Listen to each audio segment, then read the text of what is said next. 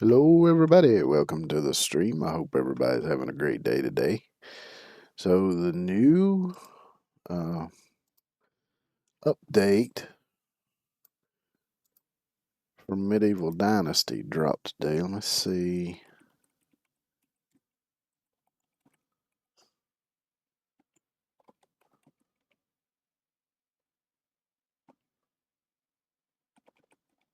If I can find here a list.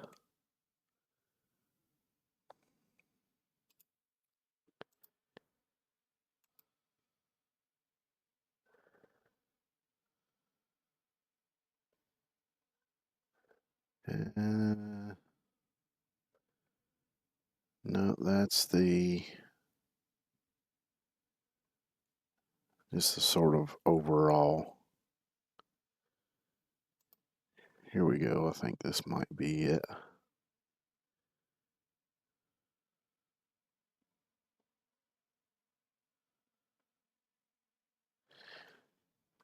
Yeah.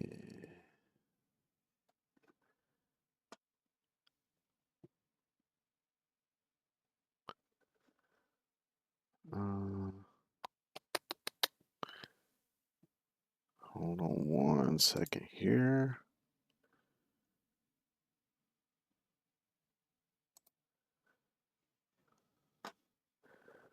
Let's see. And we do this here. So they're calling it the Paint Your Town update.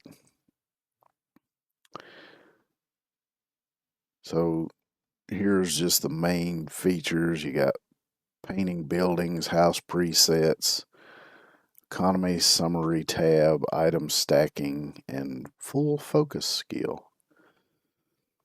So after decorating your village with crests, we take it one step further and introduce update 2.3.0.0 that, among other features, allows you to add some color and patterns to your walls. But that's not all. Other new features include, but are not limited to, the economy tab, remote storage, and take all option. We also fixed problems such as animals leaving their pens. As always, a number of updates were introduced. Item prices now take into account their condition, which I actually thought it already did that. Building costs are now visible in the crafting menu and more, which is nice.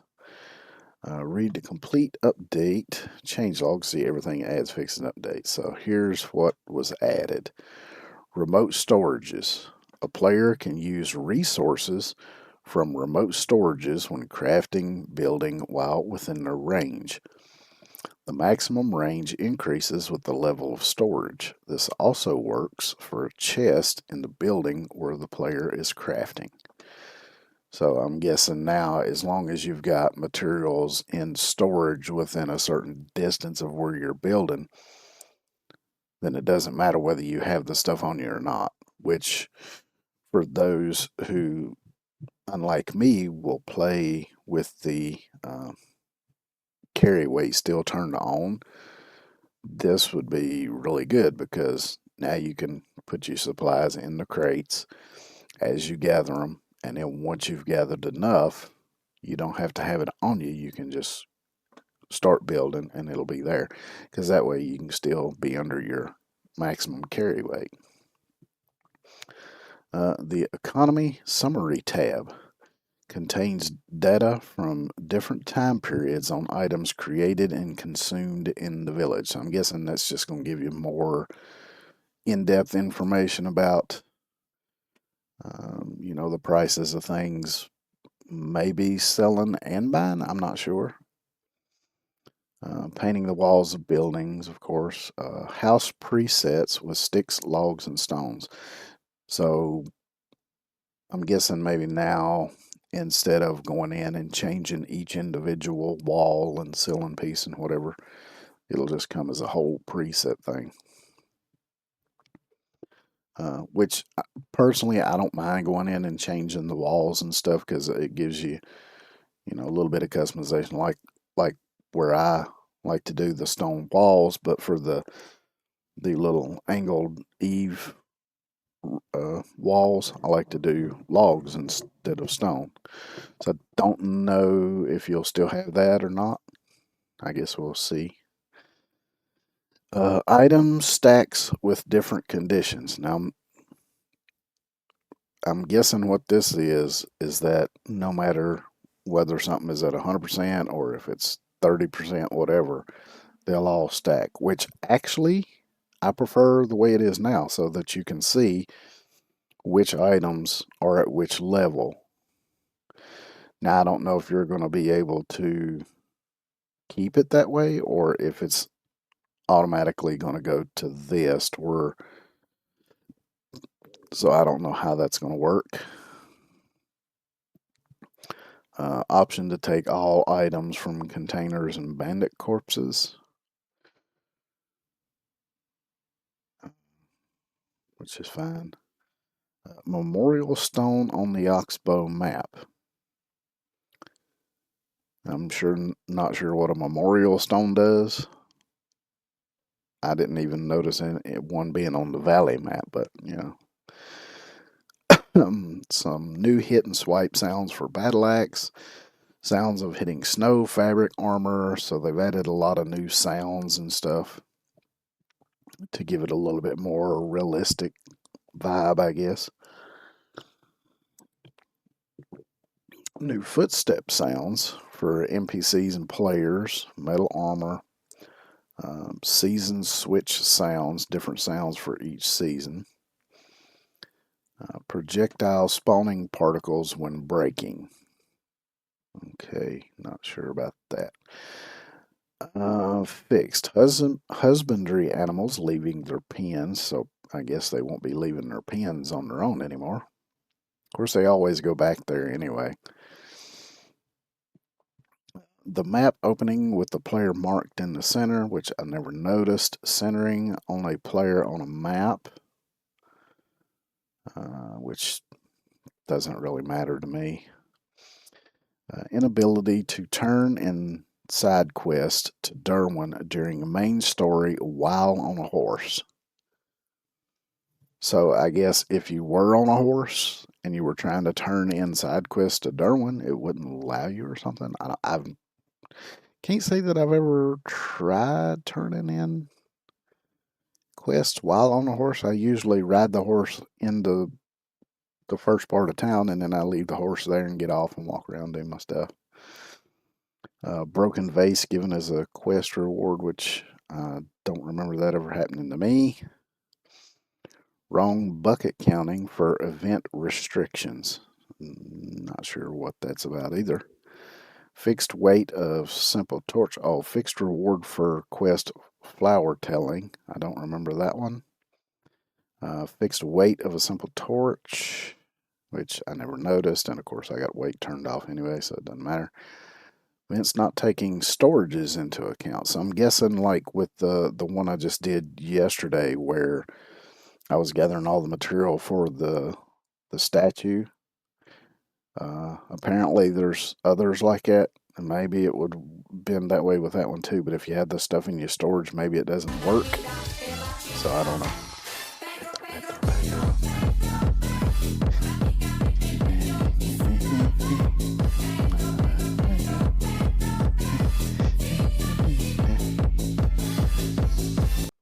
So, Sephiroth, how you doing today? Some events were fixed. See, head shape of a player resetting after loading the game. I've never noticed anything weird with head shapes. I'm doing all right. Checking out the update they just dropped for Medieval Dynasty. I was going through what all they've done here.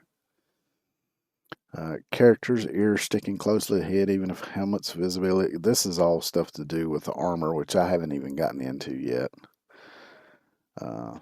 Wrong character hair variant if barber was visited while wearing a helmet with visibility turned off. So I guess if a player is wearing a helmet, you can turn off the visibility of the helmet. Melee weapons not having any reverb inside buildings and caves. The tools do, but I didn't notice that weapons don't, which I can't remember ever fighting inside a cave.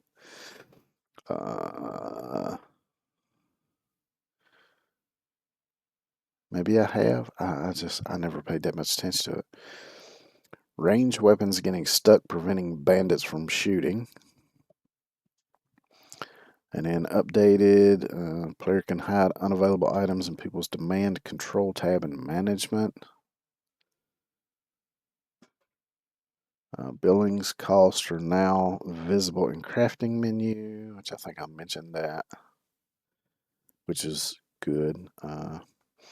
Item prices now take into account their condition, which I thought they already did. Total animal feed demand is now visible in the building details, which that will come in handy because, like with me, if you're running a little bit low on stuff to be able to make animal feed, that might help you kind of plan out how much you're going to make to give to whichever critters and everything. Number of die slots is now visible in the item description, which I guess is good, but I haven't gotten into the die and stuff yet, so. Less poison reduction, cherry wine. Higher productivity, bucket with milk, change technology gain from crafting most items, change experience gain from crafting most items. So I guess they've changed up the technology points that you earn from doing different things. Changed availability from vendors: knives, sickles, size, scissors, shovels, hand lantern, pouches, backpacks, saddlebags, spears, bows, crossbows. So I don't know if they've made them more rare or more available. Not sure. Reduced temperature, the hottest summer weather, which I got temperature turned off because that's I think it's default that poison and temperature are off, maybe. I can't remember. I've got it turned off either way. Women with infants go for a walk outside their house, which I kind of thought they already did, but maybe not. Building walls, colorations for story villages. I don't even know what a damn story village is. Mixed special audio effects, stagger and block break, new sounds for sword hitting snow, slight network optimizations for fields and orchards, reduce memory usage when a great number of NPCs is present, which that's good. It'll help with lag and things. Tweaked projectile hit effects, all languages updated. Skill handyman has been removed. From now on, everyone can insulate their homes. So I'm wondering if that's meaning now that the villagers themselves can insulate their homes, or if it's just that you no longer have to unlock the ability to do so, that it's just you start with that ability. I'm guessing it's probably the latter. It's probably you just start with the ability to insulate homes instead of having to unlock it. Instead of handyman skill, there will be a full focus skill, which removes stamina consumption from inspector mode. Now that's good because inspector mode, which you've probably seen me use a few times, where you can see rocks and sticks and things that you can pick up that glow green when you use that. So I guess now there will be a perk which you can use a skill point on that will stop that from consuming your stamina, which it normally does. But yeah, so that's all of the updates and things. So let's jump in here and see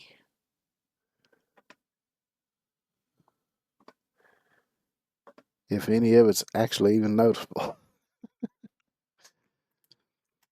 Because, like, for the perk to unlock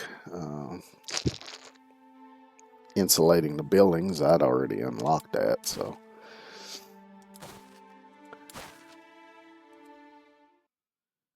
I'm waiting, old man. Uh-huh.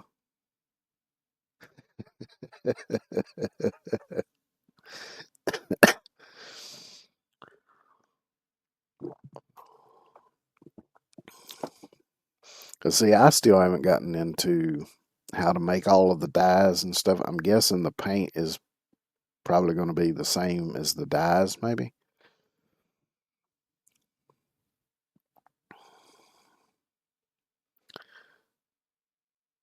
Don't know if they'll maybe have them use different ingredients or anything, so I don't know. Hey, Lizard Man, it's going all right. How you doing today? So let's see. And of course, I'm right off of the bat hit the wrong dead burn button.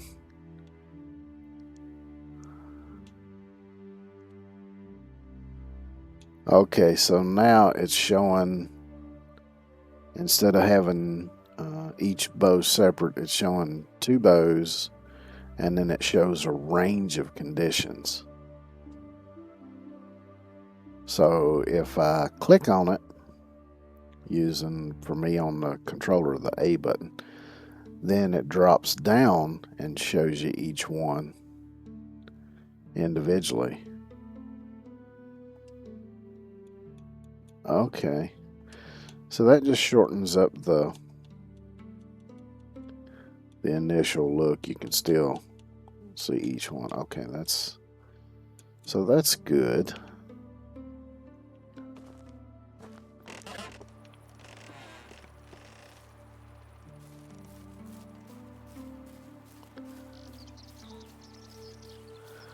So let's go see.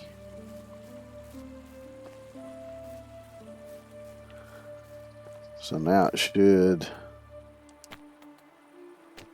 Let's look at the houses here. Okay, so we've got simple small wattle house, simple small wooden house, Simple small stone. So just for the hell of it, I'm going to place this here.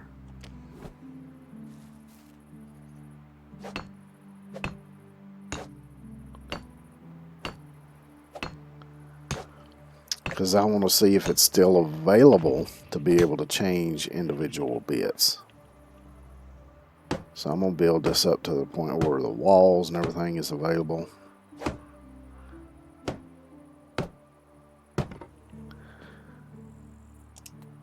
So yes, you can still edit each individual thing, which is good. But you also have a choice just to do a preset if you don't want to fool with it. Because the default is to always start off with the wattle walls and the straw roof and all that. So, which button was it? No. No. Nope. There we go. Destroy.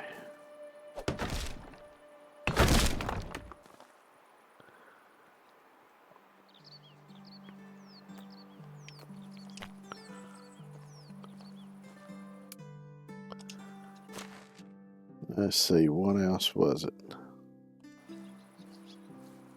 Oh, there's supposed to be a new tab. Something about economy stuff. So I wonder, is this it? Economy summary, yeah.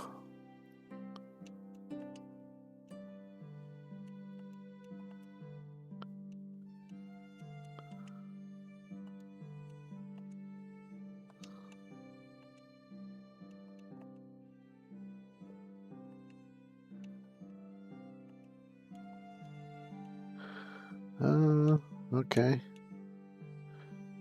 Not sure.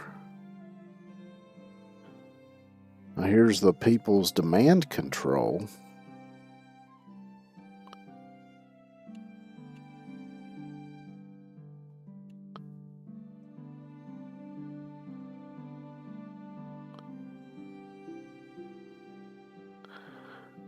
So does this allow me to...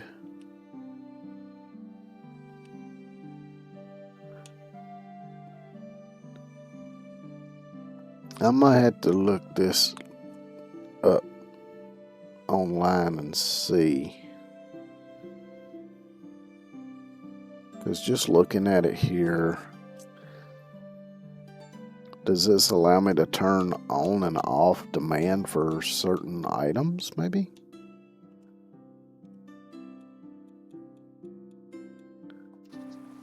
Oh, shit.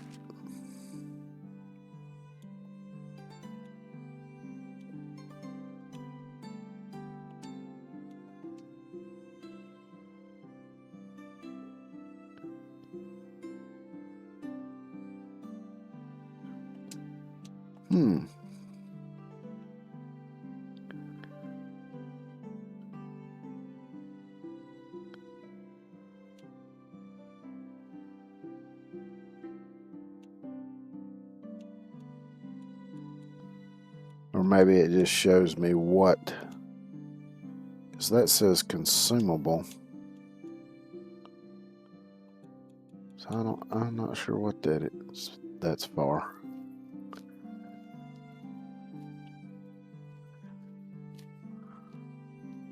Huh. But I see over here on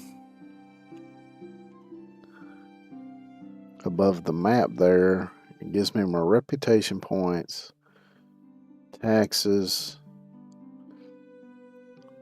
development stage. So I'm currently at hamlet, population, workers, buildings, food. So the demand is 240 and I've got 0. Water is 360, demand is 240, so that's good. So wood, or Wood is 70 and they demand 175.3. See, there's some stuff that's been in this game since the beginning that I ain't even paid attention to.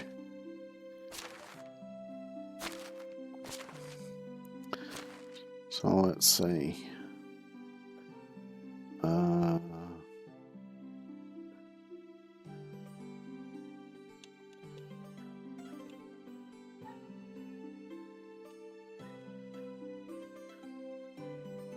Checking animals in this. I'm looking for.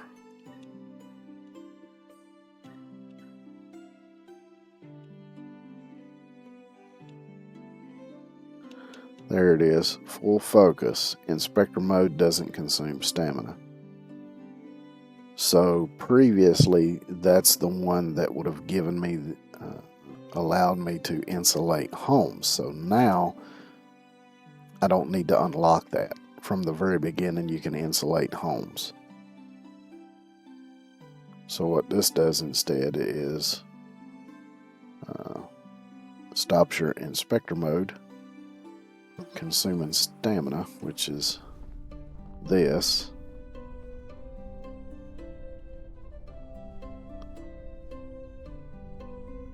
So it just shows you all of the stuff you can harvest, shows people names, the names of everything, but it no longer consumes stamina now. Okay. Something I did not pay attention to when I was testing out building that little house. Let's see. Yeah, okay, see, it tells you the resources now like it does when you're crafting stuff.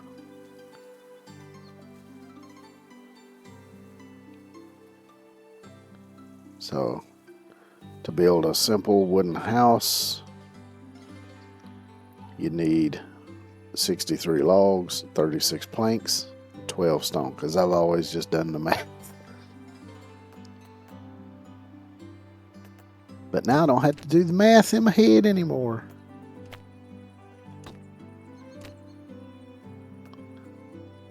Oh, see, it's even telling me even though I ain't got it unlocked yet. That's nice.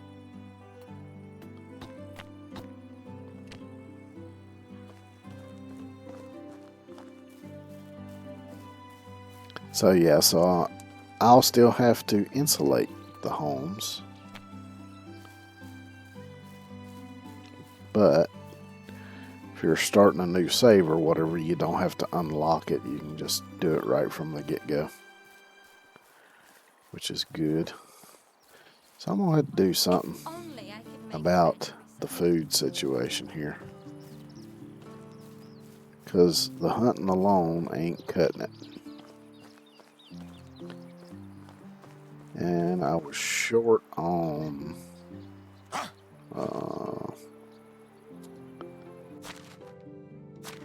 fertilizer.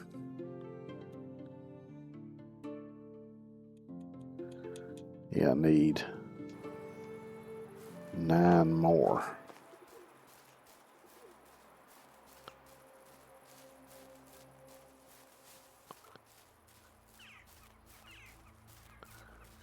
And I think I already bought everything. Yeah, because I bought all the fertilizer and the manure that he had.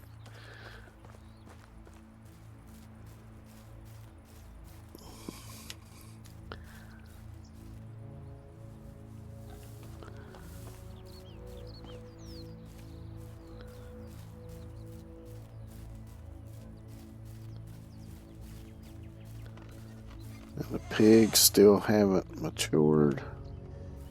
Let's see.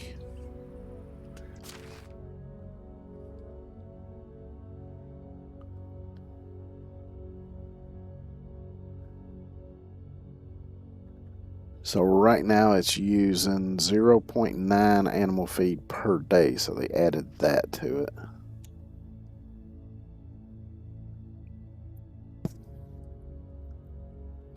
Which all these extra tabs and, you know, being able to go in and do that, they added that with the last update.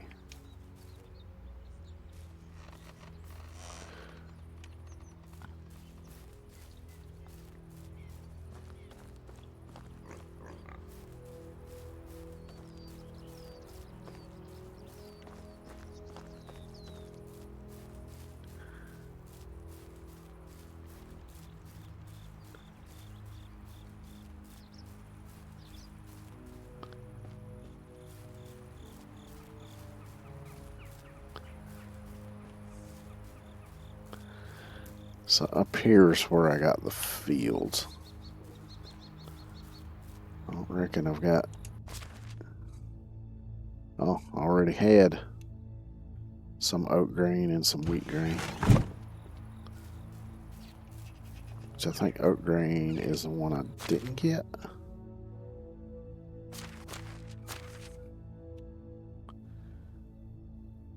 I got flax,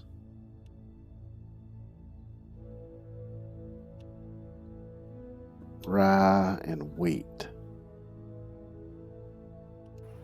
Yeah. So I've got 30 some oat grain. So the wheat I only needed 30 of. Yeah, that's all right.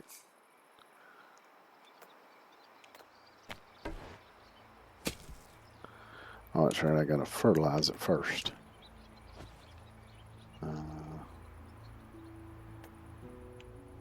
Field fertilizer. I guess I can go ahead and do what I can do.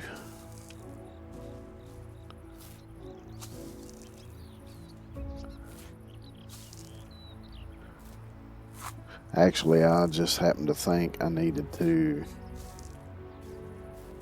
harvest the rye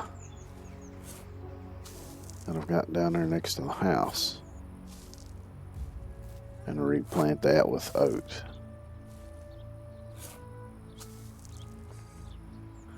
And that's going to use up some of my fertilizer. Tell you what, let me go ahead and do this field. And I'll get the wheat planted.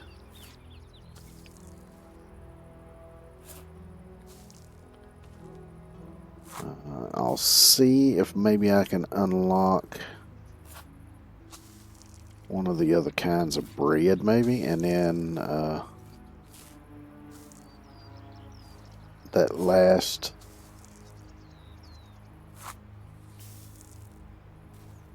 person I brought into the village, I forget her name, but she doesn't have a job yet. As I put her on the chicken coop, even though really there's nothing she can do there. I'll get her to work in the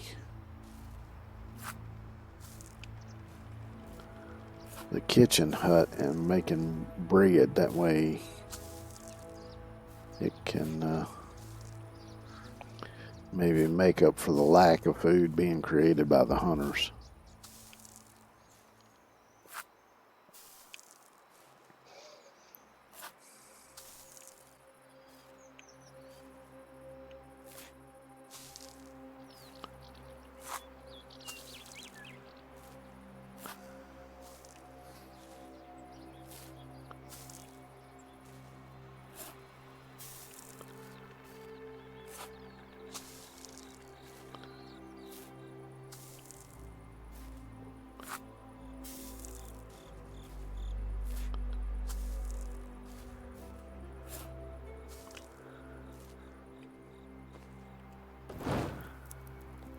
Too dark to see anything.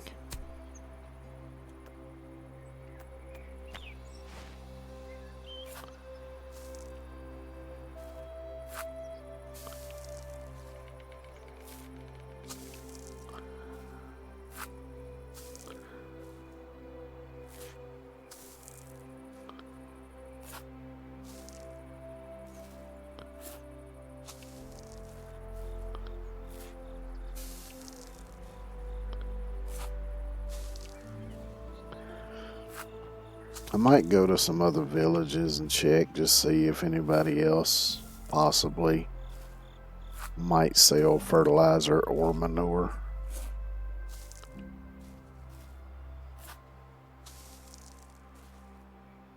Because I would love to be able to get 2 of these fields fully planted and the garden down by the house fully planted.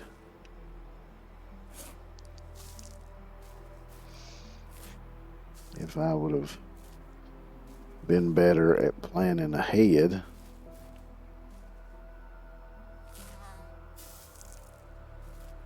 I could have had more rot ready to go. And might at least been able to make a little bit more fertilizer.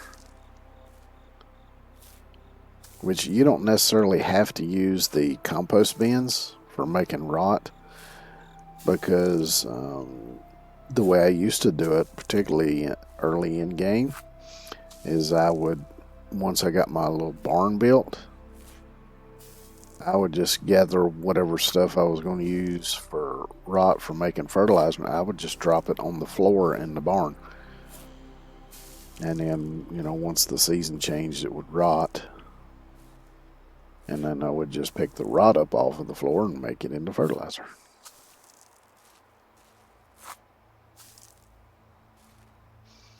But now you've got compost bins, so you can use those if you prefer.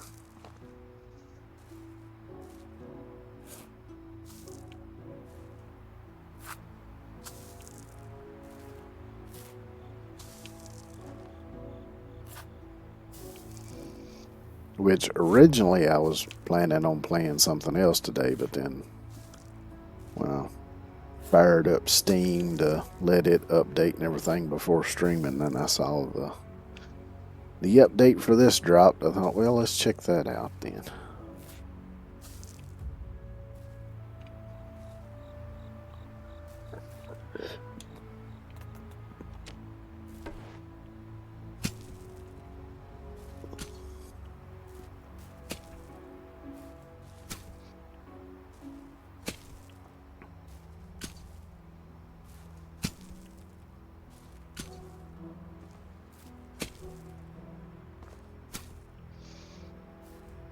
And I'm guessing in order to make the dyes, I guess I would have to use like the fireplace in my house or something at the cooking hut. I don't know.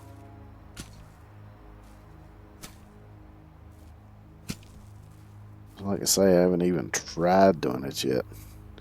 Hey, Fox, how you doing today?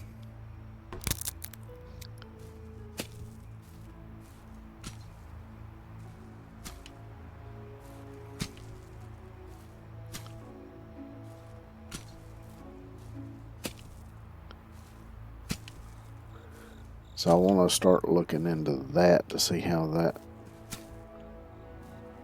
works too, because I think I've got some stuff for making dyes, like the tree bark and stuff. The connection is so bad. Oh, I know how that feels. Believe me, I know.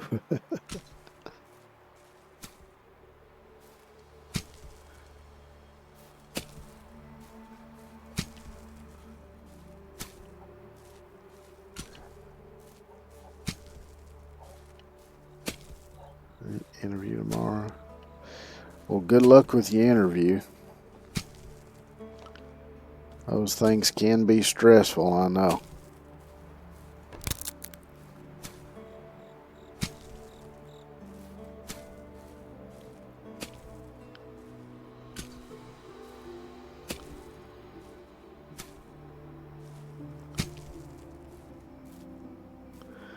I remember the last interview I went to, I could tell the whole time that they were basically trying to talk me out of wanting the job.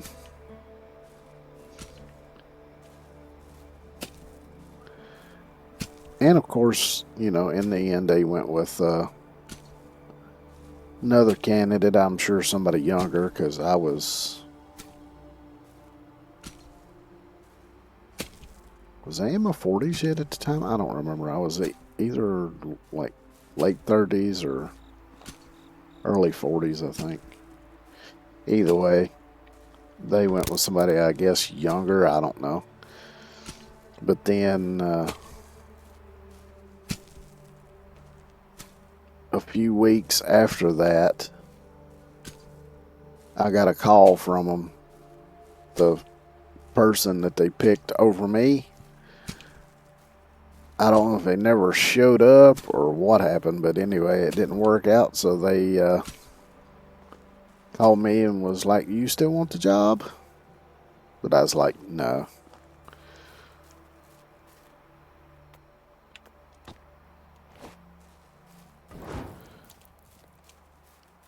Because they one of the things that they kind of let slip in their interview when they were kind of trying to talk me out of it was it the fact that they would basically require me to do things outside of the original job description that would include me hand digging ditches. So I was like, nah, fuck y'all.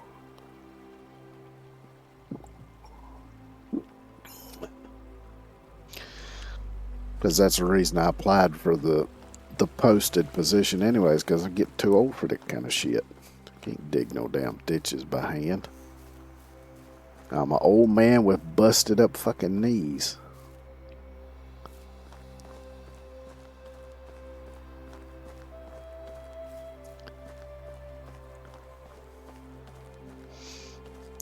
Yeah, hand digging. Because it was working with the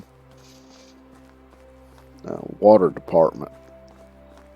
And basically they were saying, yeah, you might have to get out and hand dig water lines if shit goes sideways and you're the only one around that can help. No, I'm like, no. I just spent damn near a decade doing electric and plumbing work, and knees, back, and everything fucked up from doing that. So, which actually my knees is fucked up from a lot of things. It goes back to my teenage years, but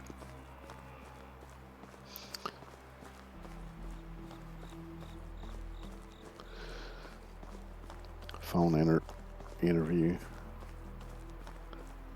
Yeah. Uh-oh. Ad break.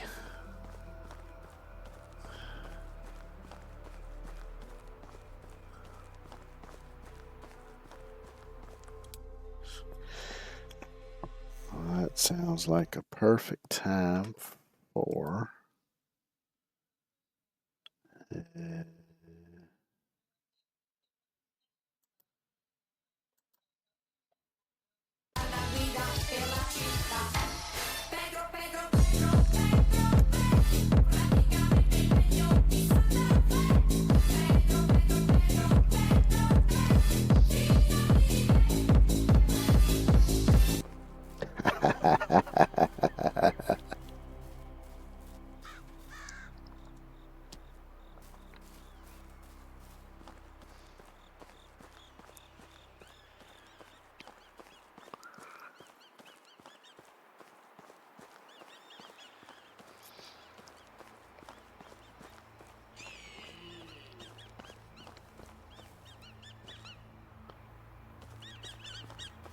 what the hell? Making a hell of a lot of racket.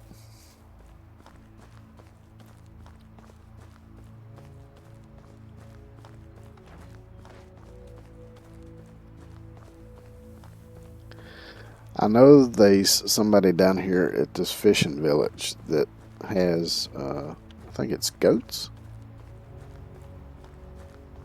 And there's another critter they sell out here too. Might be geese, I don't remember.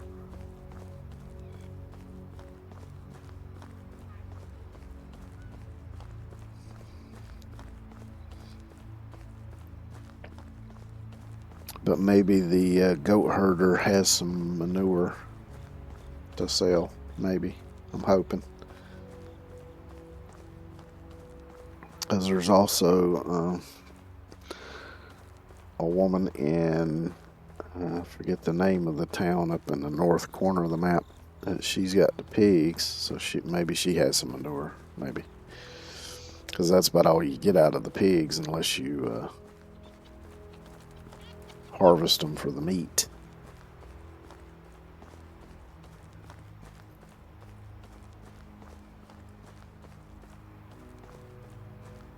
And of course, this woman's going to be I think it's a woman down here.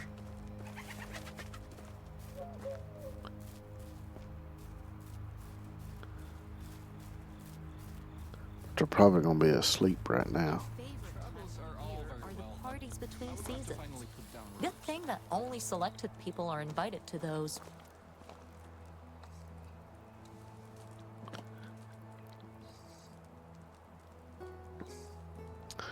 So let's see what the travelers have to say here while I'm waiting for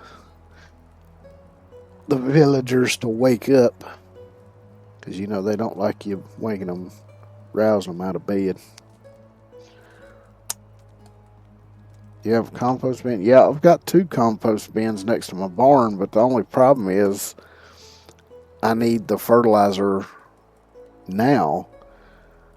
Anything I put in a compost bin won't turn to rot until the season changes, and by then I won't need the fertilizer anymore.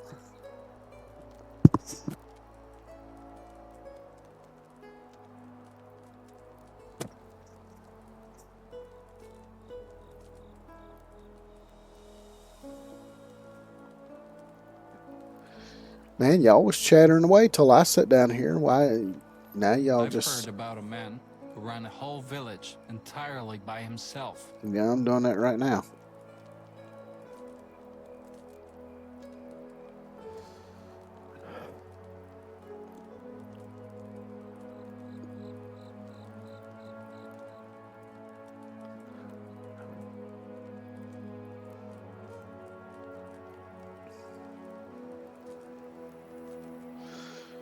Yeah, when I walked up, they were even talking over each other. They so chattery. Now that I've sat down, they've all shut up.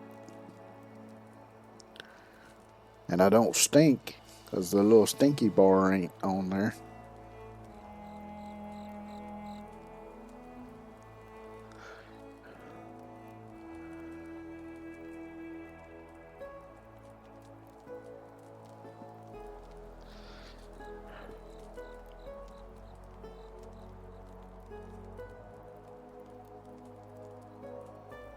It's time for a beverage. And that's me talking. Because I'm thirsty. Must be that they're shy. I don't... They definitely ain't talking much now.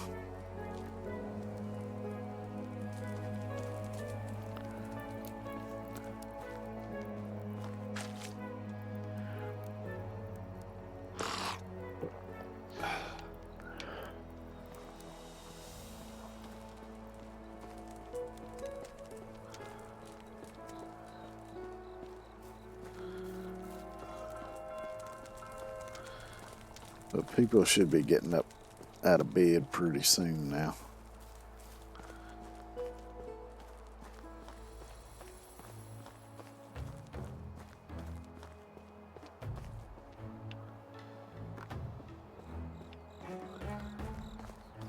It's the one with the little wheat symbol next to it, I think, is the one that might have what I'm looking for. Maybe, hopefully, if I'm lucky. Oh, look, there's some of the painting. They got all these little designs painted on here. Suns, birds, clouds. That's kind of neat. I was gonna play this last night, got distracted watching Lord of the Rings. Yeah. I do that sometimes. Usually it's with YouTube videos. Let's see, this person is not interested in talking to... And why are you just now coming into bed?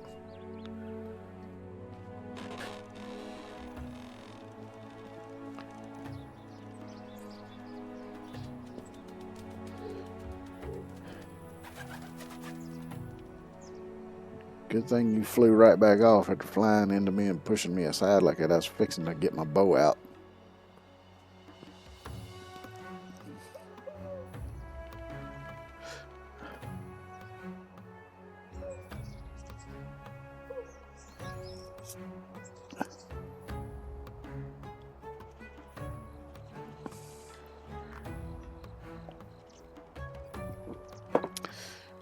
which one thing I can do while I'm waiting is look at, yeah, their happiness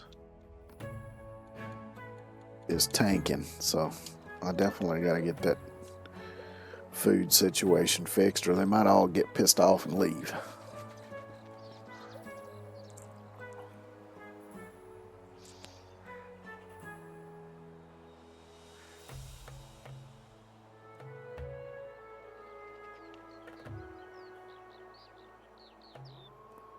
And I don't think I got much coin left because I remember taxes taking a lot of my coin. I've got some left. Might just have to go buy some food for time being and put it in the food storage. Matter of fact, if this lady here's got any, I might just go ahead and get some from her, because they do have an orchard here. See the orchard here on the hillside. And then they got, I can buy goats.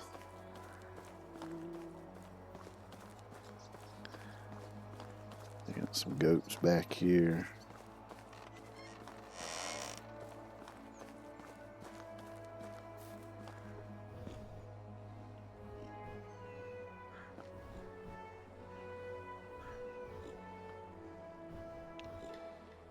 See, look at that. An adult is $3.75. The baby is $75. That female $600.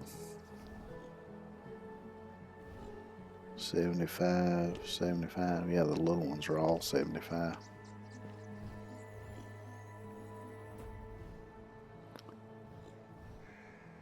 So the males, it looks like, are $3.75, and the females are $600. I could go into their food storage and steal food. I'm not sure what exactly happens if you get caught stealing stuff in this game, because I tend not to steal stuff. I might do it by accident once in a while, hitting the wrong button or something, but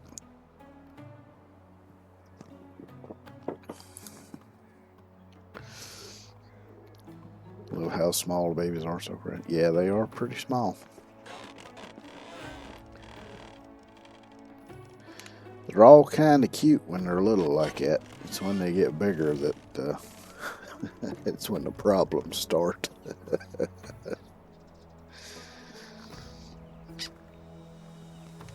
Which some critters are still cute even when they're adults. Some of them not so much.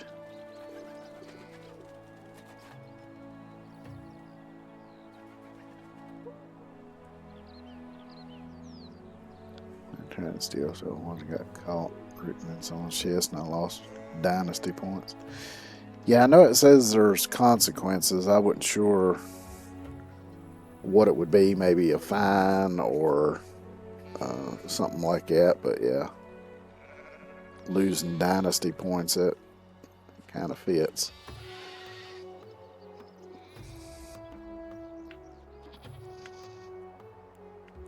Yeah, I wish she would hurry up and get out of bed. Bloody pigeons.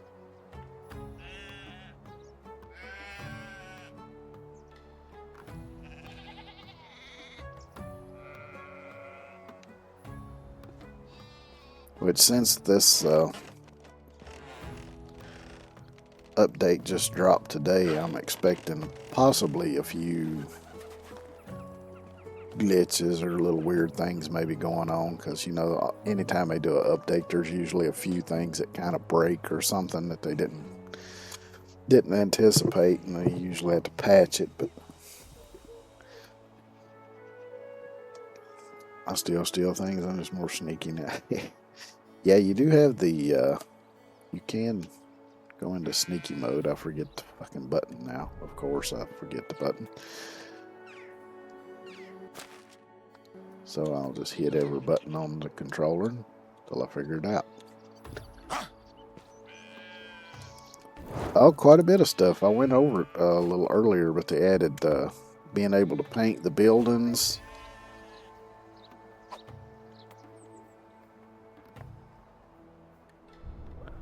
And now for some reason I can't put my fists down. There we go. But yeah, being able to paint buildings. They changed a few things in the menus. They added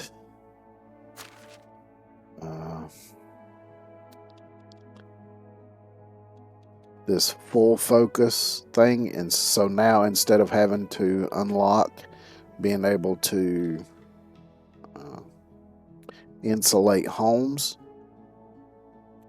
you have this option instead, which allows you to use the inspector mode without it consuming stamina. So I'm guessing that from the start now, like say if I was to start a brand new save, I would be able to insulate homes from the very beginning. I'm guessing is how it works now. They added a little bit more information here. They've added the demand menu here where you can see what their demands and things are. An economy summary. They changed how things stack in the menu, so now instead of it listing every single bag in my inventory depending on the condition of it, it stacks them and then tells you the range, and then you can click on it and it'll drop down and show you all the individual ones and their condition.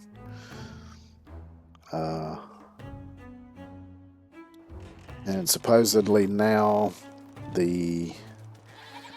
when you sell stuff, the price can change depending on the condition of the item, which I thought it always did, but apparently it didn't.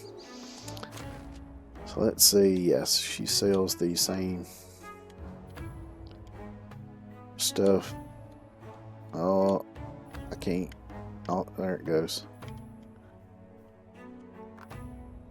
And see, before I was able to use the directional pad to scroll through this, but now I guess I have to use the stick, which is being a pain in my ass right now.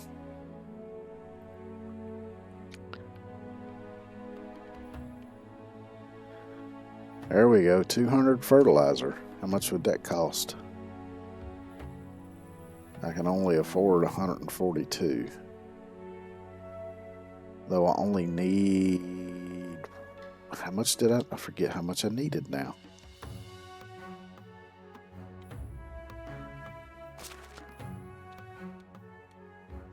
Yeah, so now, see, before I could use either the left, since I'm using an Xbox controller, I could use the left joystick or the directional pad to scroll through here, but now only the stick is working, which I prefer using the D-pad because then I don't have to worry about slightly hitting it to one side or the other and causing it to do that shit.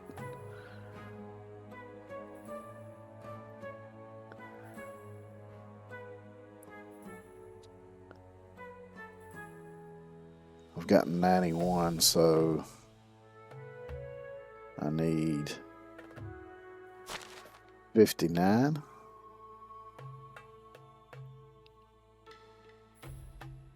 Whatever you need, take care. Let me go in here and double check here.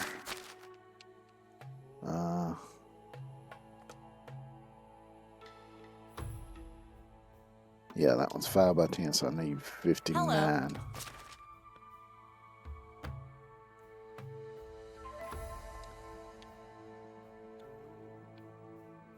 Yep, can't use the D-pad on this either. Because used to I could use it as well. See, it even shows the little icon for the D-pad. But the D-pad's not working. So there's one thing I've found that the update broke. So that's something they'll have to patch.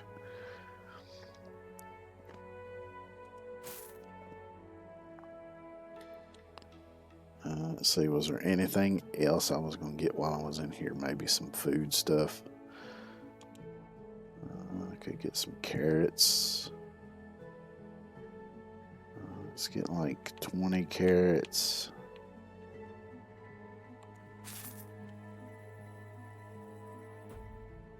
What else can I get? Let me just go straight to food. I can get. Well, apples are a little expensive.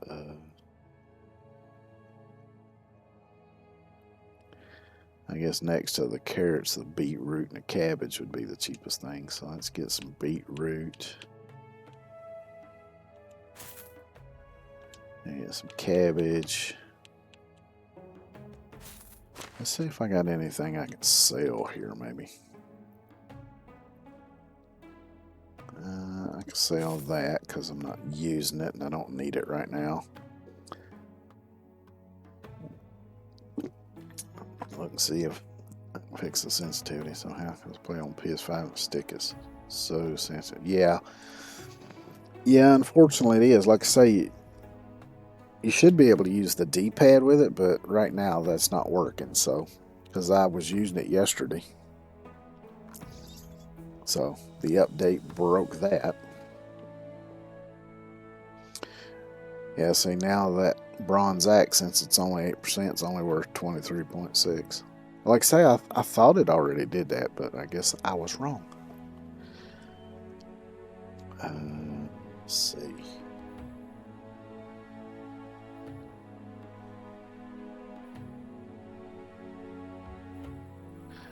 Oh, I got 50 copper bars I could sell.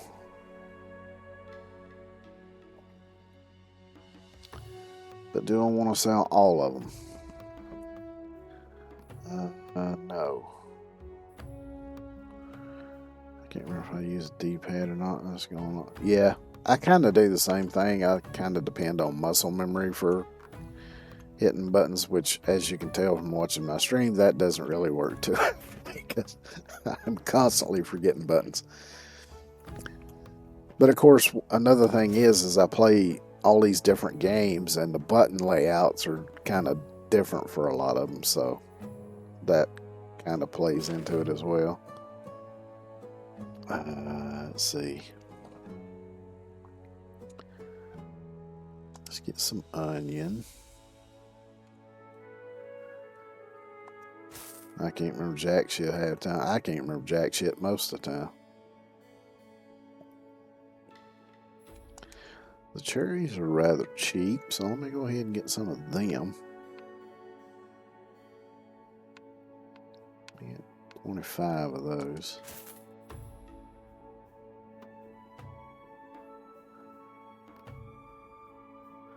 Plums, I guess I could get a few of these.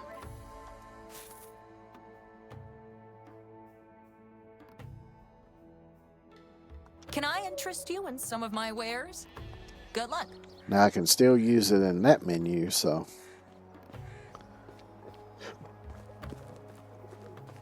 Alright, well that'll give my villagers a little bit of food for the time being.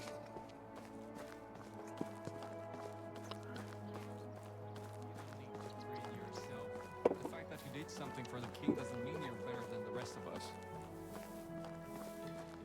Are you talking to your horse, dude?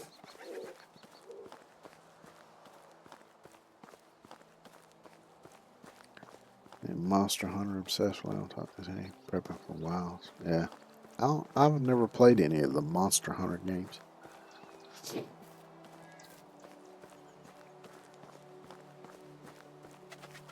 I've watched people play a couple times.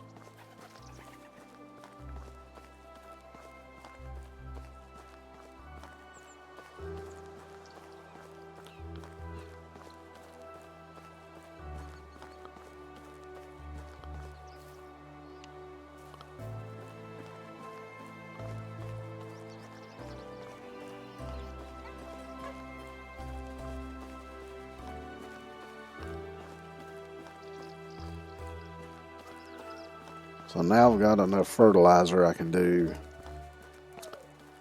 the other 100 spot field and the one down by the house, which is 50. So good to go for that now.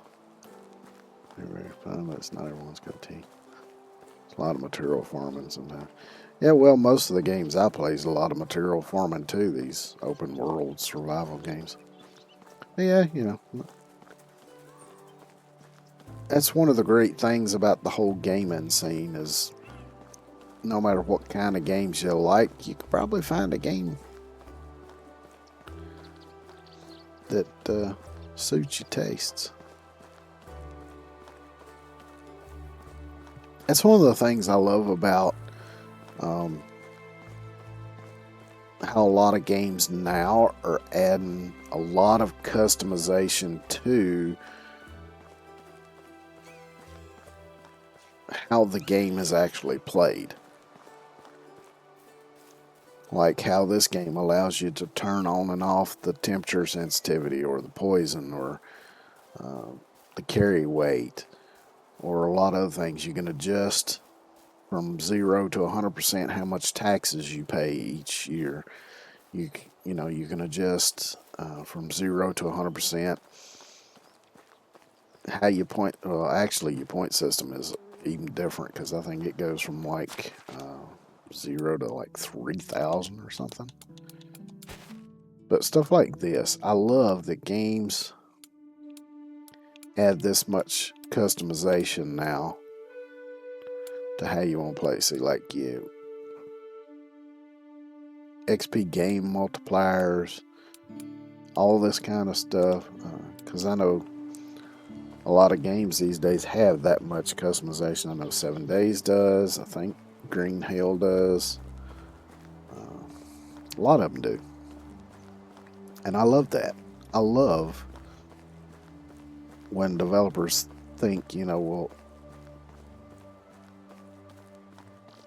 let's give the customer ways to adjust the game to make it the most fun for how they like to play. And I think it's good for developers too, because I think it opens up their games to a broader audience. Because somebody like me, who tends not to play games on the hardest mode, and I get kind of frustrated if I'm in a game and I'm just having to keep doing the same shit over and over, trying to get through a difficult position, like I'm banging my freaking head against a wall. Like, say, playing something like a Dark Souls or a Elden Ring, where you have such tough boss battles and stuff that you have to keep doing them over and over until you get it right. See, that doesn't really appeal to me. Maybe when I was younger, but maybe I just don't have the patience I used to have. Who knows? But it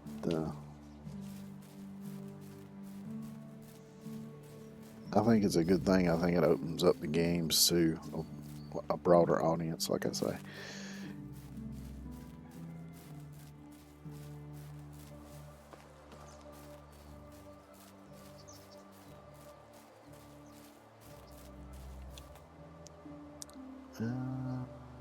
Sickle. Back all the Souls games I'll play on my fiance, so it's easy. Yeah.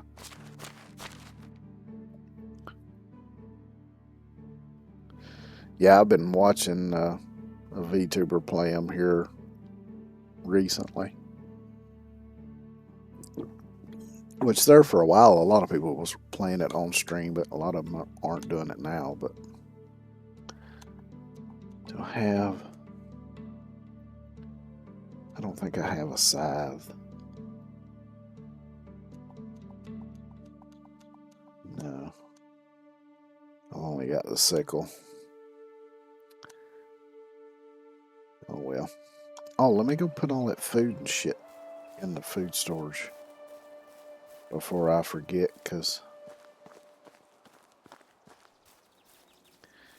the people need food. And who played Ark? Yeah, I've played a shit ton of Ark back in the day. I don't ever stream it now because Ark is such a damn resource hog that I can't get it to run without lagging on my streams. So they put that sign in a very bad spot.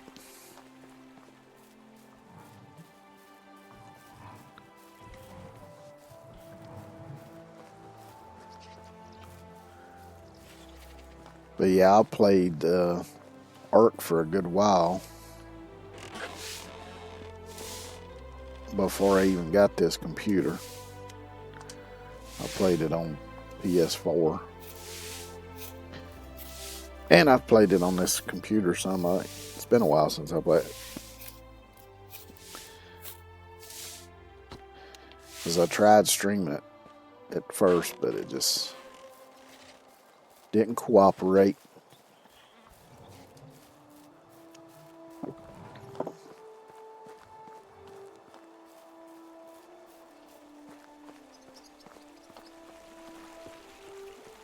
That part 2 minutes. Yeah.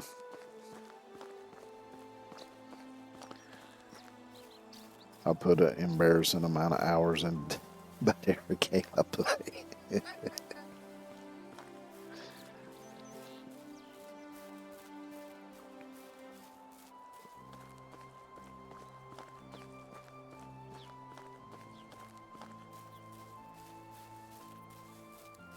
And a lot of mushrooms around here.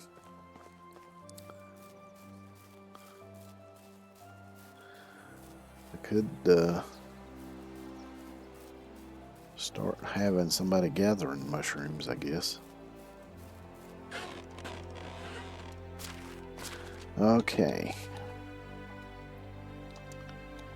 Beetroot. Cabbage, carrot. I don't know if they'll eat this shit in its raw form. But if they're frickin' starving, I guess maybe they will.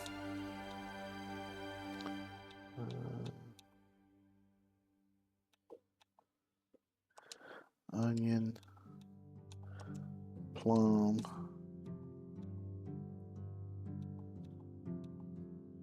See, spruce bark, that's one of the ingredients for making dyes and stuff, so I might be able to make paint with that too. Type of dyeing component obtained from... Oh, this is actually used to create decolorizer, so that's to get rid of color.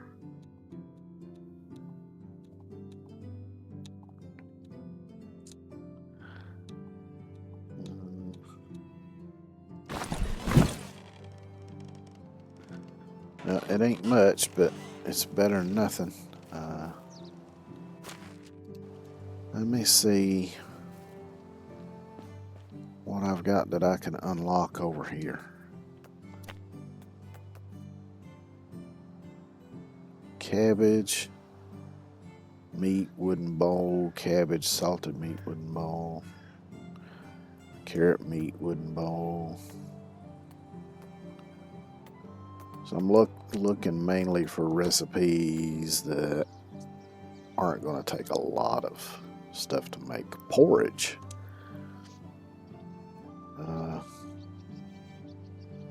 It takes oat grain. I think I've got extra oat grain in the shed over there.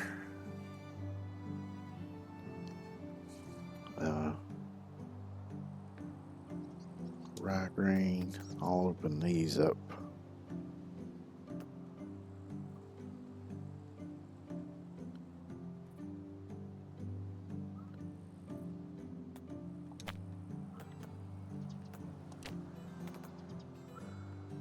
Meat with gravy, scrambled eggs. Once the chickens grow up and start producing eggs, I can get them making that stuff.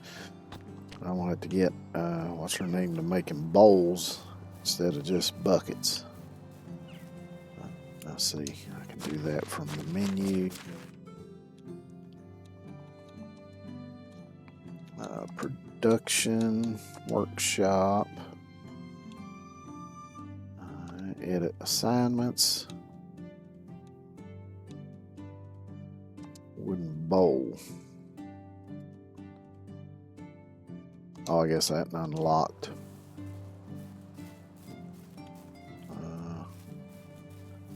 So I'm going to have to go over here and unlock that.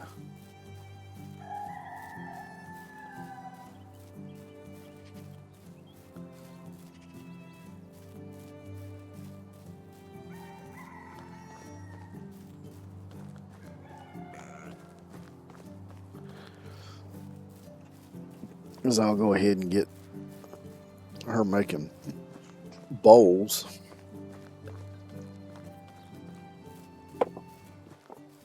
And while I'm over here, I'll grab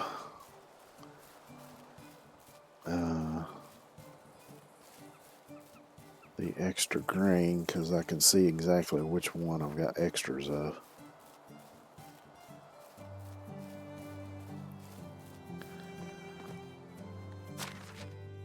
So let me look here in my inventory.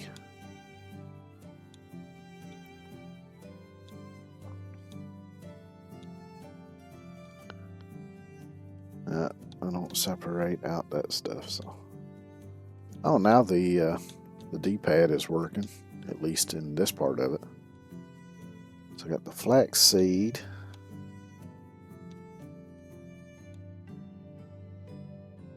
I've got 32 oat grain here. And I've got 100 here.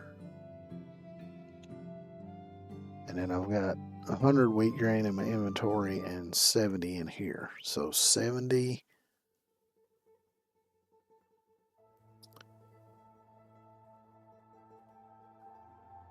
Okay, so I'll take the wheat grain out of here.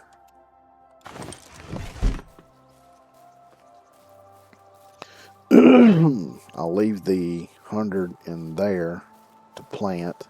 So I'll take 70 of the wheat. Well, I could have just put 30 in there with that.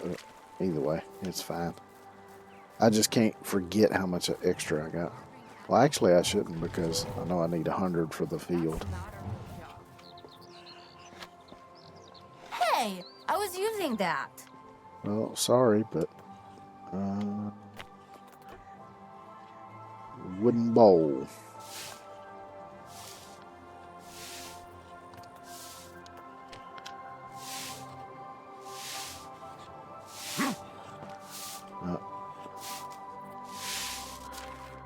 I'll get the button right in a minute.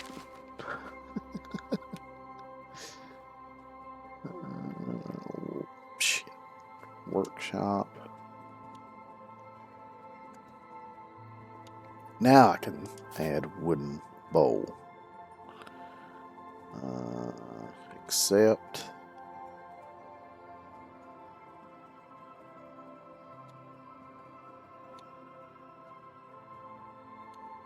So I'm going to have to reduce this a bit. So let's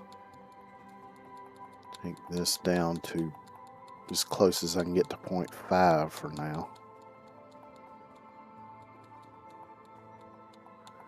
Oh, it's going down by one number at a time.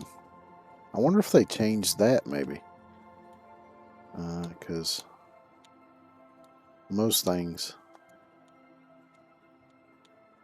Yeah, see, this is going...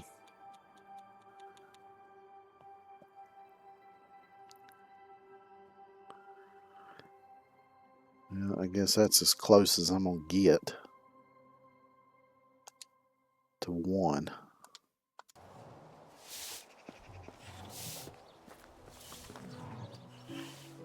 Let's see. Do you have your eye? Let me check this because I'm running a little low on planks. Well, since winter is over with, I can drop this down. Excuse me. And then we'll crank up plank production.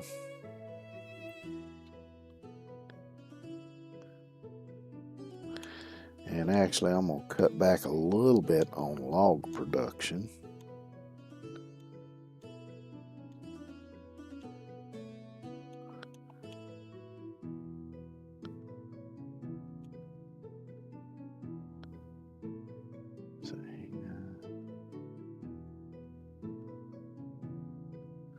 This won't leave me many logs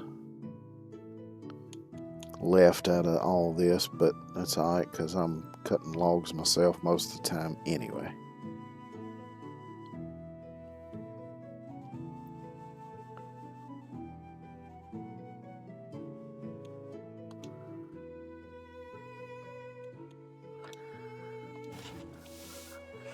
Alright, well, we'll see how that goes. So let me go put the grain and stuff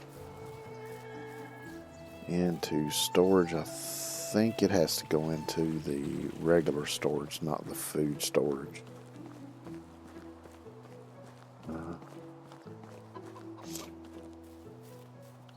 And just for the hell of it, let me swing by. The chickens are mature now.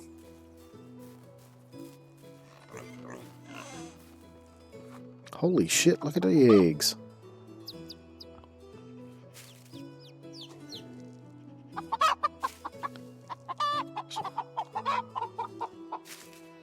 Sometimes I start to wonder what life in other villages is like.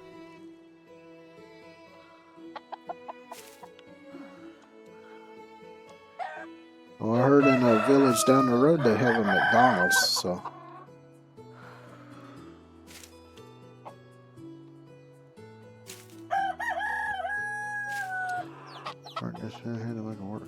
Oh, that's fine. Hungry.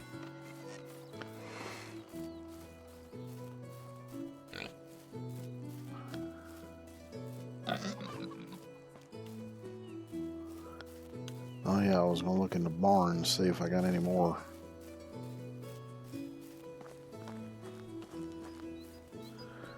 Grain and stuff that I can.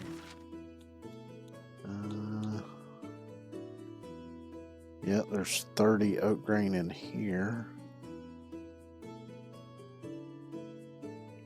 Actually, I'll leave that because that's what I was going to use down here for making animal feed. So that way I can keep that separate. So then I can use the 30 rye from there with that 30 oat. Use that for making animal feed. Could eat a horse. And then I can plant a whole field of oat and use that to put in the storage, and they can make porridge so they have food. It's basically they make an oatmeal. Yeah, chicken coop in my house. I don't really worry about all foxes around. Yeah, foxes I'd do eat like to get something. into chicken coops. And foxes love digging too, so you have to make sure. But I would just, you can Google and watch YouTube videos and stuff about best ways to keep foxes out of a chicken house. So you could probably still do it. You might just have to do a little bit of extra work and do some specific things to make sure to try to keep the foxes out of it. Of course, they might still get in it, but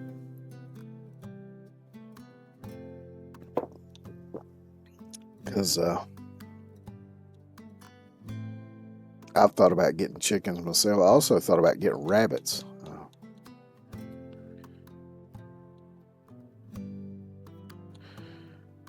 So this oat grain I can put in here.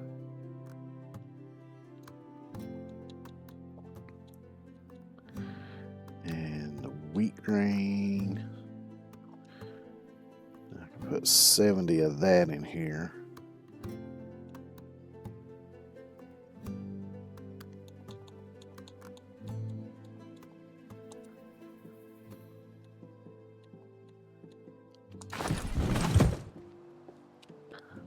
The eggs I will put into food storage. Have they eaten any of this stuff? They've eaten some dried meat, but they've not eaten any of the beetroot, the cabbage, the carrot, the cherries, the onions, or the plums. So I guess they won't eat the raw stuff. So I guess their only reason to put it in here would be for them to use it for cooking recipes and stuff. Okay. So if that's the case,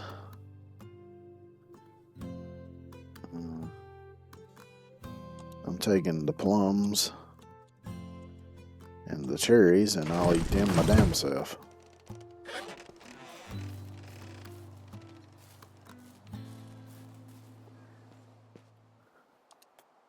Okay.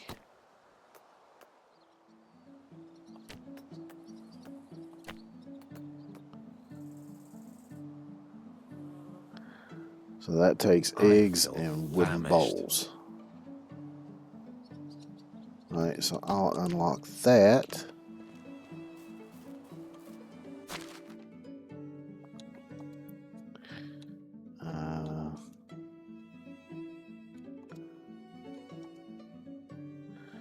Pakaslawa, you're getting a new job.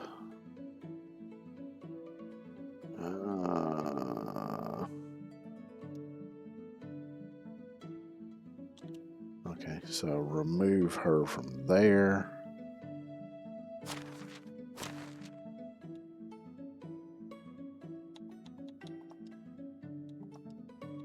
Production kitchen.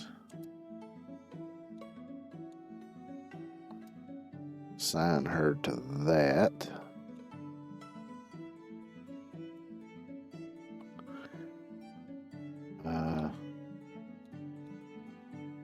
Forage scrambled eggs. And I think that's it for now.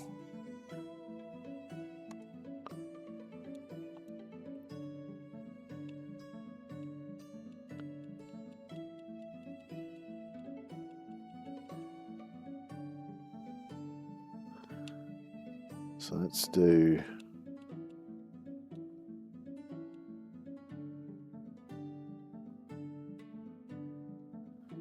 actually let's change that a bit.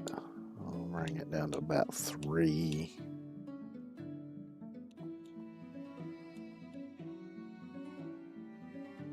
Yeah, good enough, I reckon.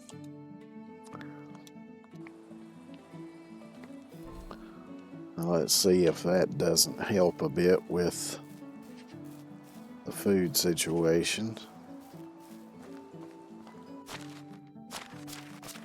I doubt it's going to be enough if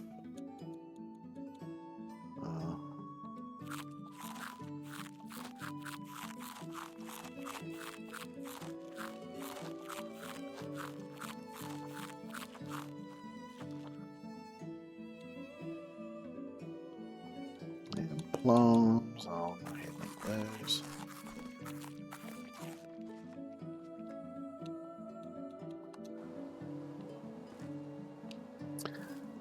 I need to get more people though, because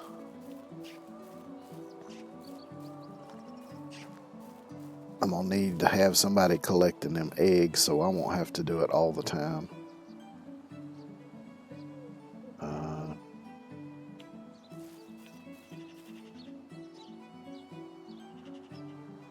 There was something else I was thinking I needed somebody to do.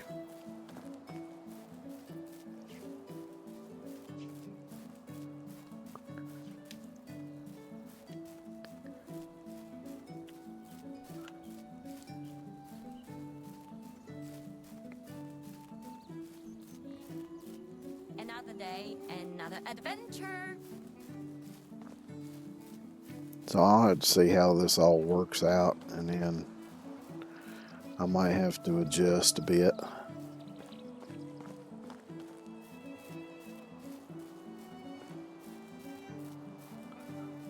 Or I might just have to add more stuff. I might have to get more, get another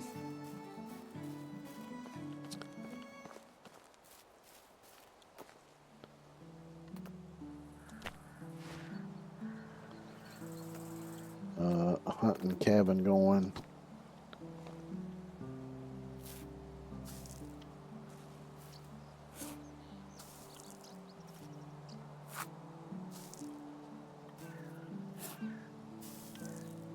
Which my only concern now is, which I don't think anything I've got going right now uses buckets of water as an ingredient, but if I get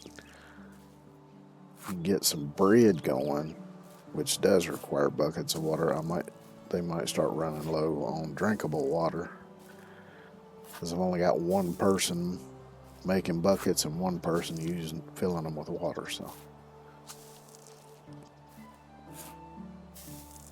And these villagers is some hungry motherfuckers.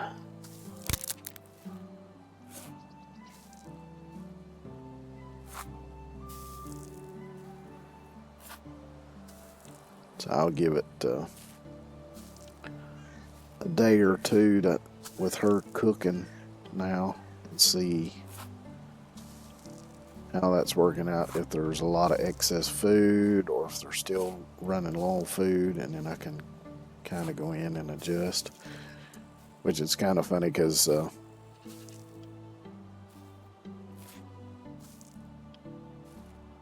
I'd only had this game for a little while, I think, when just out of curiosity I was looking to see if there were mods for it and stuff. And one of the mods I saw was one that adds a spreadsheet to the game that you can use for working out all of the production stuff and everything of your villagers.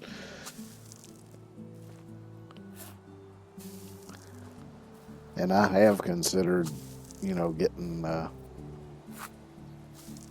like some kind of notepad or something just to kind of keep track of who's doing what and let me be able to do the math on paper so I can look at it as I'm doing it instead of trying to do it all in my head.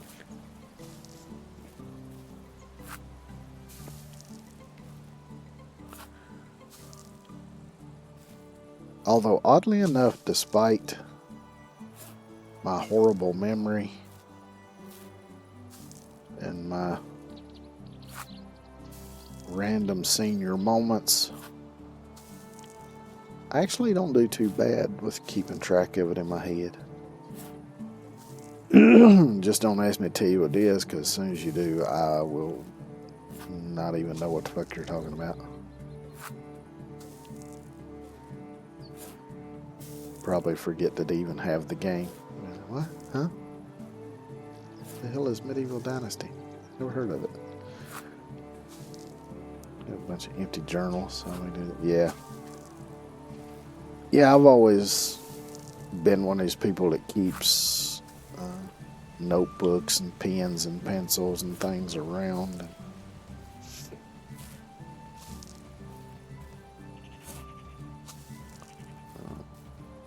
You can get those composition books. I don't know about now, but not too long ago you could get them for like $3 for $1 or something in most stores. So I've got some of those I keep around and just use for stuff. I've got I forget exactly where it was, but actually a few years ago I found this gigantic pack of little mini legal pads. They're like a 6x4 size, somewhere in there.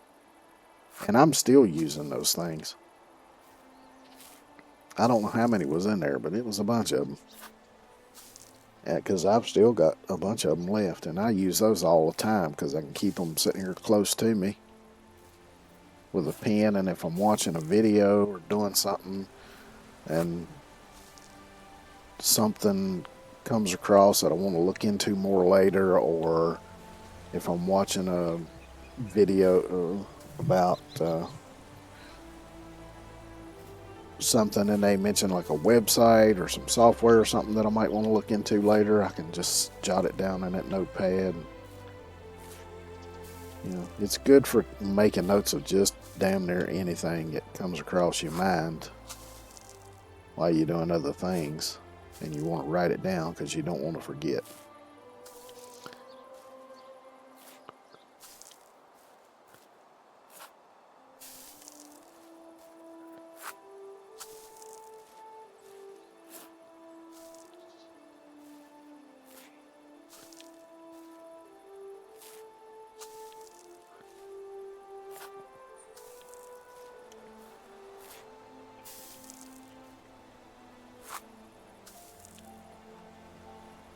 Which, oddly enough, I've always liked learning stuff, but like for the most part when I was in grade school and high school, I hated school. And I think the reason is because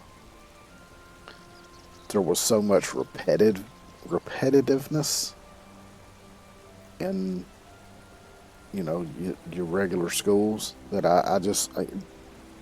I got bored.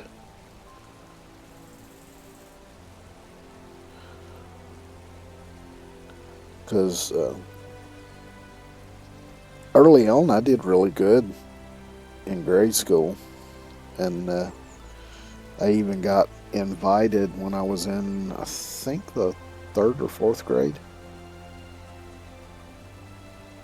to join this thing for gifted students, and there was only 4 of us in the whole school chosen for it. Me, one of my best friends, and then 2 guys that were 1 or 2 grades ahead of us.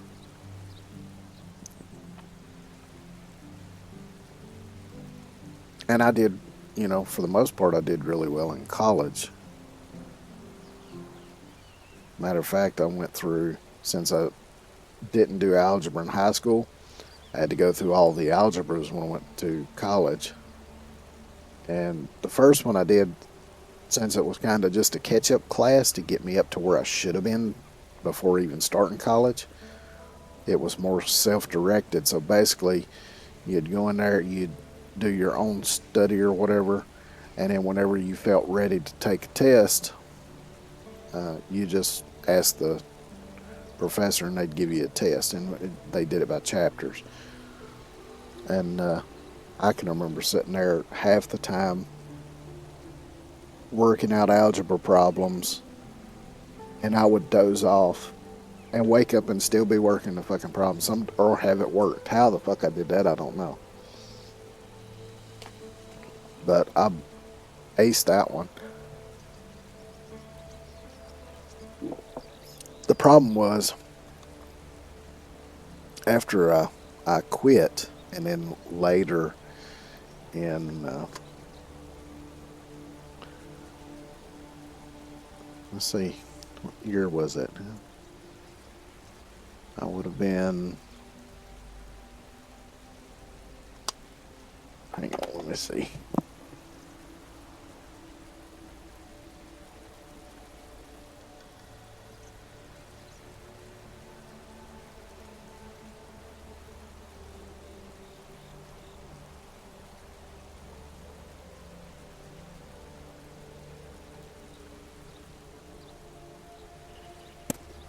So yeah, when I went back to college to try to finish things up, I was 35 at the time.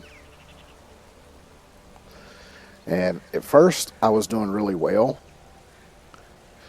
And then I got into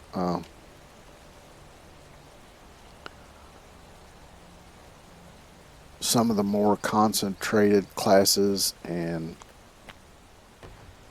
it was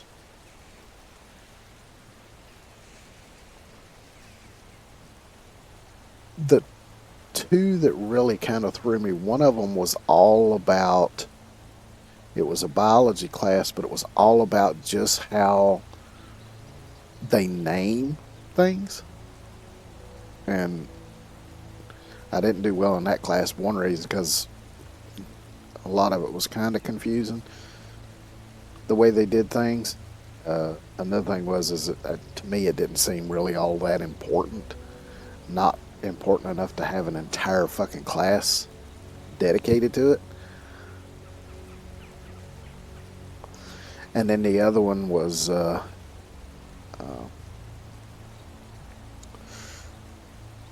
organic chemistry. When I took organic chemistry in the labs, straight A's and B's in the labs. On the exams, I think I failed all but one of them.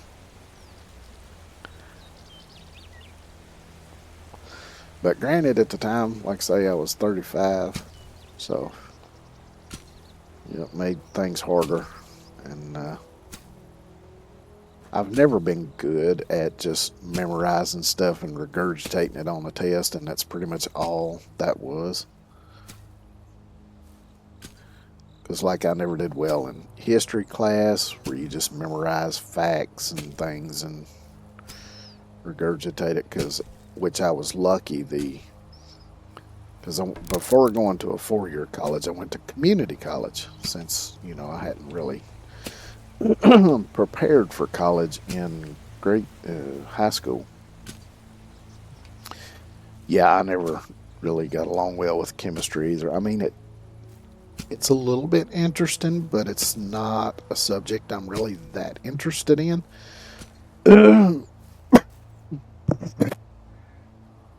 Excuse me. But and I'm one of them people. If I have no interest in it, I'm gonna have a really hard time learning it. But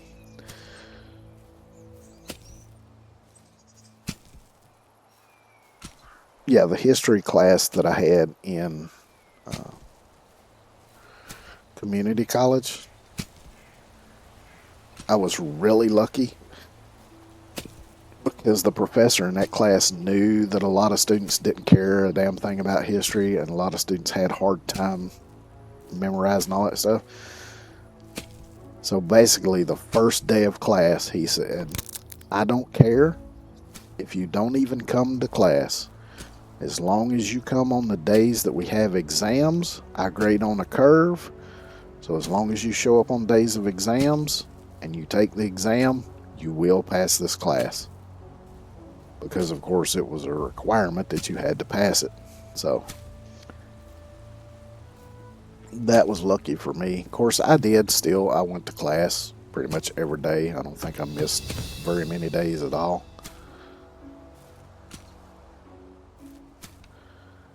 Which, I mean, history to me has always been interesting. It's not, one of my favorite subjects or anything, but I do find history interesting. But yeah, I suck at just memorizing stuff like that.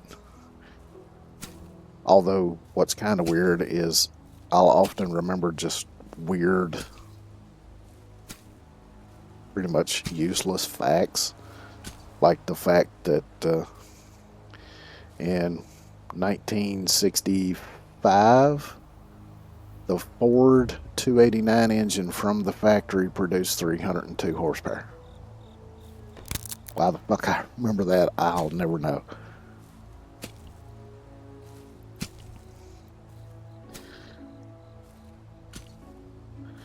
But, yeah.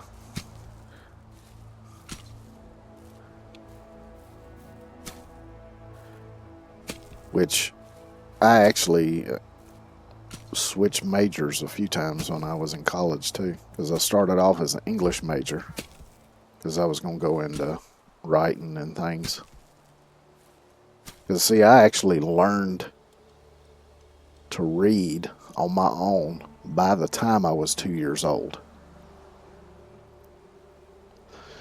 Because both my parents worked, but after my mom had me, she stopped working to stay home with me until I started school. And, she taught me how to read and write at a very young age. Because I can remember being very little reading Dr. Seuss books, because one of my favorite ones was Go Dog Go.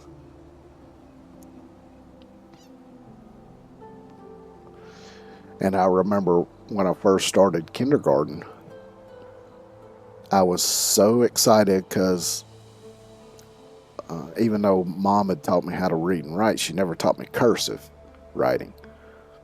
And this is when they still taught it in schools, because I don't think they do now.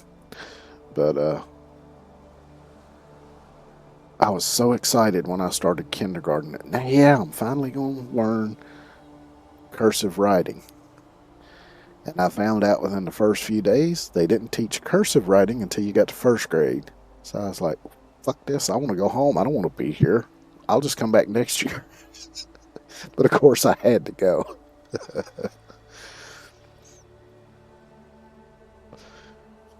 But then, I guess it was sometime after the third or fourth grade when I stopped giving a shit. Because it started getting so repetitive.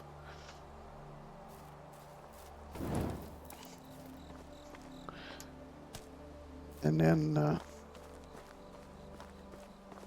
yeah, like I say, the second time when I went back to college, it's being older, it was a little harder.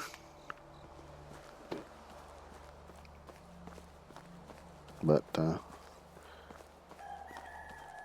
I ended up switching because when I went to community college, no, not when I went to community college, but after that, when I went to the first 4-year college I went to,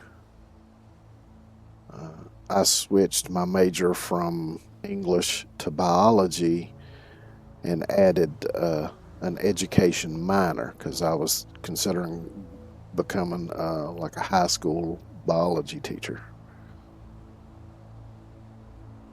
And then I found out that that was definitely the wrong college for me to go to for various reasons that I won't go into. And 2, I found out that there was so much bullshit that you had to do if you were planning on becoming a teacher, and it actually cost a lot of money even before you got out of college for, joining different groups and doing different shit. And I was like, man, this is kind of crazy. But anyway, I ended up quitting that college for numerous reasons. And then when I went back in my 30s, I started off still as a biology major, but I dropped the education part of it and and then picked up a forensic minor, as I was going to go into forensic science. But then when I realized I was a little bit too old to be learning some of that stuff and was struggling a bit, and I knew if I tried to repeat organic chemistry and keep going down the path I was going, that I was going to end up running out of money before I could graduate. And right around that time, I got back into writing. But instead of trying to write novels and stuff like I did when I was younger, I started thinking about writing like movie scripts and things. And so I thought, well, you know what? Since I'm getting back into this, I switched to a theater major. And when I did that, I made the dean's list every semester after that. Straight A's. And oddly enough, if I could afforded to have went one more semester full time, I could have also come out with an English degree, a bachelor's in English.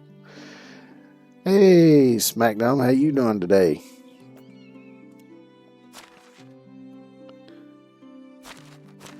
Ooh, I got some technology.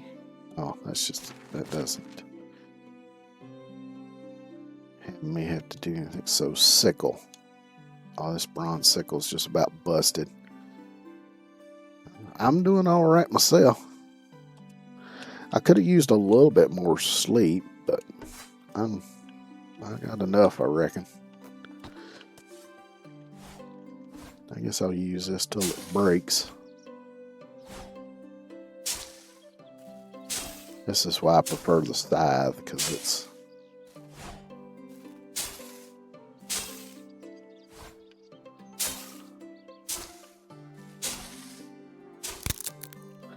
Yep, that didn't take long. I didn't figure it would. Well, let me see if I can make one. I'm sure I ain't got it unlocked yet, but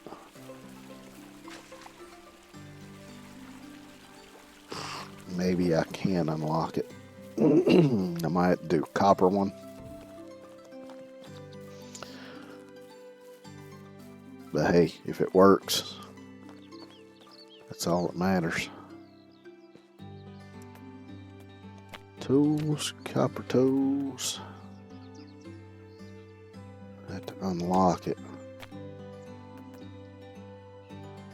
Yeah, I still gotta get some more production technology points to unlock the bronze scythe. Well, getting into today. Well, I started off looking at the update that just dropped today for Medieval Dynasty. And now I'm just kind of getting back to trying to make sure my villagers are fed. because the hunters just can't keep up. So I'm planting some stuff. I got somebody working the kitchen now, making porridge because I had some extra grain.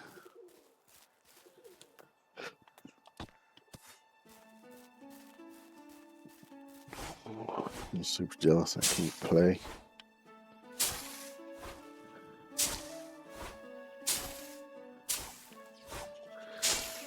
Yep.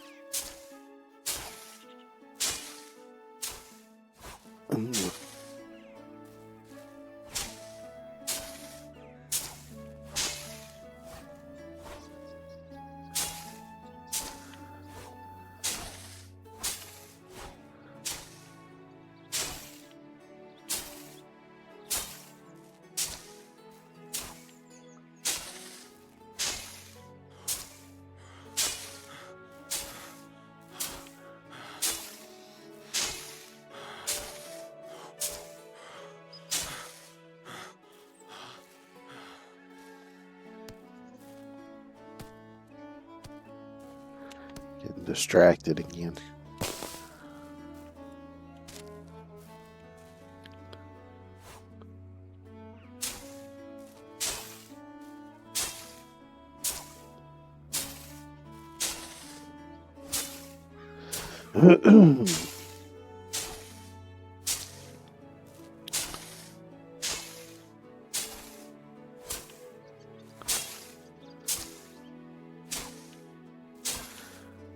I'm glad that it don't take very long for stamina to hit.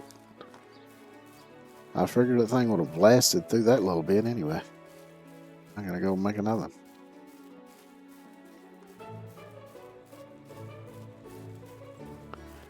I'm hoping maybe by the time I get ready to do that, maybe I can make a scythe or maybe go buy one. Of course, buying one's probably not gonna do me that good.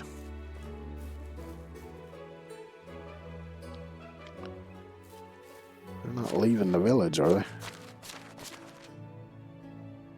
Oh, looky, their happiness is starting to go back up.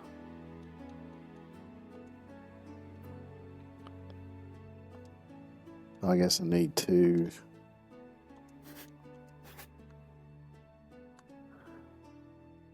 end the production for that since I got nobody working it now. Kitchen, let's see.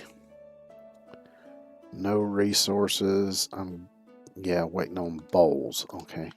That's something I was thinking of doing a while ago and then I forgot it. I was gonna make some bowls myself and put them in storage so it would have some.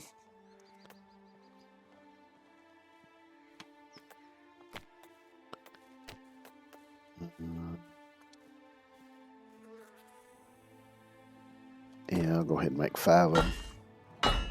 I just saw them out of the corner of my eye coming back down the hill.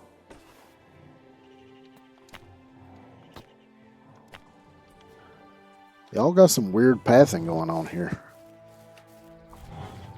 Alright, well, I know you just started. Only for those croods to underestimate. But I'm going to have to run you off here for a second. Okay, bowls. Let's make 20. That should be enough to keep the cook going while waiting on the crafter here to catch up.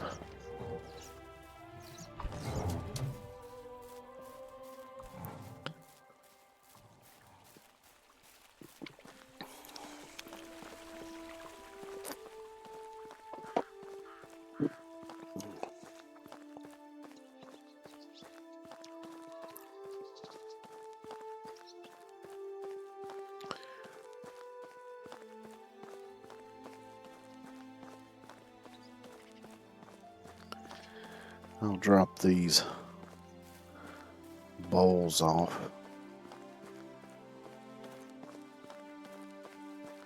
And then I can get back to farming.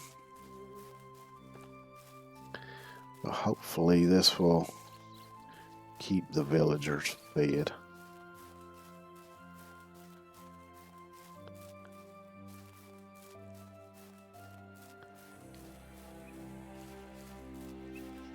Oh, it needs to go in resource storage.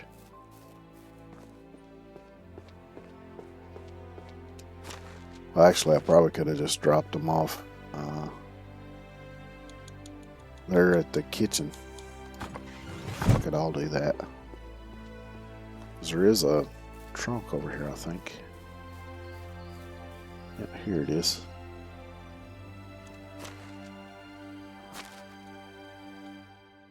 Wooden bowl. Wait a minute, I got 100 of them? Oh, it's 5 each, ain't it? Well, shit.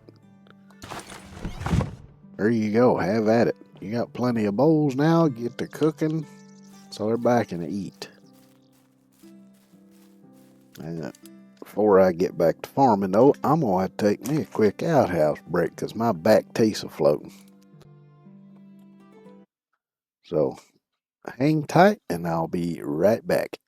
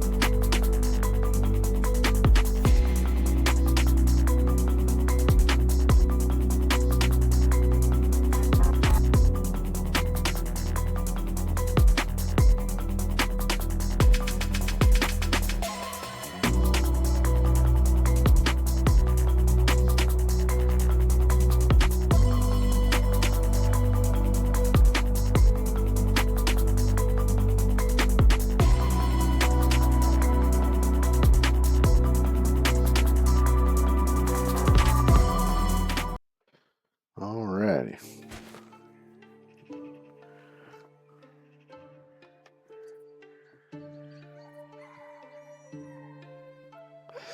That's still loud?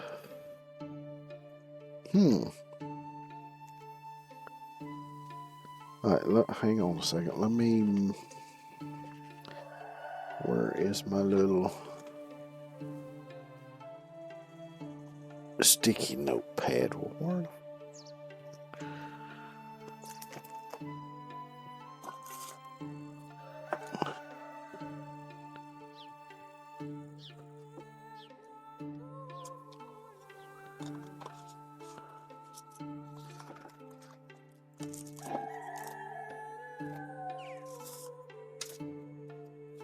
Where in the fucking hell? Oh, I see it.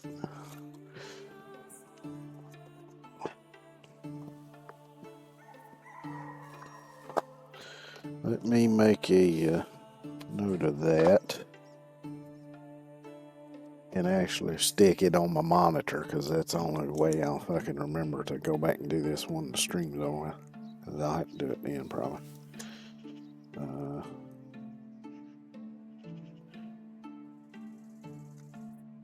Or Nick, if I had to go be right back again, I can do it then, I guess.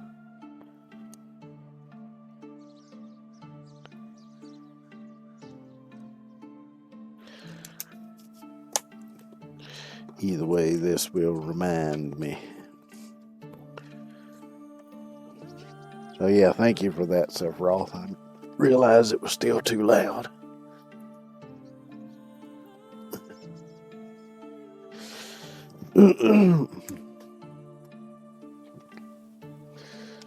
Oh, cool.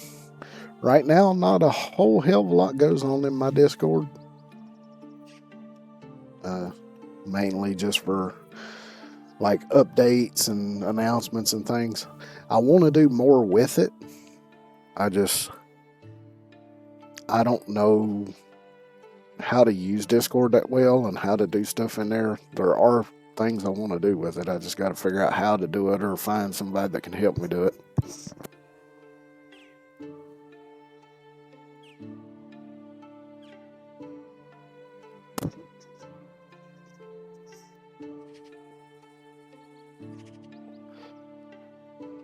Which, as I went, be right back, I noticed y'all mentioned the music in this game. I like the music in this game too. Really good music in this game. Yeah, I do have one bot in there. I'm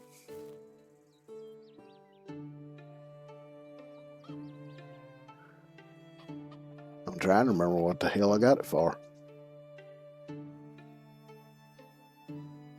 I don't even remember now the initial purpose I got it for, but I know it.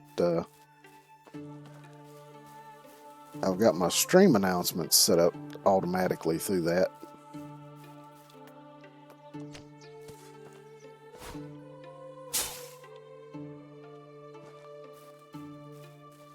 But you gotta remember, I'm old, and this is the first computer I've had in over a decade capable of running anything besides basic email and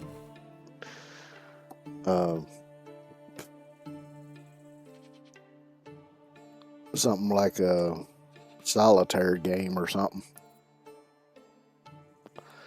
So all this technology that's been around for a while, I'm having to learn. So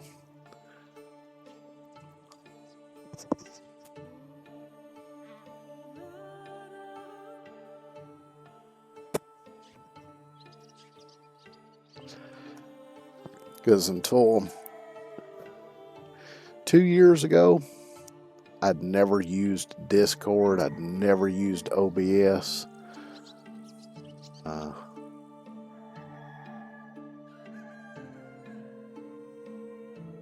Morrowind was the most complicated video game I'd ever played on a computer.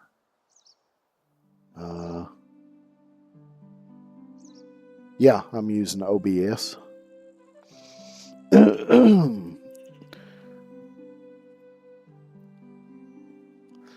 I started off using Streamlabs, but then I switched to OBS because it uses a little bit less resources.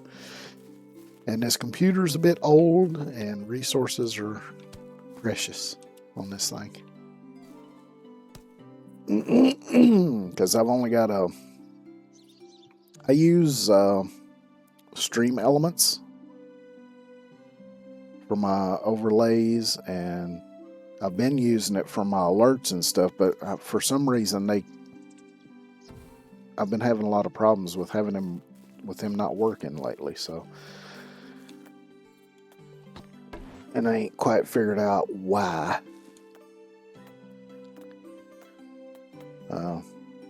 But yeah, and like my model, I figured out how to make that. I use VRoid for that. And then I use, what is it, V Magic Mirror, I think. Yeah, I mean, before I started using it and watching a lot of the tutorial videos and things, when I was trying to learn how to do all this stuff and set all this stuff up, you know, a lot of people did have good things to say about it. And I've had, you know, it's worked pretty good for me for the most part. But for some reason, with like the last maybe 2 months,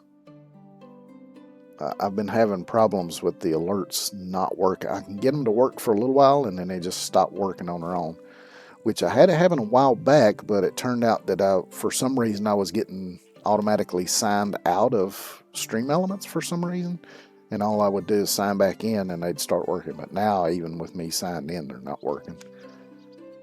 But I was thinking I might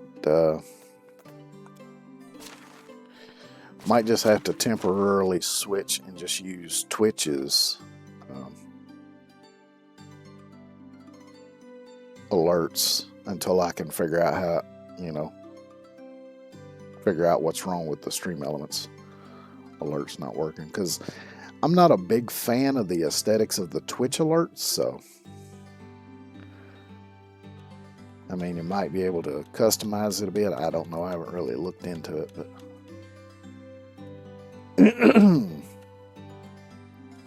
oh, bag, that's what I'm switching to.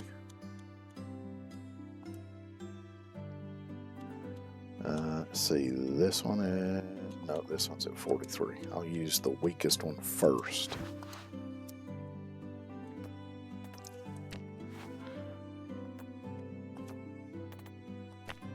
But yeah, I had to figure all this stuff out just from watching tutorial videos on YouTube.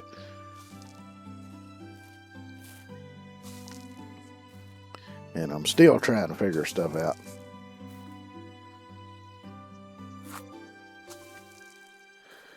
Y'all know, you might be surprised. Because, of course, when I started, I wasn't sure if anybody had ever watched me either, but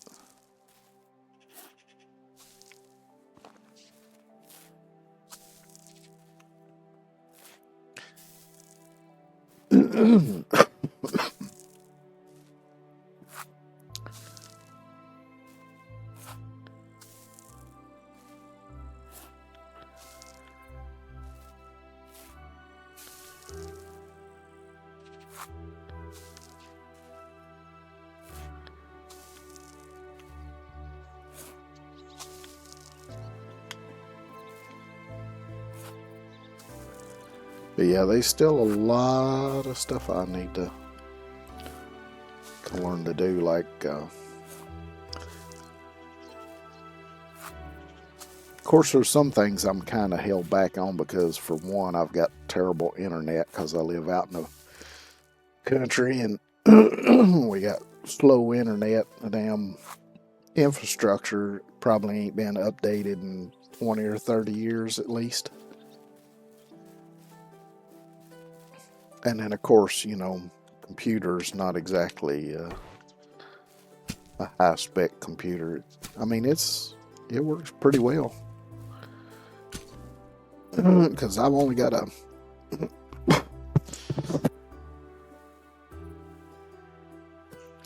dad burn. It's like my GPU's a 1080. I've only got 20-some gigs of RAM. I think my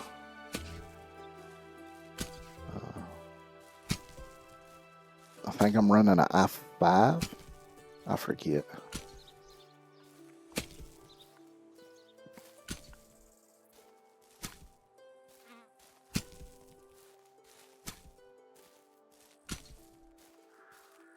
Because I know when I was looking into getting into doing this, you know, people were saying, oh, you need at least a 3080 GPU, you need this, that, and the other. Not really. I mean, if I was going to run like a 2D or 3D model through, shit, I forget the name of it now. But if I was going to use a model similar to what a lot of other VTubers use, then yeah, I would need a better computer because those do require a lot of resources. And hell, even some of them have to run dual PC setups, one just to run their model and everything that goes with it, and then one to run the games and everything else.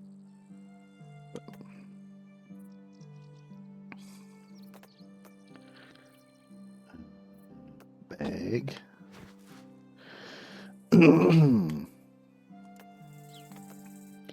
Fertilizer. Why do I only have 20 fertilizer left? Shit, I must have counted wrong.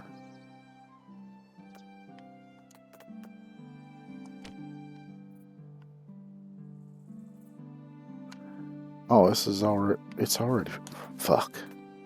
I've lost my damn mind.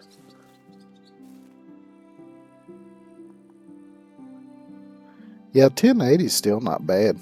Because, I mean, I've looked at a lot of the games that I don't have. Sorry, I had to sneeze. Oh. And what the requirements are and stuff. And actually, a lot of the games that at least I'm interested in don't require like a really top-end PC. I mean, you could run a lot of them on a basic PC these days.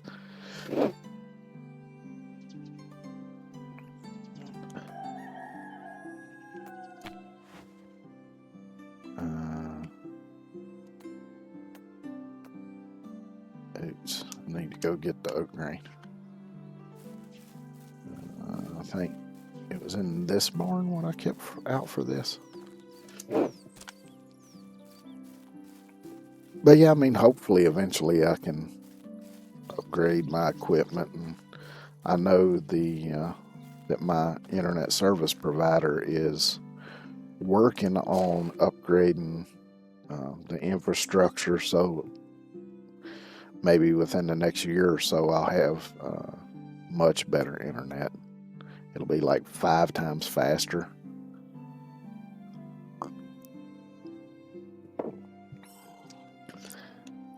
And that's actually, my internet is what's dictated my schedule so far, because from Monday through Thursday before like 6, 7 in the evening is the only time when I really get the full use of my internet. Because after around that time of the evening and on the weekends, I'm guessing since there's more usage overall, my internet tends to slow down and it's less stable.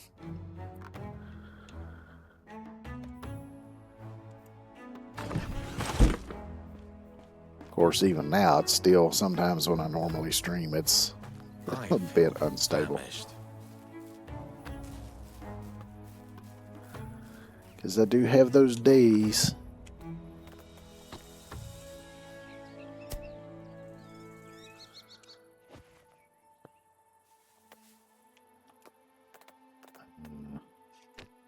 Okay.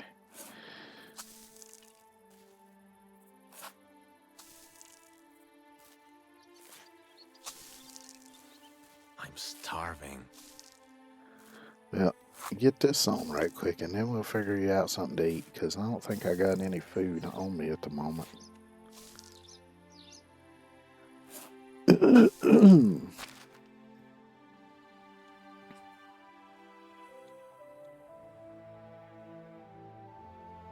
Definitely no dried meat. I do have one honeycomb. So eat that. Didn't fill me up much.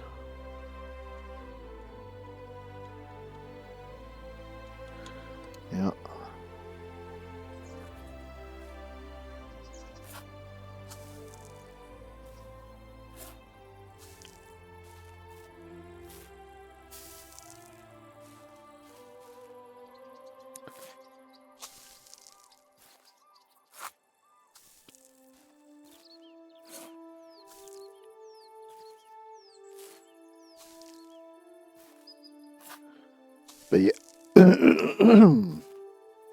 One thing I would say though, if somebody was wanting to get into streaming, or particularly getting into being a VTuber, is do it first without investing a lot of money, just to make sure that you enjoy doing it first, because unless you just got money to burn, and do what you want to do.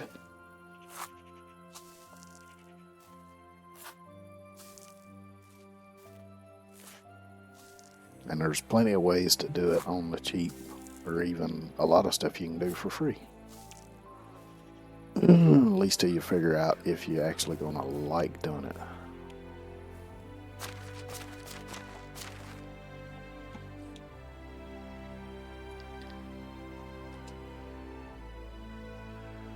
Alright, so I've got that.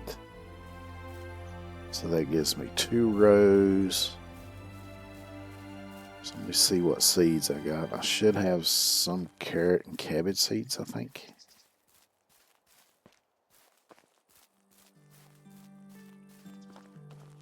So let me see what I've got in here.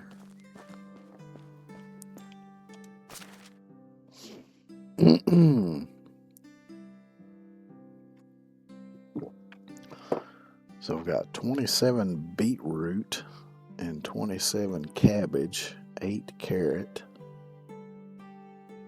I guess I could do 10 beetroot and 10 cabbage. Because cabbage I can get 2 plantings of, so.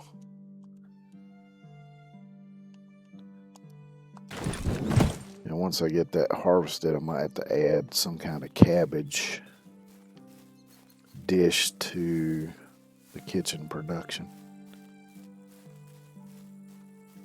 Although it seems like she's got enough on her plate already, really.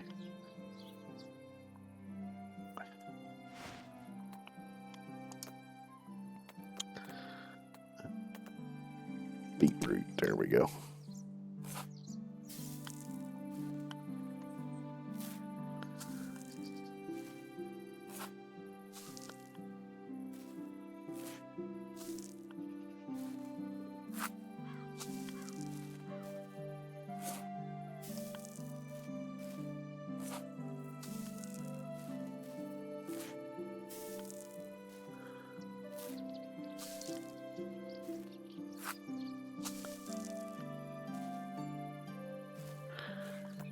And then we'll do the last row in cabbage. The more you work, the hungrier you get.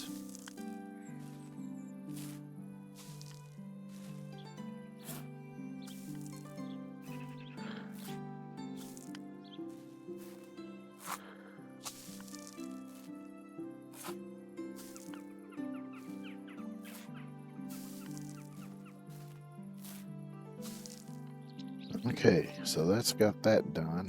Wrong button.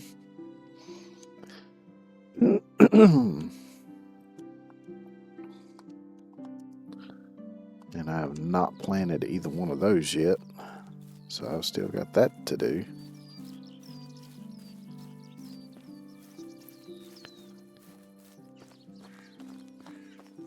And that I was going to do wheat and oat, I believe.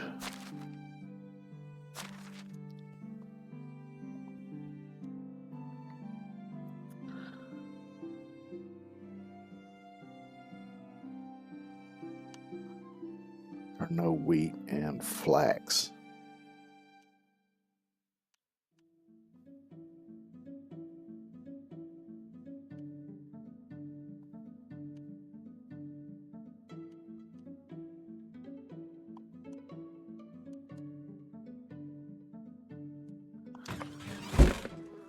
It seems I forgot about food. Let me look at what I've got her making in the kitchen again and make sure I grow what I need for her to be able to do that. So, okay, I've got her making porridge from oats, so I need to do the oat. So I'll do oat and flax. Good. Again. Because I want to get the flax going so I can be making linen thread and stuff like that, because I know I'm going to need some of that for some stuff. So I want to try to get ahead of that.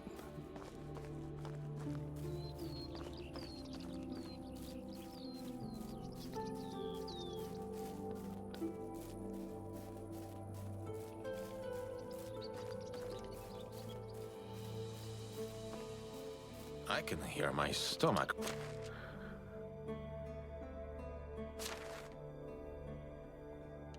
Alright, so I'm going to do oat,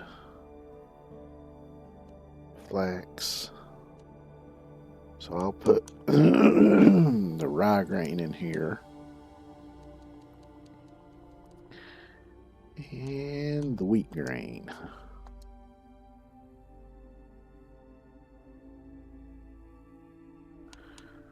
And I'll take the oat grain. Rumbling.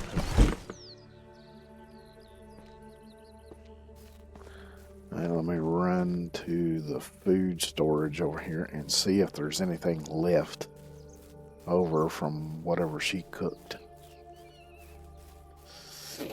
If not, I'm gonna have to go hunt me down some food. Damn, my throat's giving me fits.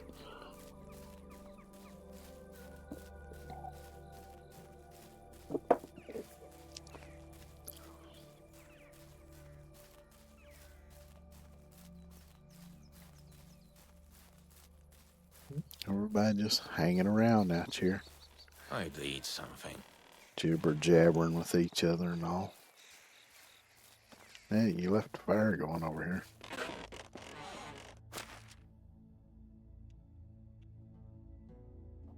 There's one porridge. 2 dried meat. I'll take the carrot since nobody's eat that yet. I'll take the 1 porridge. See how that does.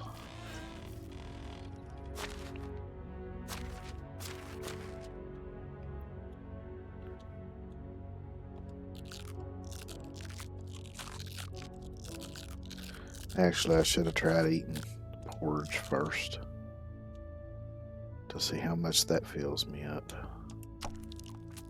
Not completely. Okay, I didn't figure it would. And eat the rest of the carrots. And I guess that's full enough for now.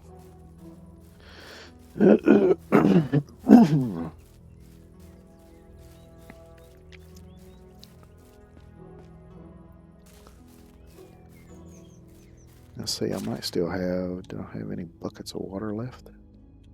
I do.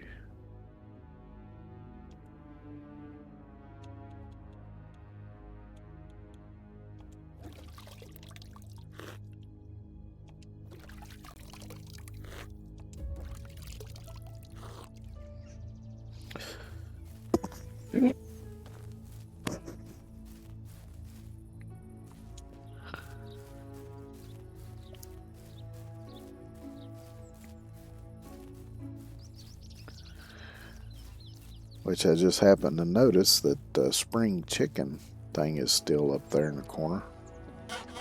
So I guess that didn't expire. That's good.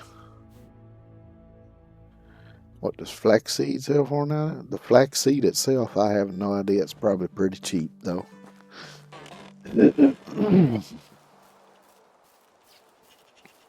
Which actually, with the new menu set up, it may tell me. Yeah, it should tell me. Yeah, at least in game it's 6. I'm guessing that's per.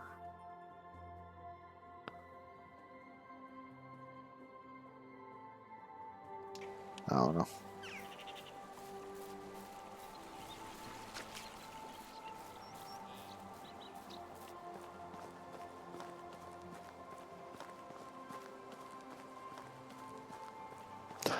It used to be $10.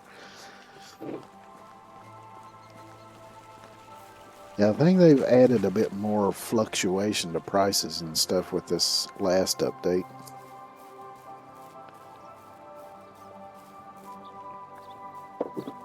Because they did add that price is now determined on the condition of the item you're selling. So if the condition is not up to 100%, you're not going to get as much out of it as you would if it was at 100%. Which was a surprise to me because I thought it always did that. But it didn't, so. Flax. I want to do flax in this one.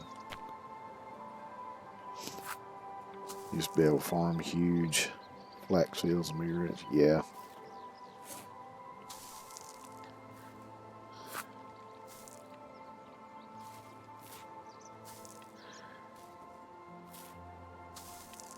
Yeah, I like having plenty of flax because, like I say, you make the linen thread and stuff out of it, so it's good for making arrows. There's some of the decorative items that you need linen thread for. I think some of the lanterns and stuff. Of course, some of it does require wool rather than linen. And for that, you need sheep and shearing scissors.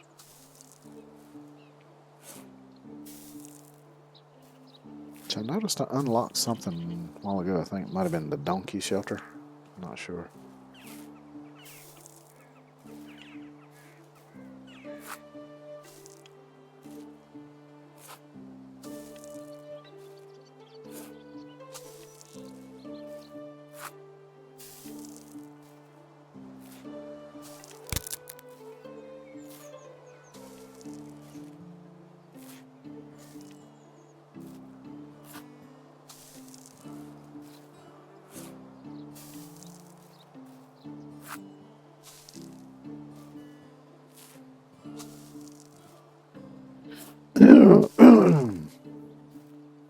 Which I tend to find this game very relaxing, particularly when doing the farming, stuff like this.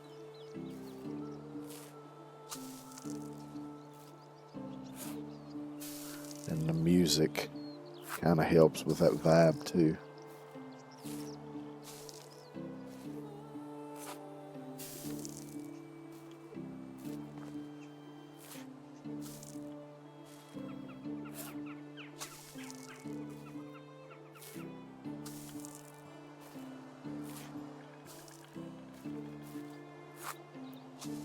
Yeah.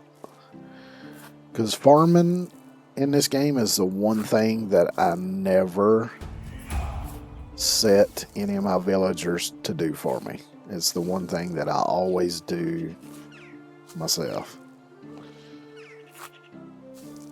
Now I might have them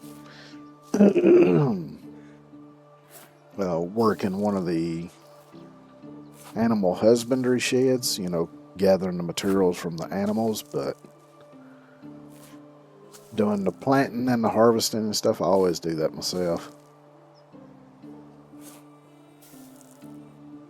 Yeah, once you get so big, there's, everything kind of runs itself and you kind of run out of stuff to do.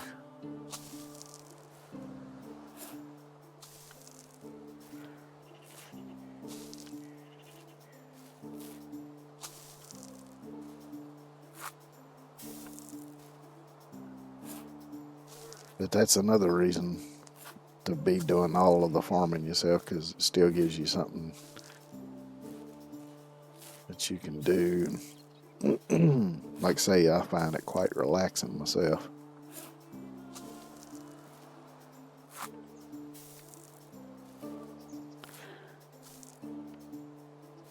So I always force myself to spend money on too. Yeah.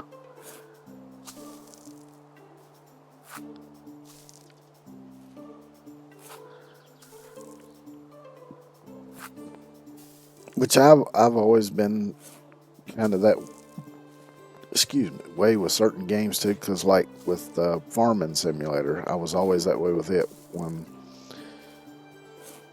When I got to a point where the farm was big enough, there really wasn't anything to do to expand, where it was just maintaining everything and keeping everything going the way it was. I'd usually get kind of bored, delete the save, and start all over again.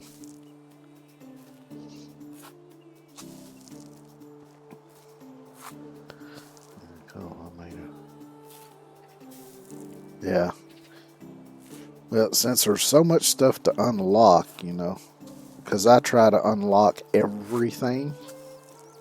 So anything it's possible to make that you have to unlock with coin, I try to unlock everything. But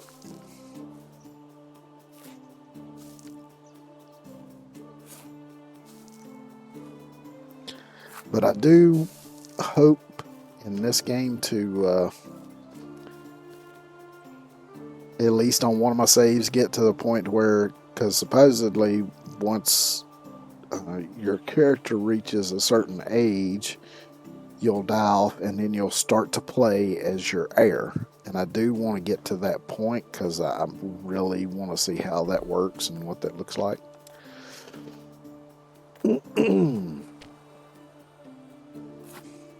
Because I've yet to get that far on any of my saves yet. I think the longest one I've got right now is in year 5 or so.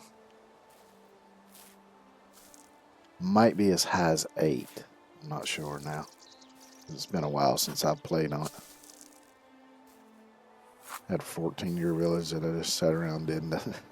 Yeah.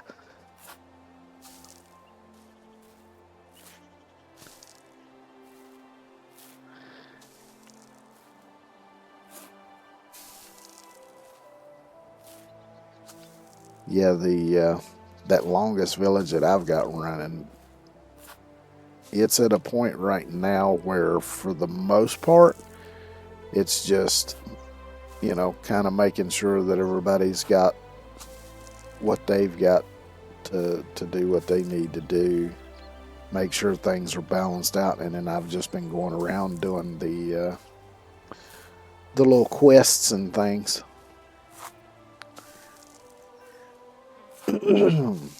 But on it, I've got like a huge orchard, which I've got all 4 types of fruit trees in. Huge fields, which I work all that stuff myself too, so. All that happens in screen pops up saying you died, and your kid goes to character creation screen, customize. Yeah, I kind of figured that's basically how it works, but I still want to experience it,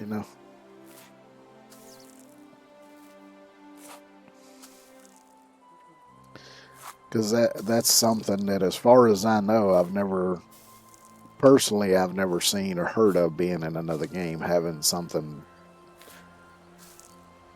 that goes generational like that. It's a pretty interesting concept to me. I like it, though.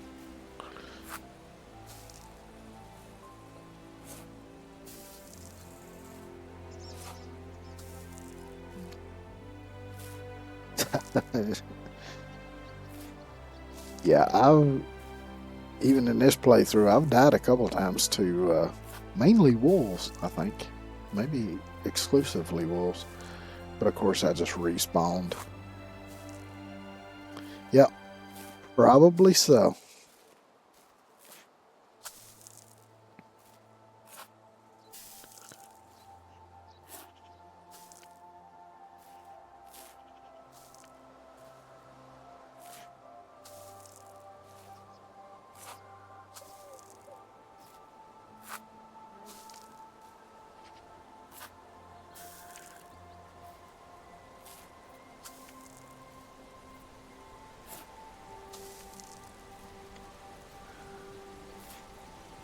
But yeah, I really get into the games like this that are, fairly immersive and have kind of unique things like that.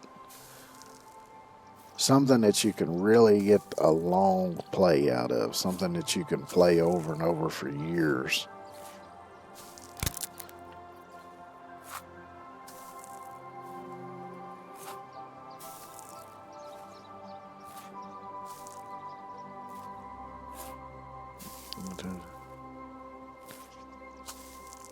You might be able to. I don't know. I haven't really. I probably meant to watch some, maybe see if somebody's got some playthrough videos out there where that they do all that, and I just keep forgetting it or something.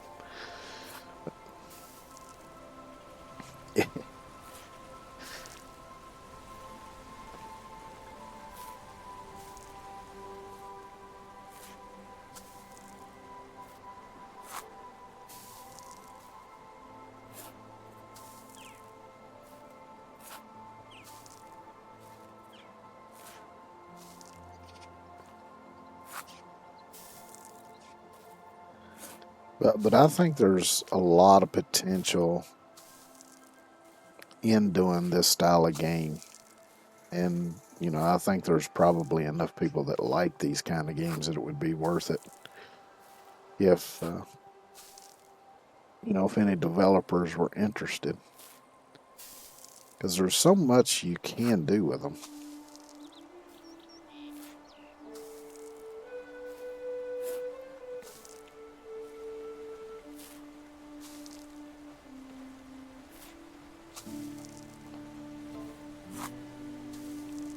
There's all kinds of little unique touches that you can put in them. Stuff like Green Hail, for example, you know, has the ability to look at each arm and each leg for leeches and things and injuries. The drinking really, that's all they do is collect fruit from orchard and make wine. Yeah, that's kind of what my initial plan was with my longest save that I got now. My initial idea was to have it be like the town known for making cherry wine, because I planted mostly cherry trees.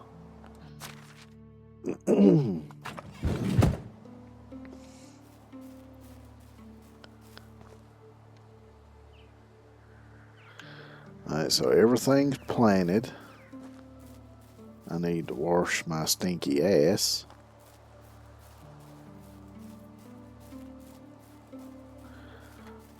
Let's see, let me check. Oh, I've got some new farming skill points I can. Skill 120, additional crops. Stamina. Let's do more crops first.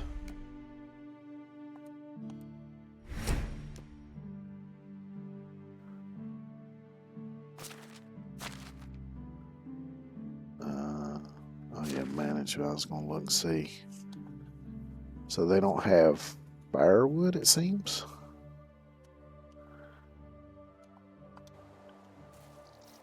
Now I did reduce how much firewood the woodcutter was making.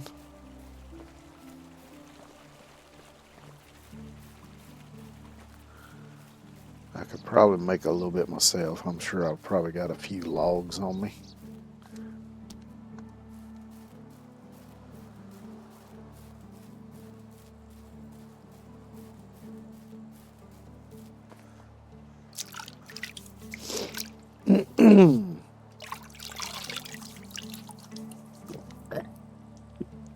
But yeah, it looks like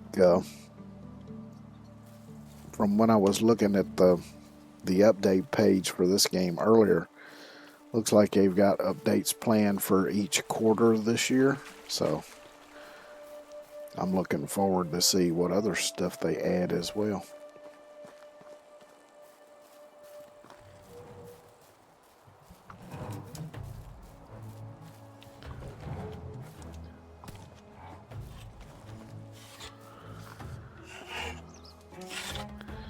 Got to borrow your workstation for a minute, feller.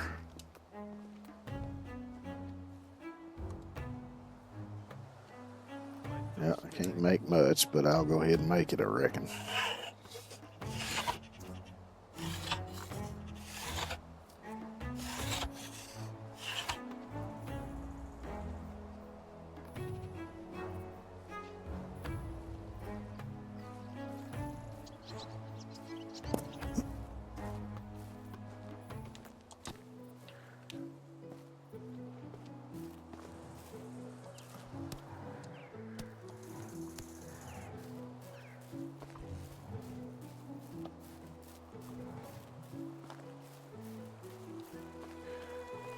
And I guess after this, I'm going to have to go out and be a lumberjack again and cut down a shit ton of trees, because of course I'm out of logs again.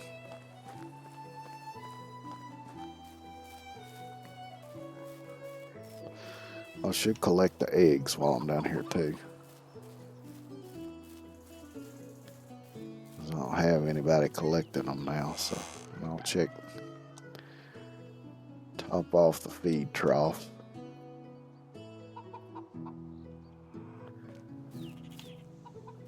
You two need to hurry up and grow up and get big so you can start producing manure, because I need fertilizer.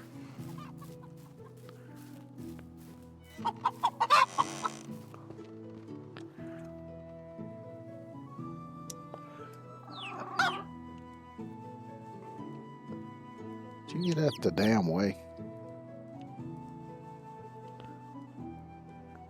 Nothing there.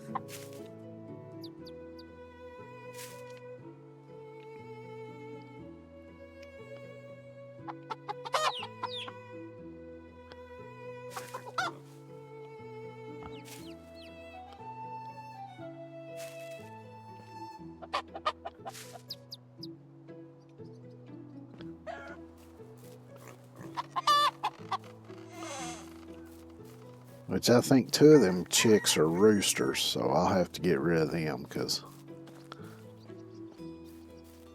Welcome back, Fox.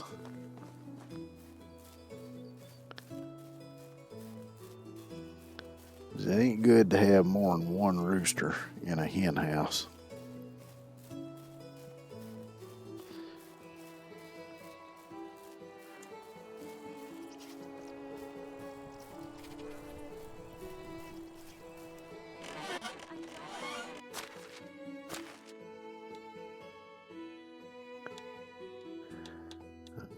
Egg.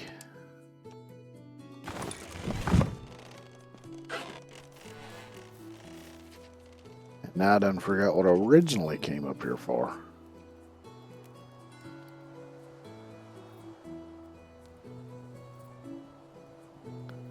Oh, the firewood. That's it.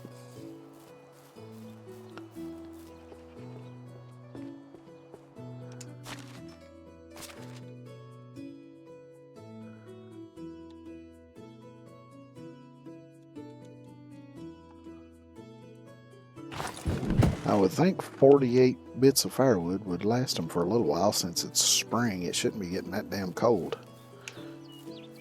Oh yeah, I should look and see if... should have some limestone. Maybe I can do a bit more insulating.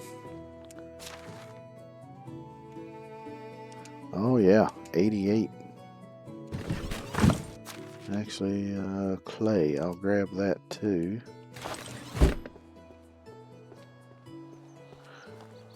Because I'll need to make daub to do the log parts of the homes.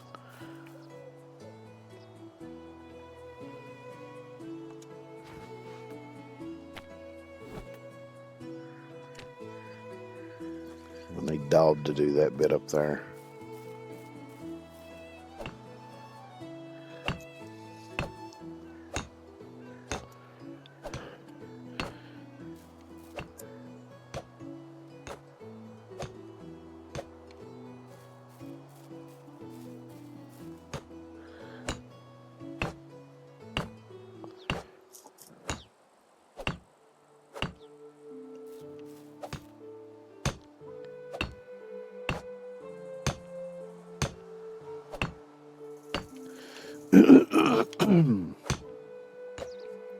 Which, something I was thinking about this morning before stream, something that I would like to do at some point in time, although who knows when or even if I'd ever be able to get to do it, but I thought it'd be fun to do, like get some other streamers or VTubers together and do some kind of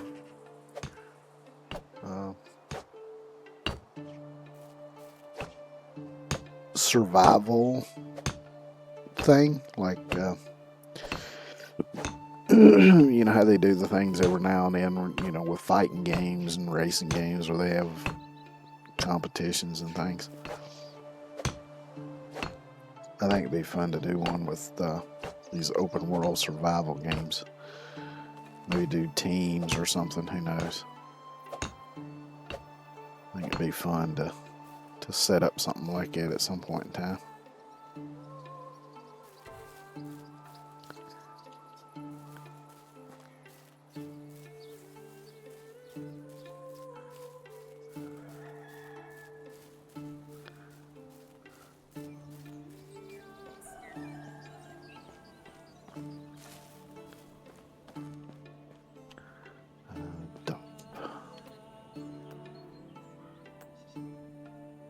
Oh, I haven't unlocked it yet. Well, I shall do that now. And I can make one.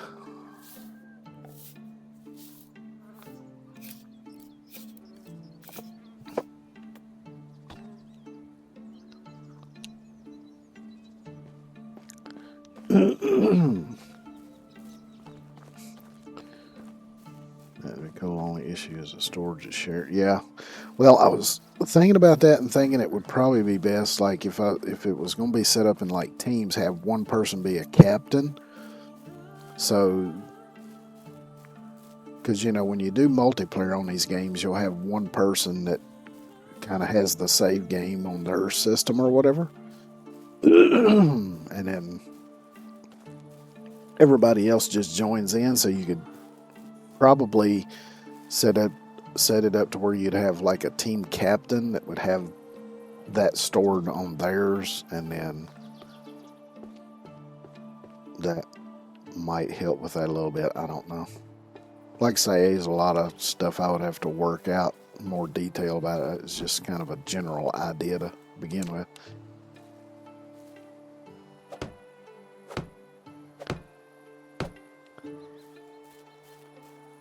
Yeah, I think it would be fun. And it may be something that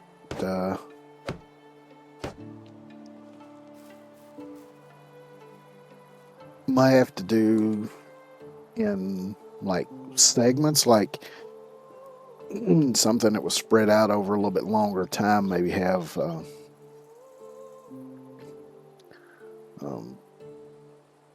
like one day or 1 week where each team will do a thing, and then it might be a couple weeks or whatever, and then, you know, continue on with it. Maybe set milestones for where you would have to be at, or, you know, I don't, like I say, there's a lot of details I would have to work out, but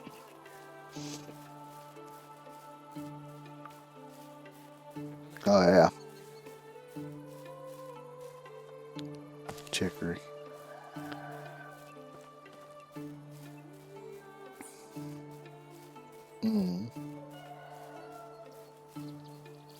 Yeah, well, I mean, you can pretty much drop stuff anywhere in this game, so. But of course, anything that decays will still rot. And speaking of which, I think I got a little bit of rot here. I'll just throw it in here.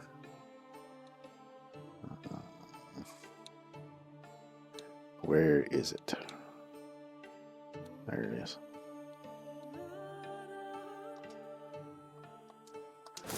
That reminds me, all the stuff I took out of my storage chest in the house, I need to put that back in there instead of just carrying it around with me.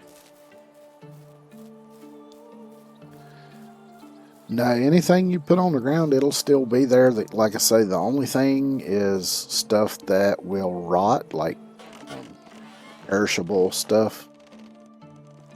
If you drop it on the ground, it will still rot. Because, like I say, that's how I used to do make rot for making fertilizers. I would just grab a whole bunch of green berries during the spring, drop them on the floor in the barn, let them rot. Because come summer, they'd be rotted and I'd turn them into fertilizer. So let's see.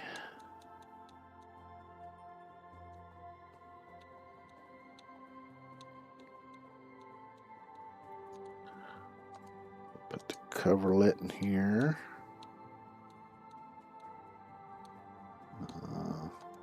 Golden ring.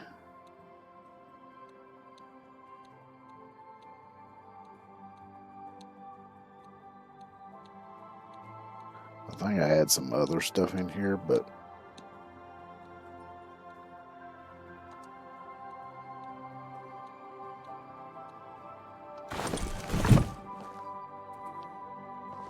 cabbage is best to put in compost. Yeah.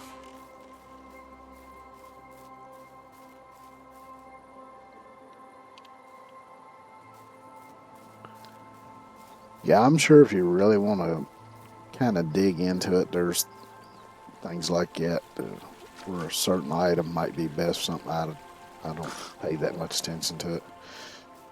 Any stuff I got that I know will turn into rot that I don't need or don't want to keep on me, I throw it in the compost. Because I prefer using manure for fertilizer anyway, since it's a better mixed ratio. Yeah.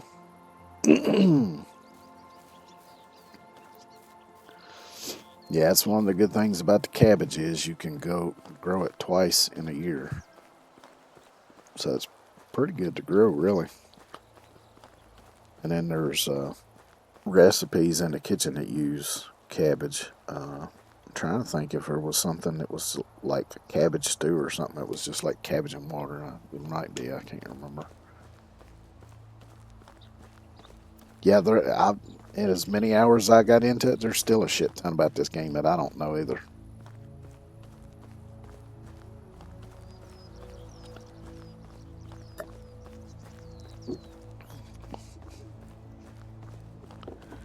Hey, Mitchie, how you doing today?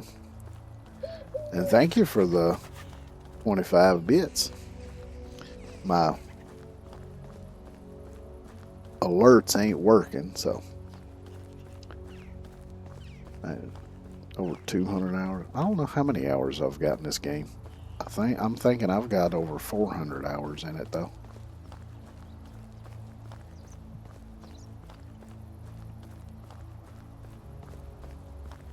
Probably more than that, actually.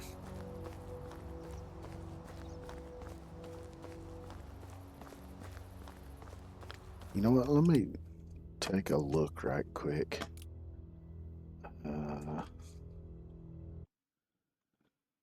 I think I can do this without showing anything here. Actually, I may not be able to because the game's going to be in my way. And I can't access. Okay. It's going all right so far. Trying to keep my villagers fed's been the biggest problem, but I think I've got that covered now. I've got my crops planted. Now it's time to go be a lumberjack and get some logs because I used them all.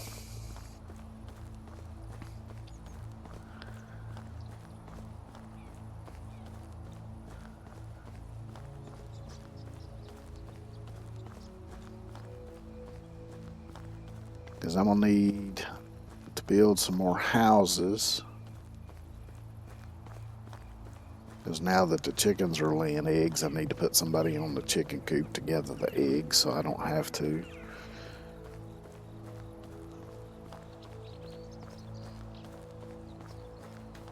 Oh, that reminds me, I unlocked some kind of building.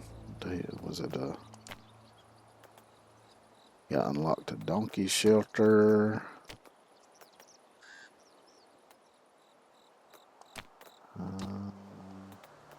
Is there anything else that I unlocked?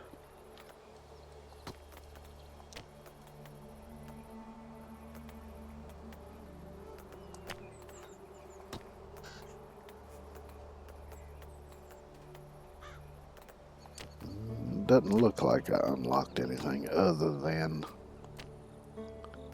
the donkey shelter. I didn't unlock the resource storage 2.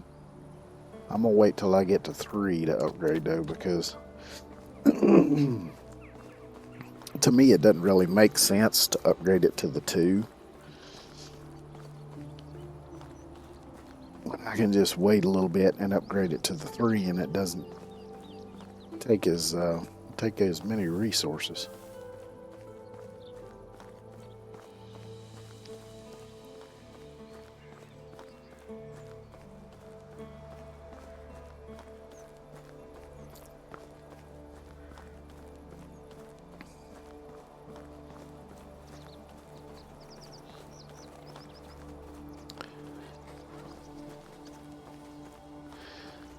Yeah, y'all talking about learning the history and stuff. There's, what the? That was weird because that sounded like a damn boar. That's a bobcat, it looks like.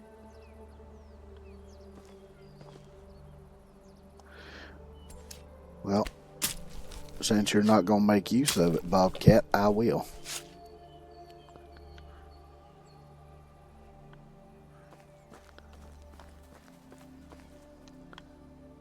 Yeah, because for the very first second there, I thought I was getting attacked by a boar because of the sound. But anyway, back to what I was saying. There's I found some YouTube channels. A couple of them where they use traditional, like medieval building practices and show how they built stuff and all that. One of them is a guy, I can't remember the name of it, but he does a lot of the building and things.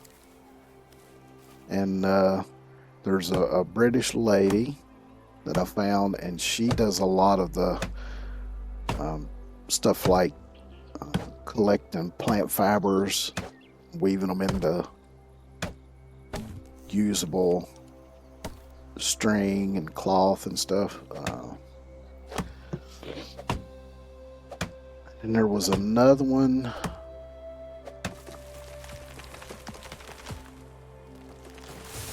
I'm trying to. She was making something using medieval, but I forget now what it was.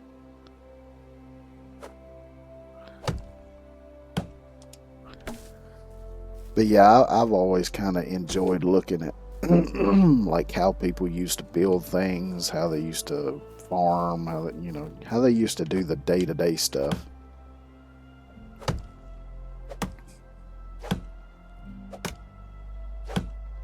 Because a lot of that knowledge in general has been lost, and you think about how people used to preserve food and how they used to treat water and stuff to make it safe to drink and all that kind of stuff.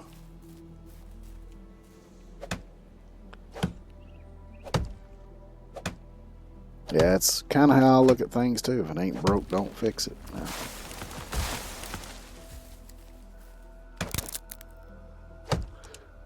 Now, of course, yeah, there's been a lot of great inventions, a lot of things that make things a lot more convenient. And for those, I'm thankful, because especially now, getting older and bad knees and all that. But yeah, some of the things have gotten worse, though. Just in the name of progress. And they should have never deviated from what they were doing before. Because that's like the whole thing with organic farming. Me, that seems like one of the most ridiculous things ever, because basically all organic farming is the way farming used to be done before the Industrial Revolution.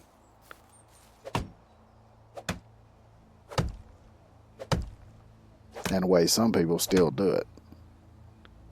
But now suddenly they label it organic, and because they do that, all of a sudden now they start charging a hell of a lot more money for it.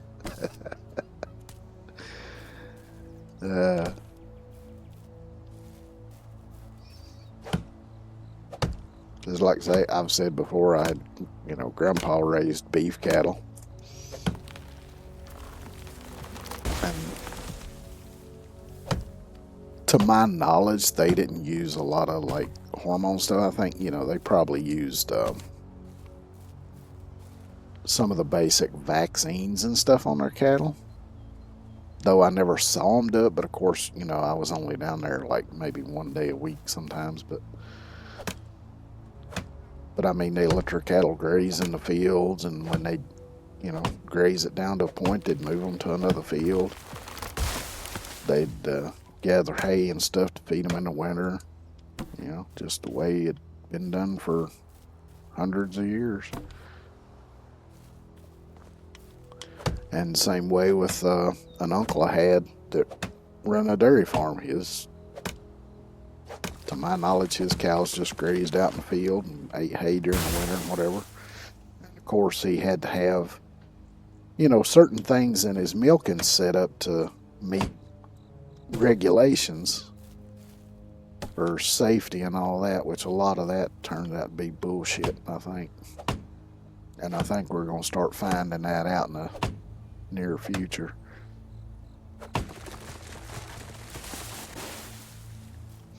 Because like I remember I was watching somebody's stream one day and they was talking about eggs.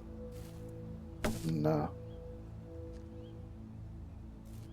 they were talking about how like in some of the European countries, even the eggs that you buy in the grocery store, they're not washed other than, just to get the initial dirt and chicken shit or whatever off of them. But just enough to do that, because when chickens lay their eggs, there's like a natural film over the eggshell that works to prevent things like viruses and stuff from getting into the egg. Whereas here, they wash that off of them in the U.S. And that's why you end up, with salmonella and E. coli and all that bullshit getting into the eggs.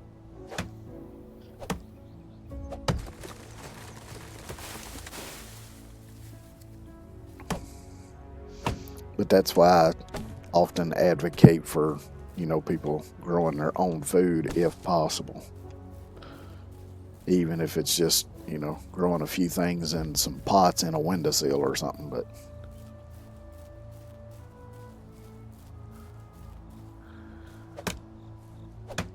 and even when I was younger, I mean, I remember people having root cellars. My grandpa, on my grandpa's farm, they had a spring house, which was what acted as refrigeration before refrigerators. And as a matter of fact, even this house here, in the crawl space under part of it, my parents dug it out a little bit, and my dad built a potato bin down there to keep potatoes and stuff in, kind of like you would in a root cellar. But even now, you can go by some of the older houses, and you'll see like a little rock, what looks like just a little rock building, not much bigger than an outhouse. And it'll oftentimes be set against like a little dirt bank or something, but sometimes not. And usually it's a root cellar.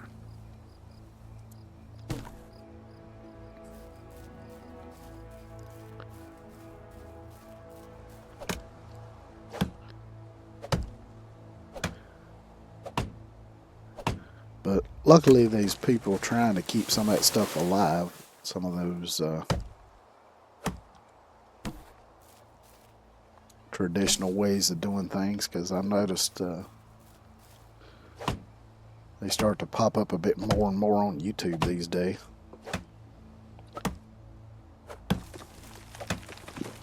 And even simple things like, how to recognize wild edibles and all that stuff. A lot of that stuff's being lost now.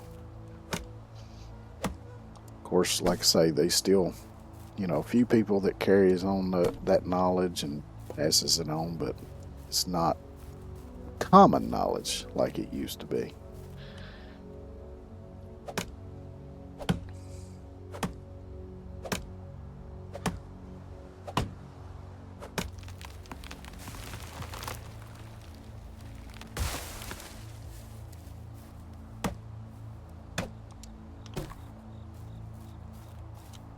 But personally, I think it should be. I think stuff like that ought to be taught in schools.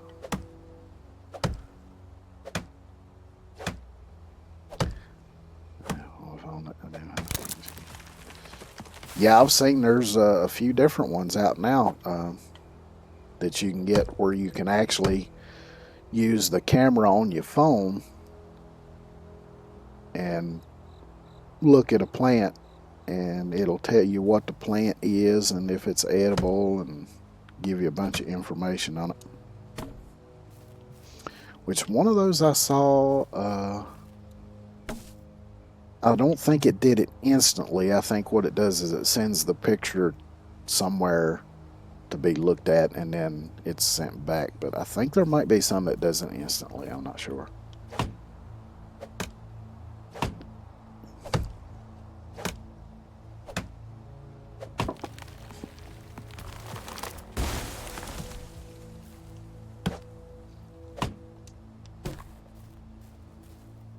Which that's one thing I wish I would have done when I was younger, was learn from the older people that I knew the stuff that they knew, because now they're all dead and gone and that information is gone with them. So now that I'm older and I'm interested in it, it's gone.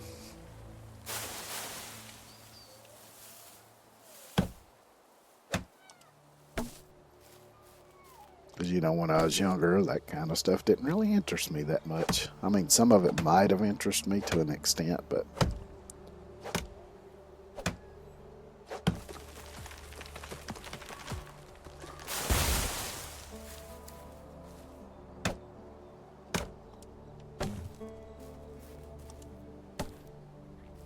yeah, there's a lot of books on that stuff.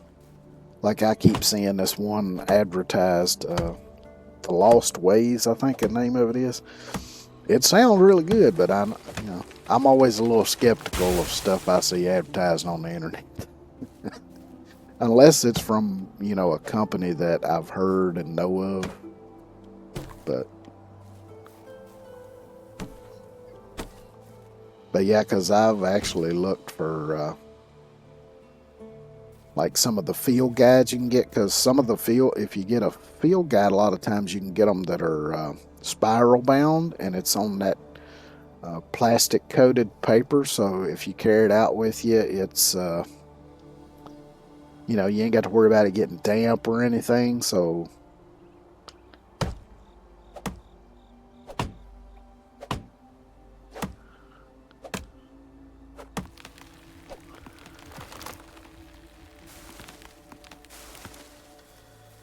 which maybe eventually I'll get me some of them books, because like I say, I was talking about the other day, I like having a lot of books anyway. I always wanted my own library.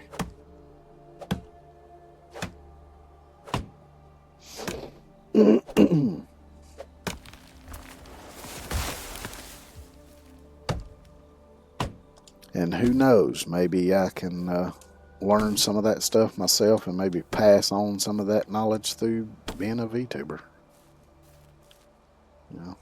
It's something to think about anyway. Of course, I got to learn the stuff myself first.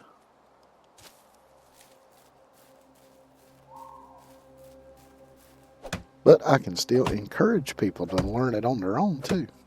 Even if I don't have the information myself or know it.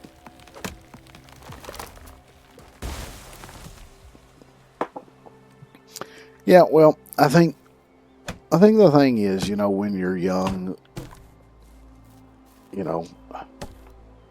your interest, you're looking more towards the future and the present, and what's fun and what you want to do and all that kind of stuff. But as you get older, you've kind of done most of the stuff, or you've at least tried and failed to do the stuff that you wanted to do when you was younger. And it makes you get a little more retrospective, I think. And you start to realize that some of the things that you valued when you were younger aren't necessarily valuable when you're older, or they never were that valuable to begin with, and you just thought they were. But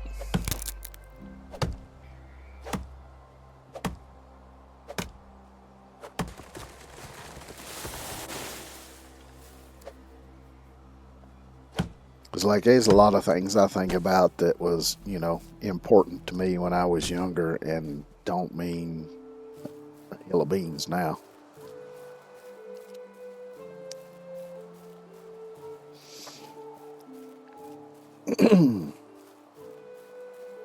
And I think, as you get older, you get a little bit wiser, you start to realize that,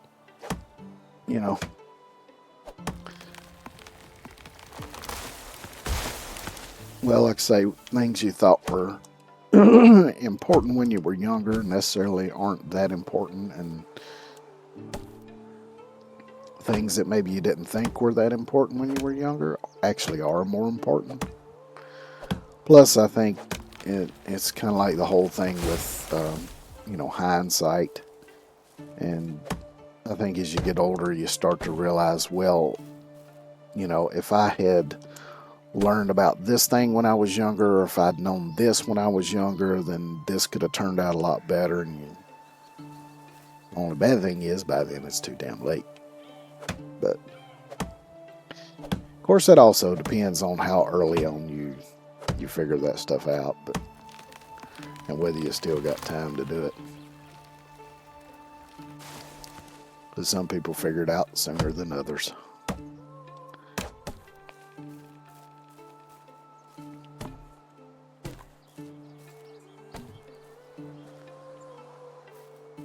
But yeah, sometimes I think about, like it ain't been a couple months ago, I saw somebody posted, I forget now if I saw it on X or if I saw it on YouTube, but it was something about a place in, I believe, Tibet, where it was like this massive library with all these really ancient scrolls and everything, and then there's only like a handful of people that have access to it. And I posted something about it on X about how just mind-blowing it is to think of the knowledge that's in all of those writings. Because it was something about they had only translated like 10% of it or something. So who knows what knowledge could be still locked away in there.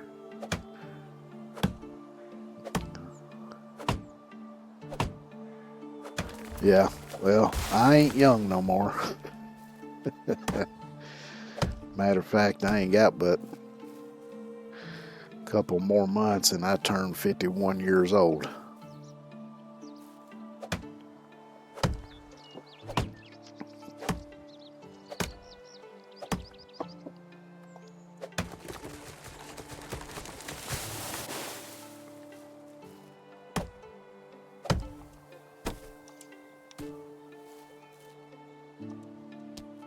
Where's the other halves of these trees going? I see one of them down here.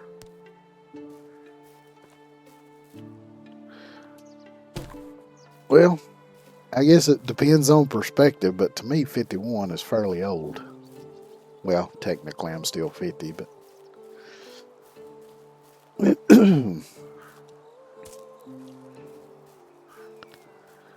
I mean, sure, people these days a lot of times live to 80s, 90, 100.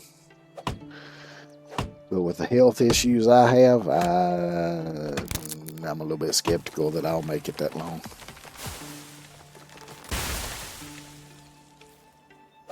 But you never know.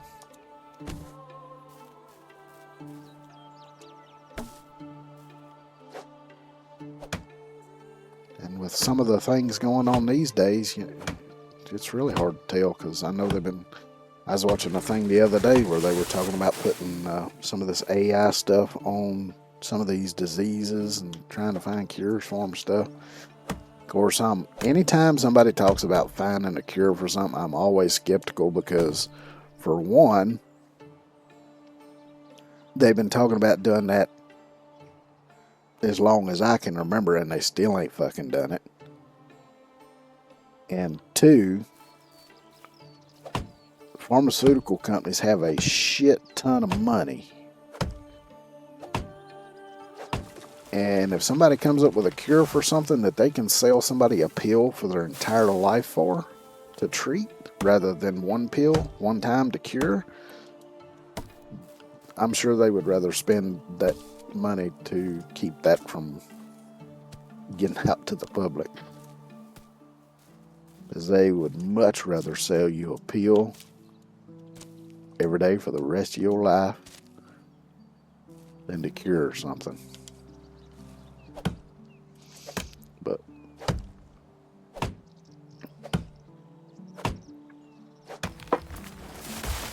yeah, I'm doing okay. I mean, I ain't got I nothing. feel famished. It's all diet related stuff mostly, or metabolic stuff like diabetes, blood pressure, cholesterol.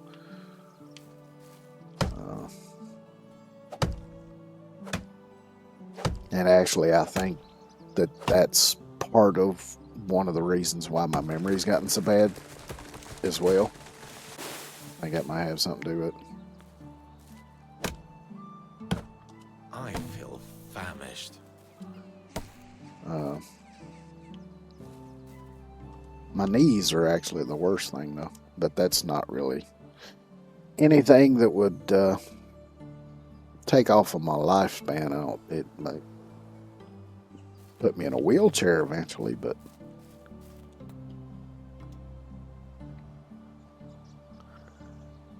yeah, I think pretty much anybody that has to take pills every day feels about that same way, because I hate taking them myself. And I take, let's see, how many do I take? 4. Well, let's see, just prescriptions, I take 1, 2, 3, 4, 5, 6, 7. Just prescriptions, I take 7.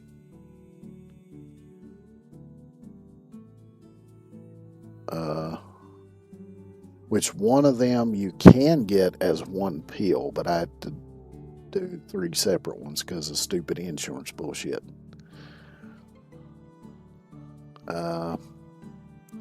Then I have one supplement, one over-the-counter thing that I'm basically prescribed. The doctor tells me to take them.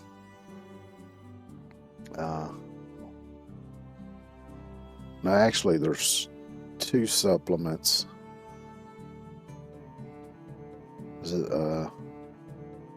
I take vitamin D.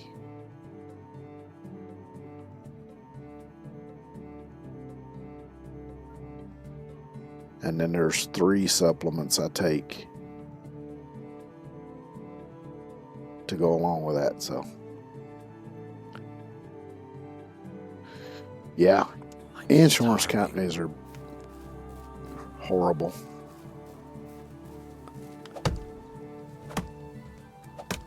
But the whole system is kind of broken right now.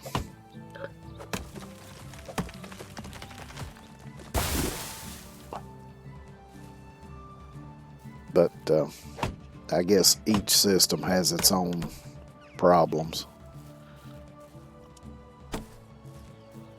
But surely there's got to be a better solution somewhere.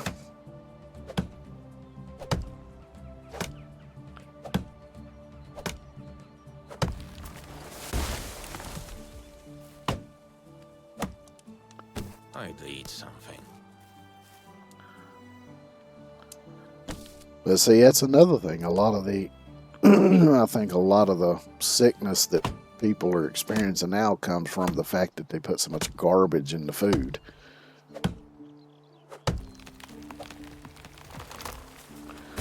So if we could get that cleaned up, that would, and that'd be the place to start too. It's like, because you don't start building a house from the roof, you start building it from the foundation. So if you want to I can't recall the taste of food. take care of a problem like that, you start at the source, which would be getting the toxins out of the food and shit.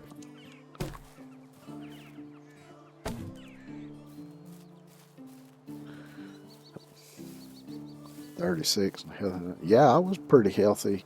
I mean, my knees have been messed up pretty much since I was a teenager. But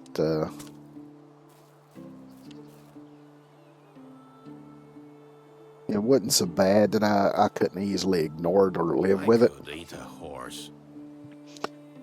But then when I started getting into my 30s, it started affecting me a little more, which that was when I was doing electric and plumbing work, so it kind of makes sense. But because I had what's called Osgood Schlotters when I was a teenager, although I never knew it then. I didn't find that out till I was in my mid to late 20s or maybe 30s. I feel famished. That I had that back then, which affected my knees. And then here several years ago, I found out I got arthritis in my knees, and I think part of it's due to having that back when I was a teenager. But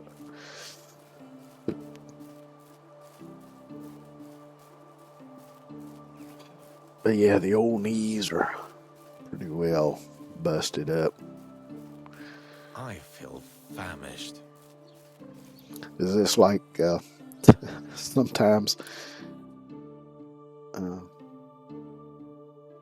I'll be sitting down and I'll go to stand up and I can actually hear tearing sounds in my knee.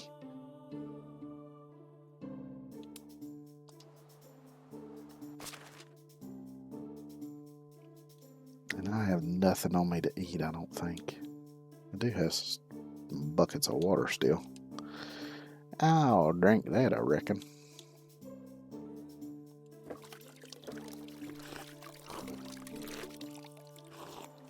I guess I'm going to have to hunt me down some food. Yeah, these, and it's not only religious people. These people that think humans ain't going to be around for much longer. I feel famished. Who knows? I mean, you think we're on a rock that's traveling at tens of thousands of miles an hour through space. Who the fuck knows what could happen?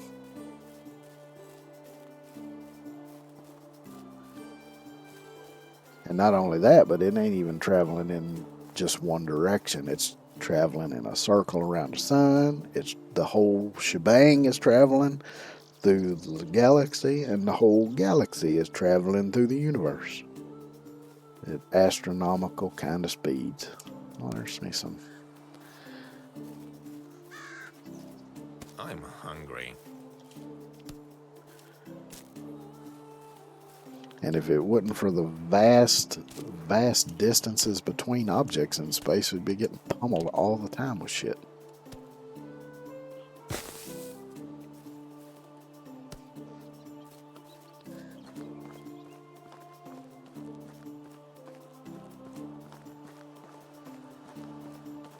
I could eat a horse.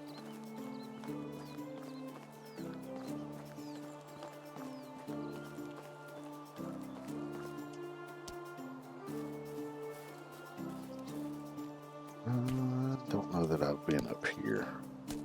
Actually, let me just go down here. I know there's a bunch of deer near the pond. Need my bow.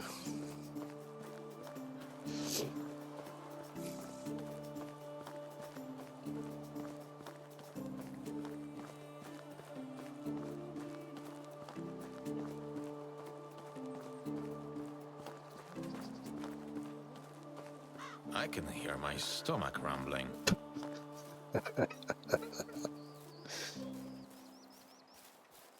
Yeah, I don't think there's too much point in stressing and worrying over stuff like that anyway, because there ain't shit you can do about it. So, what's the point worrying about it?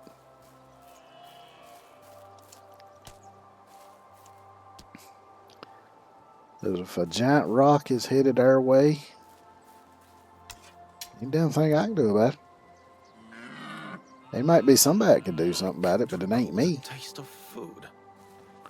So I ain't gonna worry about it.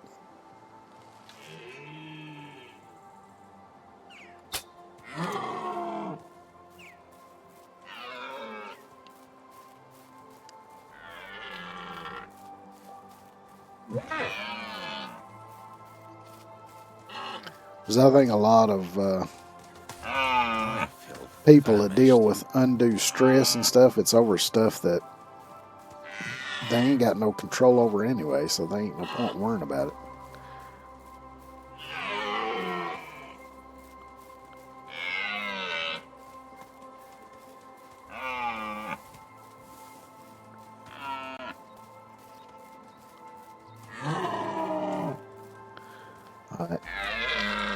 I kind of lost track of which one I was following there for a second.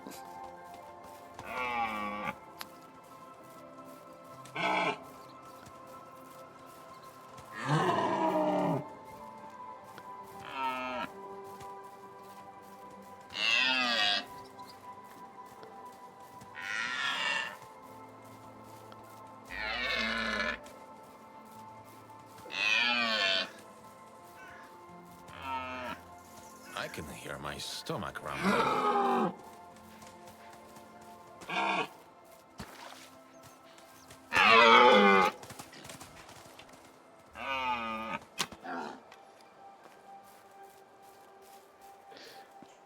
Yeah, it was taking too long. Oh, look. Clay. I don't know if that's part where I already dug out or if it's respawned. It seems I forgot about food. Again. That's alright, because you just grabbed some. I didn't notice how much. Go up here and dry that.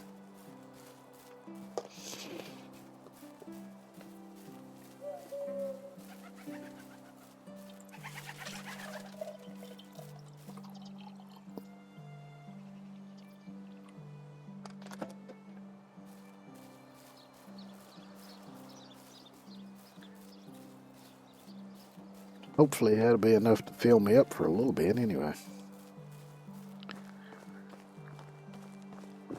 It seems I forgot about food. Again.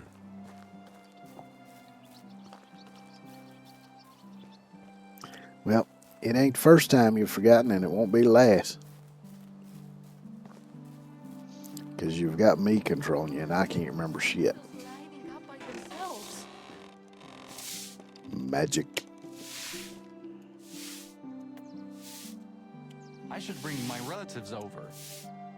Maybe not Cousin Marius, though.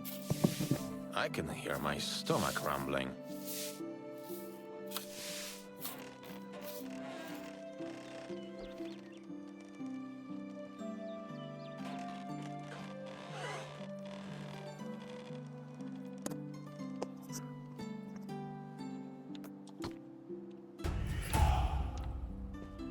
New level survival, and I only got 12 dried meat out of that. I can hear. I think they may have changed how much meat you get out of critters.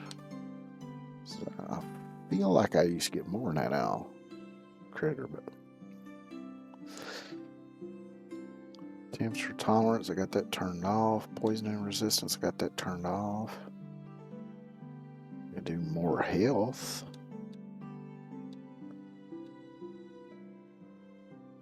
Yeah, let me go ahead and finish that one off.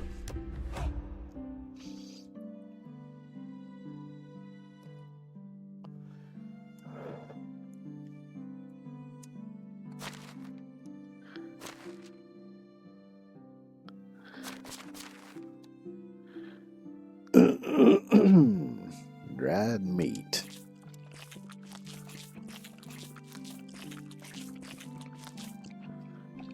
My stomach rumbling.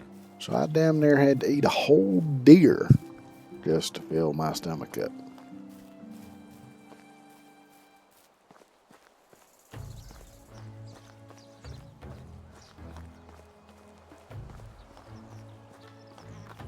Uh-oh. Take care, Rocks. Or Fox, I mean. Now we're getting how to talk.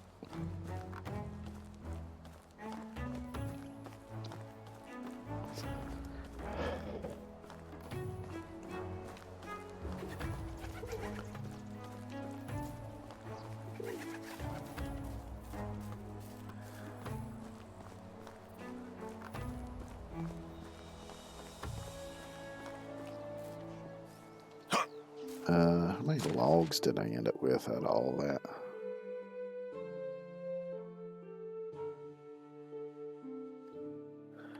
$91. It's probably enough to build another house, I would say. Don't know how much I got left of the other materials, but I should still have plenty of stone because I had a shit ton of that to start with.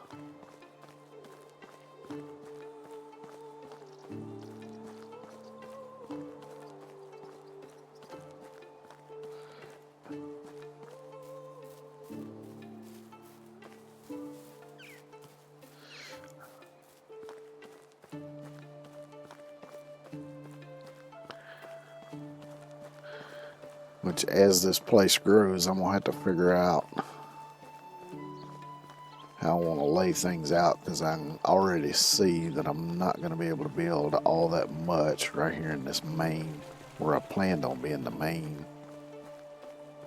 center of the village. But I got that area just above it there, like up here, so I might expand it up there. It's going to be on the other side of the road, but that don't really matter.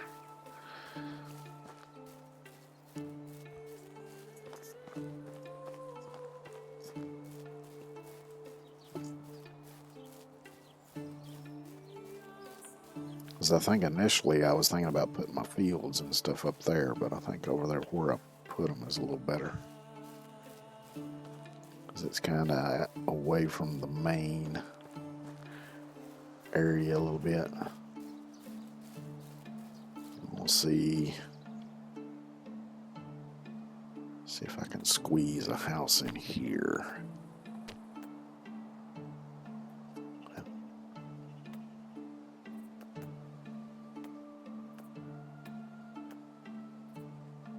I can do simple stone. Yeah, trees is going to be in the way. Could maybe do the small one. I tend to do the medium-sized ones for the villagers because you can have up to 4 people in it, so it would allow them to have up to 2 kids each. Whereas the smallest ones will only hold 3 people.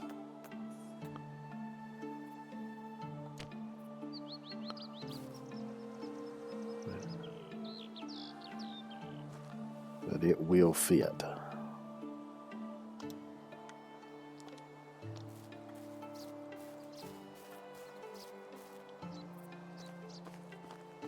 Yeah, I guess I'll just go ahead and do that.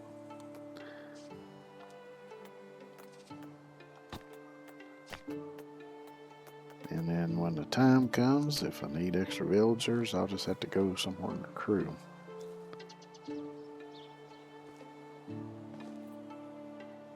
Right there looks good.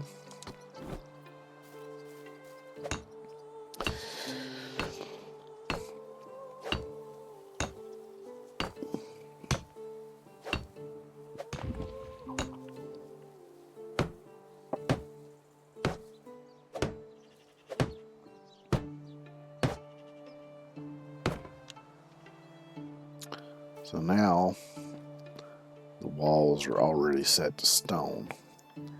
But I can still change them, so I can turn that into wood and that into wood, and then that's already tile. So that does make house building a bit more convenient.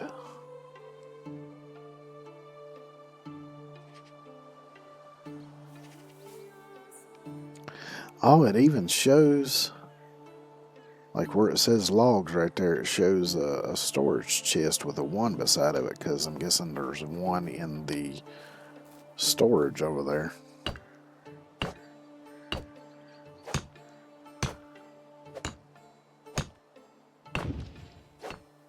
Actually, let me do, and here I just said a little while ago, you don't build a house from the roof down, but in game, it's actually easier to do it that way. Because, you know, physics don't work the same in games. Of course, actually, this being kind of a pole structure the way it is, you actually could build it this way. Because you've already got everything you need to support the weight of it in place.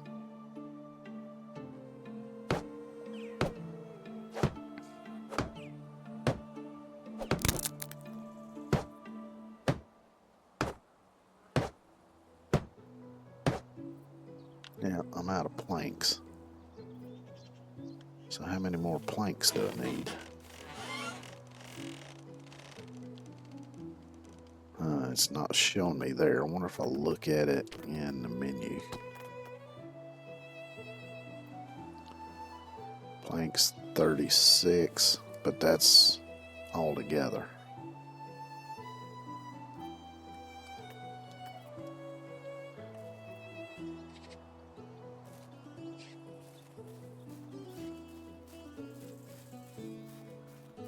Because the back side is done. So I need 1 for that and 12 for that. So I need 13 planks. So if I make 7, that'll give me 14.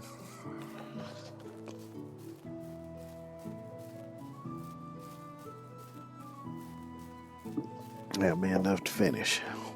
And I'll still have all the logs I need to do the rest of the stuff. And hopefully have a bunch left over. Because it only take, well, I still got the upper walls to do that. Take a few logs each, maybe. Still, though, I should run out.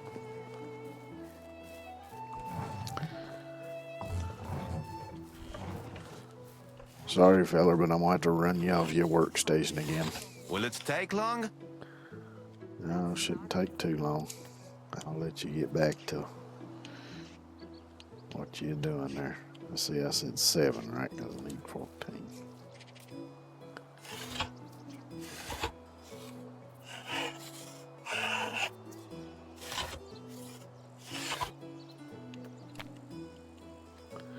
Yeah.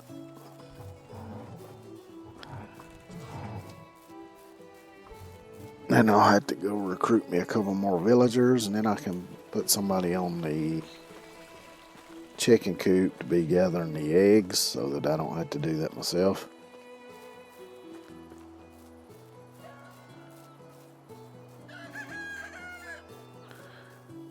And I have to figure something for the other person to do. Of course, I don't necessarily have to get 2 right away. I can get 1, move them in, and then find them a companion later. Cheep, cheep, cheep.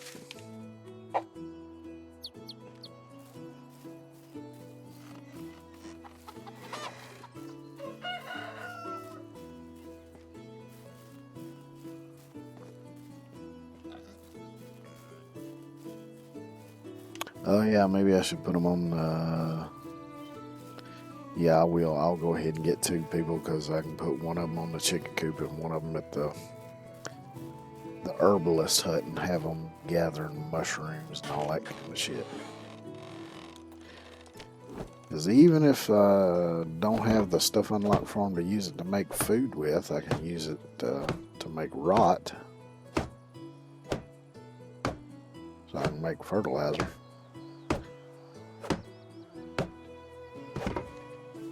That might help keep things going until the hogs are big enough to start gathering their manure.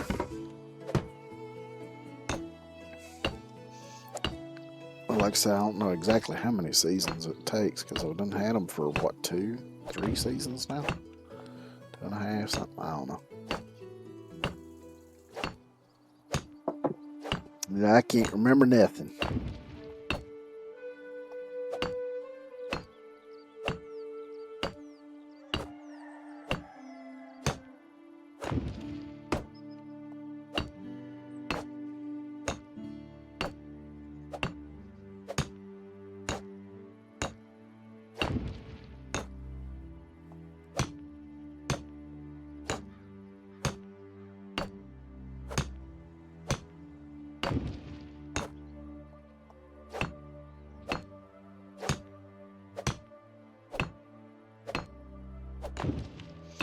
But I'm definitely glad that they left in the option to change each wall and stuff individually instead of only doing the pre-built homes.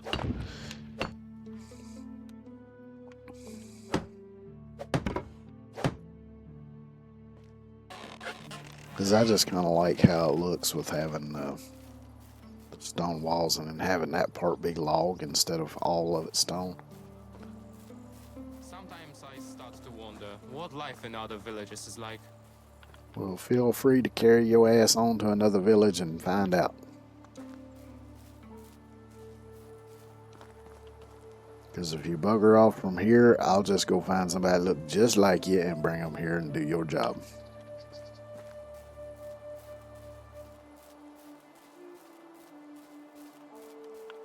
Yeah, she left the fire burning again. Gonna end up burning my damn village down.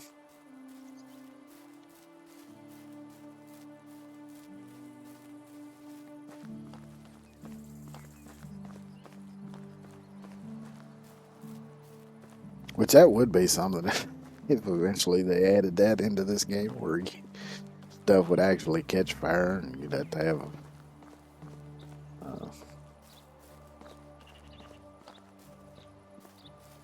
the villagers going with buckets of water to put the fire out and all that shit.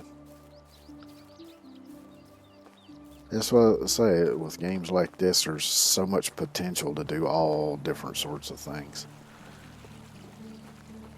It's really the only limiting factors is, you know, the technology and the ability to program things in.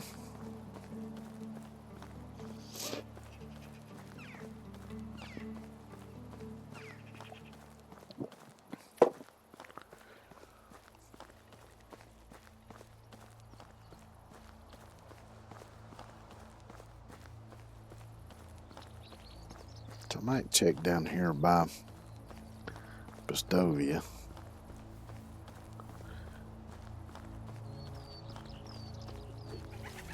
Because a lot of times the travelers near the towns that you can recruit your villagers from, I think they reset every season as well. Though I could be mistaken about that.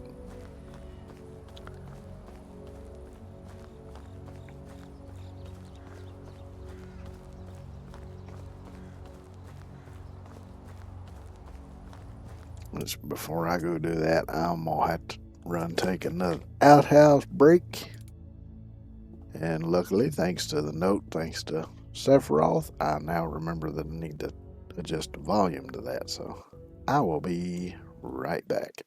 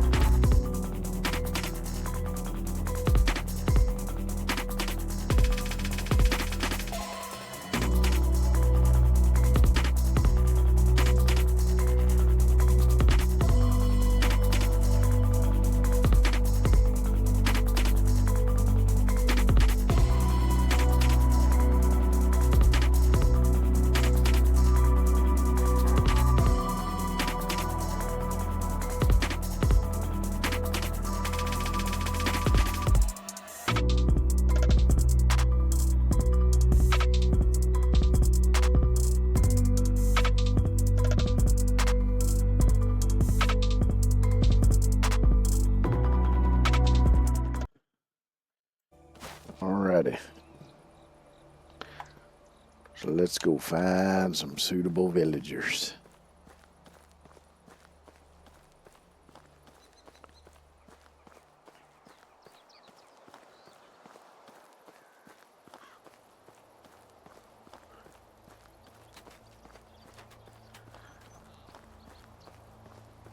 I gotta remember, anytime I'm building this stuff, I'm gonna have to pay taxes on it too.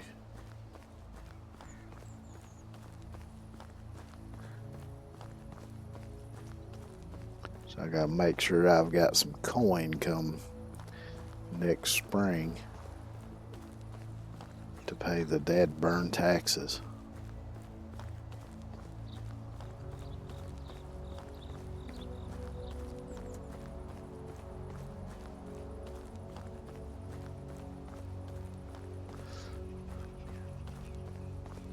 So I can imagine that's going to get really expensive as the village keeps getting bigger.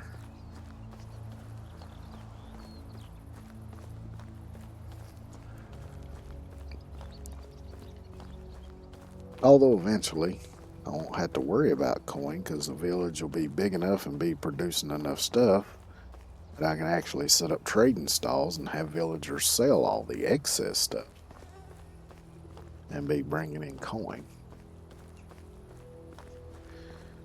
But that's still a pretty good ways off from where I'm at right now.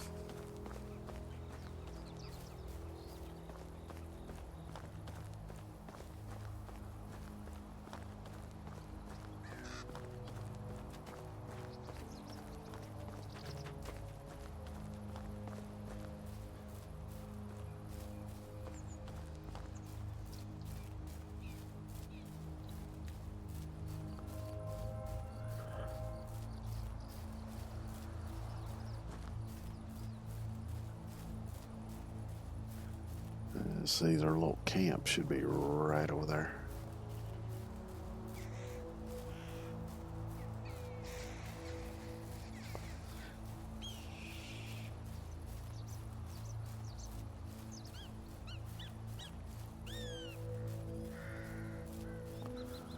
I love all the critter sounds that they've got in this game too. Just strolling along, you hear all sorts of critters yapping, making all kind There's of racket. something hypnotizing about that fire. Oh, it's you again. Take care. How is life treating you? Have a nice day. Hello there. Have a good day. Hello there. Take care. There's no fellers over here though.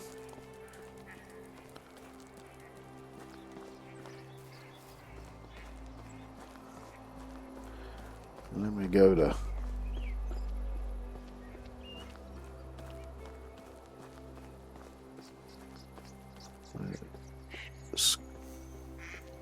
Skulkia, whatever it is, Skulkia. I'm just gonna call it that.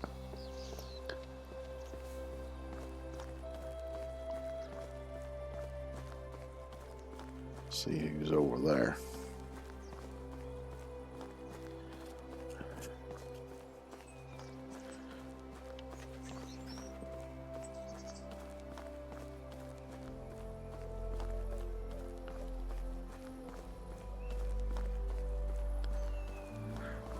Because there have been times when I've had to go to like one village, recruit somebody, and then to find somebody that would be compatible with them, I'd have to go to another village and get somebody. That does happen sometimes. A lot of walking.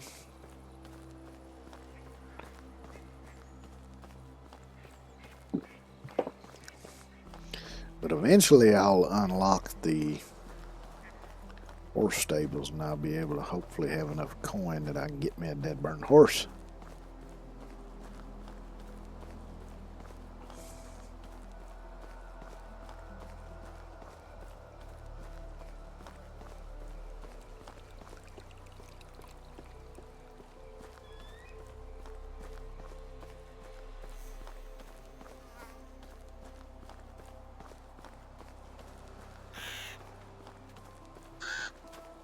Oh, since the seasons change, I might check to see if that woman in Piastovia might have some thick gloves in her inventory now to sell.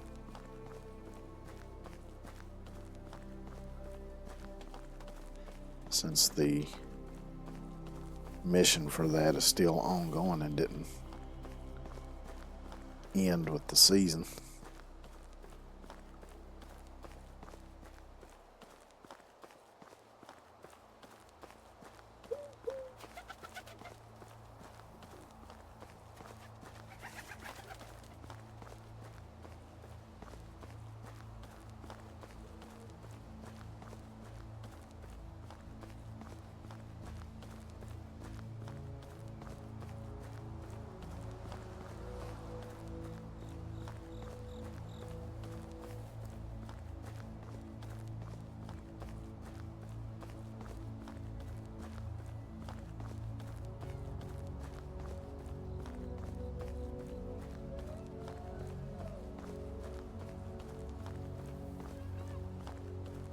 But now with those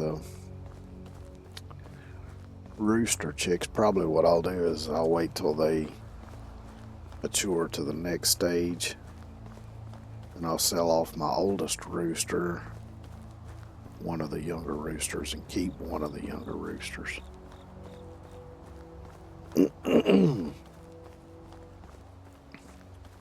Which eventually I'll do that with the pigs once they mature and start making little baby pigs.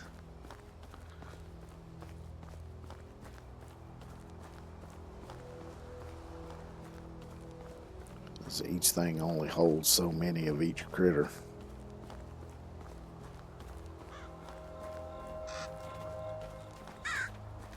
But you remember when I was playing Ranch Simulator, I was having a bit of problem with the chickens. Apparently that's a problem with any of the chicken coops, is that they just randomly die. So, no. Oh, I'm going the wrong fucking way. I got to go over here.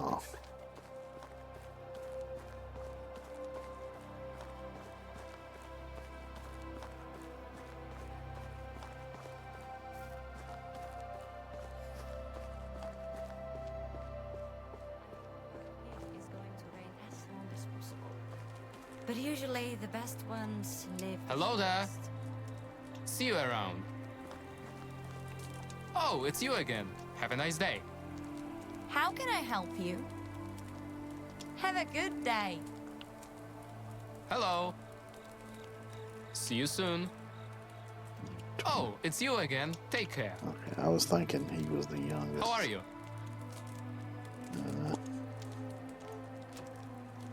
I'll grab you, and then I'll go back to Piastovia and grab one of the women from over there that's close to his age. Because if you want your villagers to get married and make kids, they have to be within, I think, just a couple of years, 2 or 3 years of each other, I think. I read it somewhere now. I forget exactly how many years difference.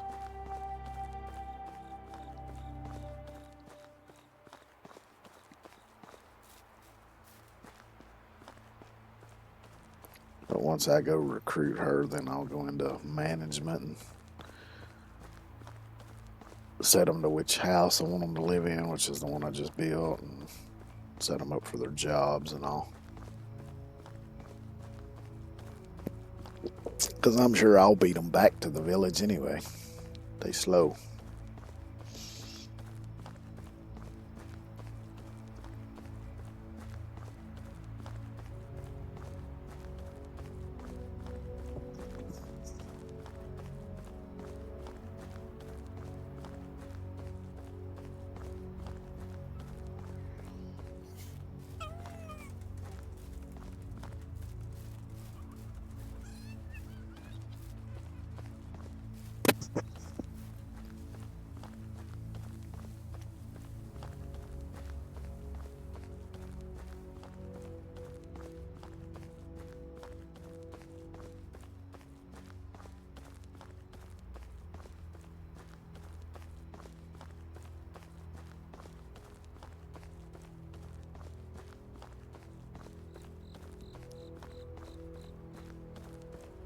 Which chicory is something I've been wanting to. It's a stick.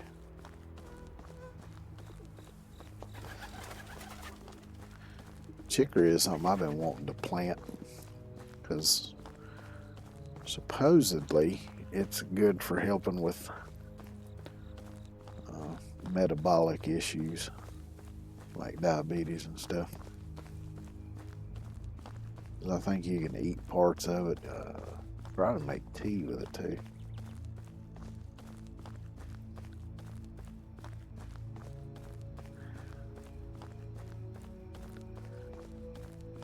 Because if I remember right, it's closely related to dandelion. And dandelion, supposedly every single part of it's edible. And I know I heard of like people from my grandparents' generation and older. I've heard of them making dandelion wine. I've never seen it done or had any myself, which I'm not really a partaker in the alcoholic beverages.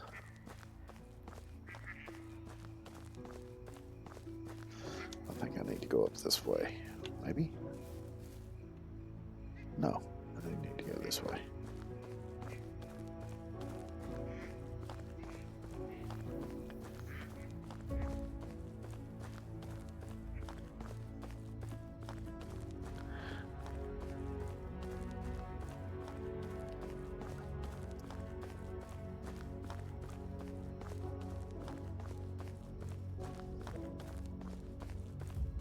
Though I have used dandelion leaves in salads before.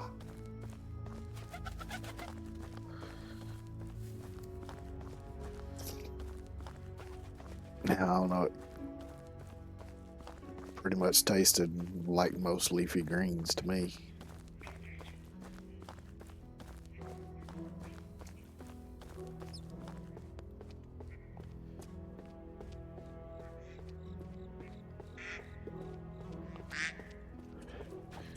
Which it's funny because I used to see them all over my yard, but it's been a while since I've seen any.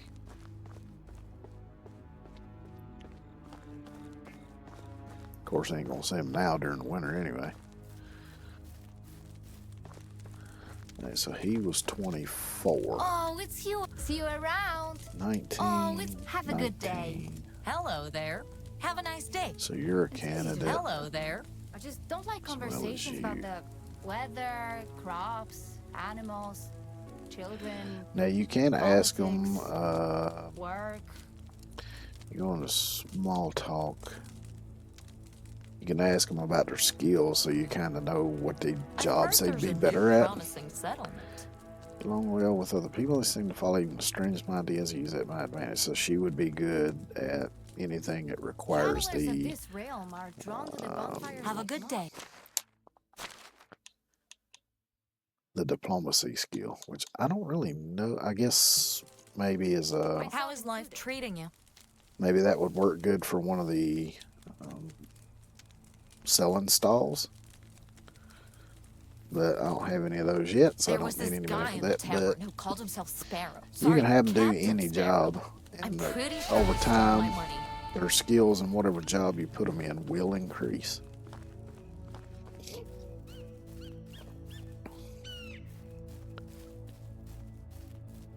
But I guess if he was trying to maximize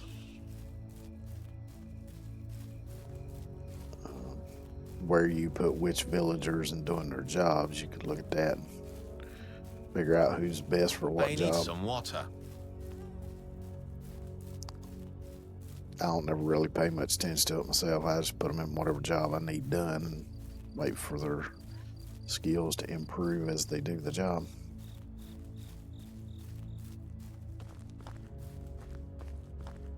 Oh, actually, I need. Yeah, I got the wash tub next to the house. I can just do it there. I was gonna walk back down there to the river to wash the stink off and drink, but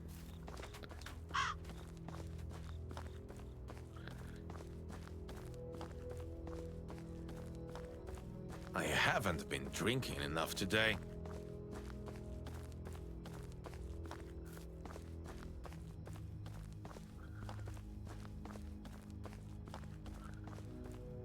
I'll get back over here and drink wash off, and then I'll go in the menu and get everything set up for them two that I just recruited. Hopefully they don't add too much of a drain onto the food situation, since I've got that squared away now.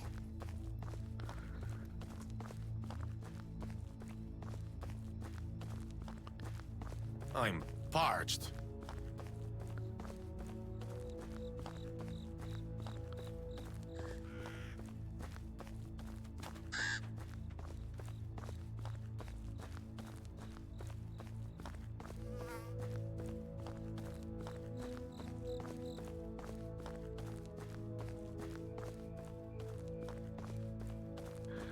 Oh yeah, I just happened to think that quest down there in the fishing village, that should be done now too. I need to go down there and check. I need to drink something.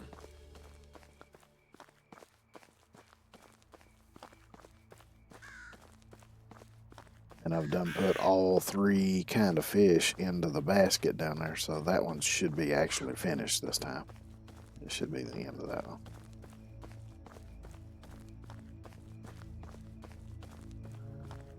And there might be some new ones, I don't know. But since I've got I need some water. these open ones, they may not be no new ones for those villages.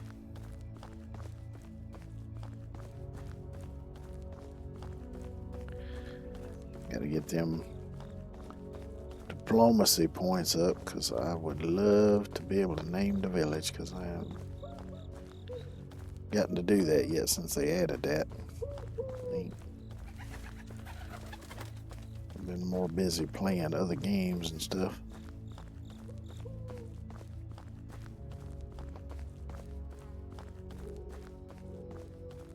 I could really do with a drink. Yeah, you'll get you one here in a minute. Just keep your britches on.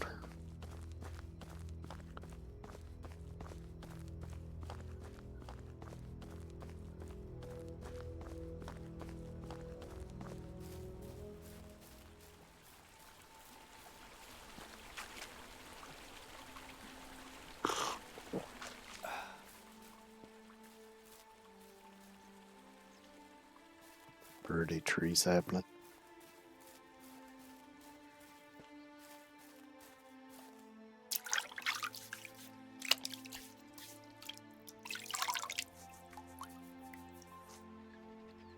I always wanted to get me some of those, I believe it's Kwanzan cherry trees. And plant a couple of them in the yard, because those things are beautiful. And then they start dropping all of their petals and stuff. It's just, they are pretty.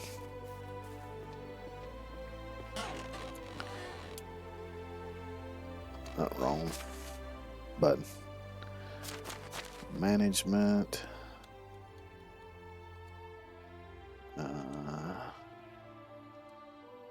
Put you there. And Edita, whatever. You go there.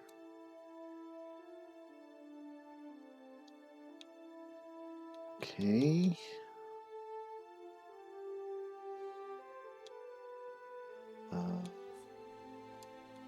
Animal husbandry, hen house.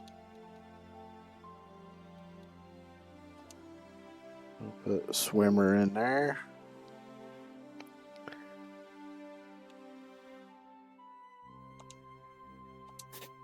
Collecting eggs.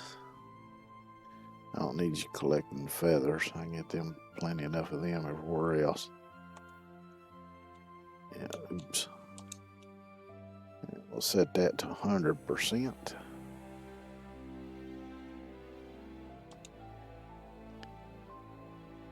And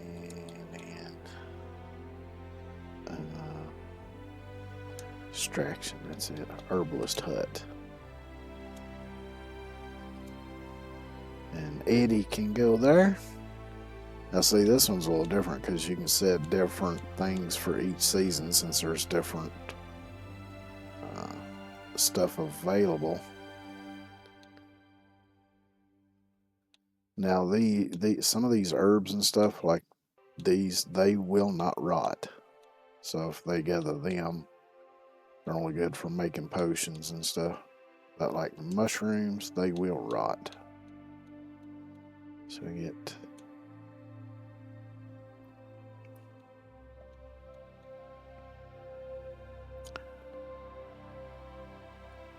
and you can't have them gather the unripe berries. You have to do that yourself if you're going to gather those.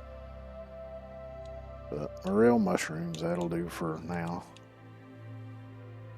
I can set that to 100. So that's 55 mushrooms a day. That's quite a bit.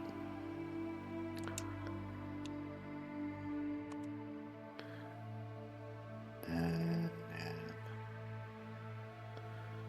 summer, let's see, let's have them gather berries.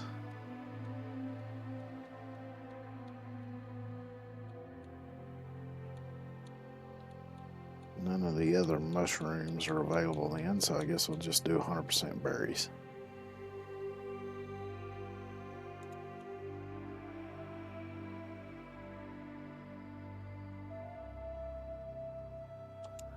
Confirm.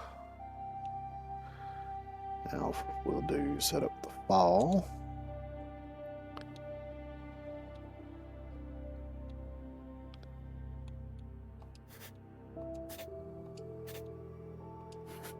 And grab all of the mushrooms.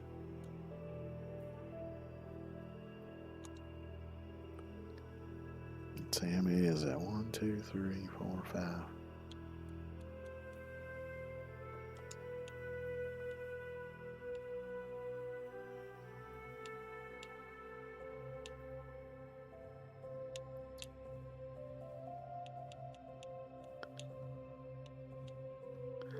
I'll start with doing 15 on each one and see.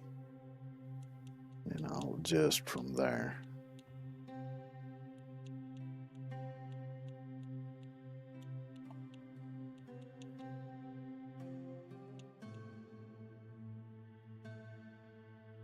So it looks like all of them's the same except for this one, which is a bit more. So I'm gonna jack that one up. Because I'm mainly going to be using all of it to make rot anyway for the time being. Because I don't really use the potions. Hardly ever. So. And in winter, I don't think there's a damn thing. Except for making potions. Or dyes.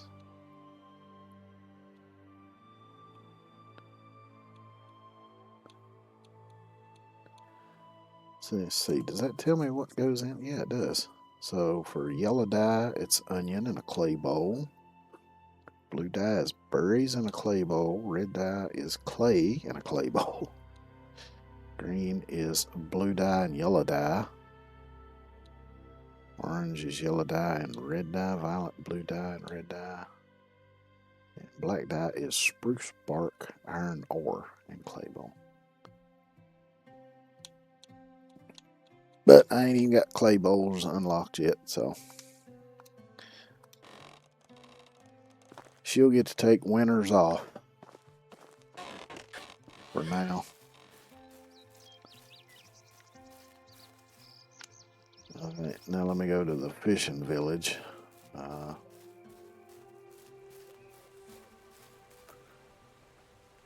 Wrong freaking menu again.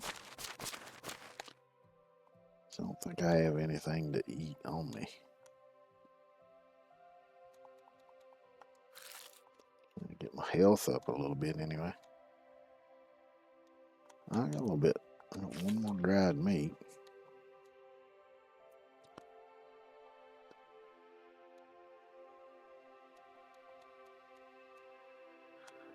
Let's see. What do I got? I never did process that rye I gathered. I need to do that. I got 3 flour on me. Let me go make some more flatbread. It might do enough to fill me up for the time being anyway.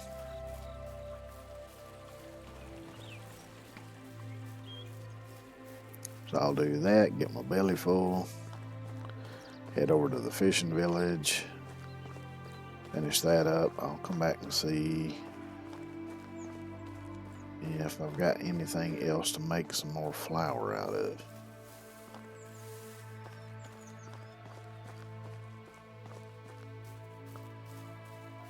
And process that rye.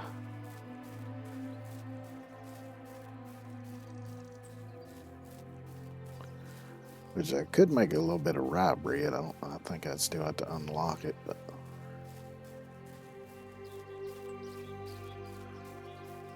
I was planning all along on using that for animal feed. Where the hell am I going?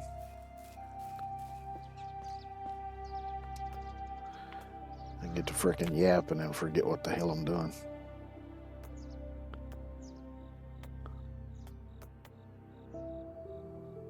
So it takes flour, rye grain. Yeah, it takes too much stuff. I ain't gonna worry about that. We just do flatbread. Flatbread won't fill me up like the rye bread will, but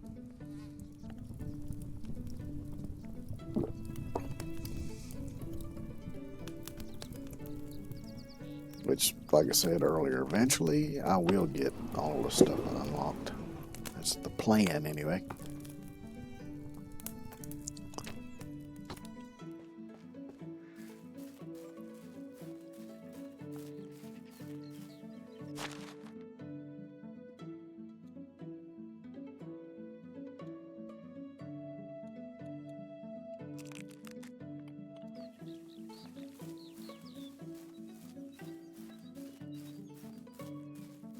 So now I'll head to Astoria and finish off the whatever the name of that thing is. One where I was putting the fish in the basket.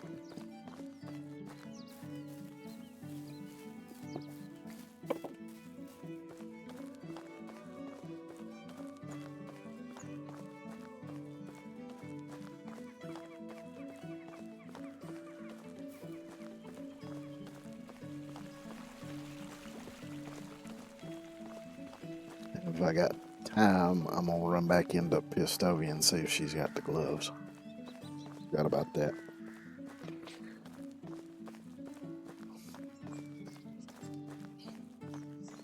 Always so much to do when you're trying to run a medieval village.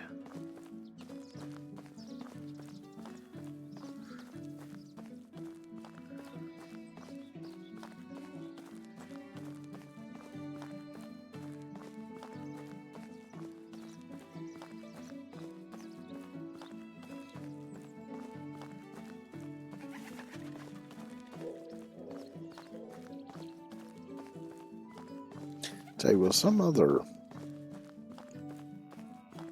medieval game, something along the lines of this that somebody recommended to me here a while back, and I need to look at, but I forget what it was. I might have it on my wish list on Steam, I don't know. Because sometimes if somebody recommends me a game, I'll go on Steam and just put it on my wish list, at least until I get a look at it to see if it's something I actually would want to play or not. And if it turns out that it's not, then I'll just take it off. But that way I have it on there to kind of remind me.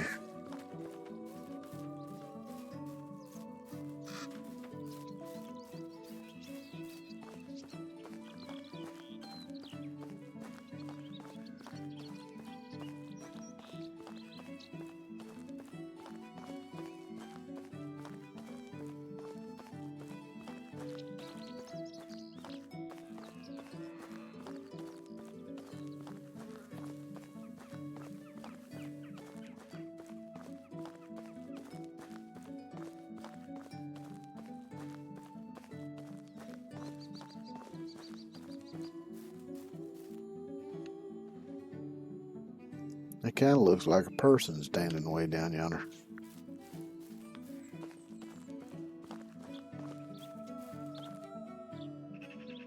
Guess that's just a little tree sapling.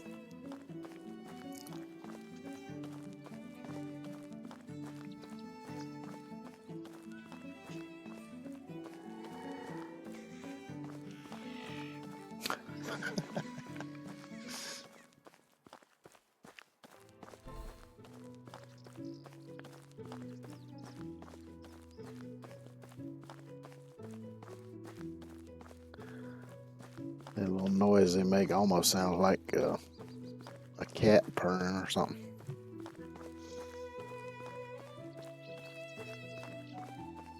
Sometimes I miss having a cat.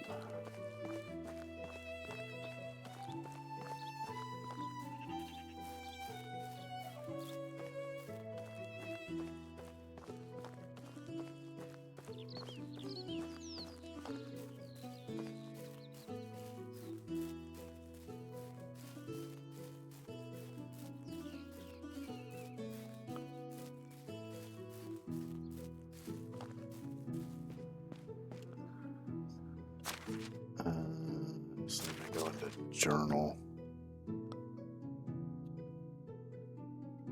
Yeah, this one is the one.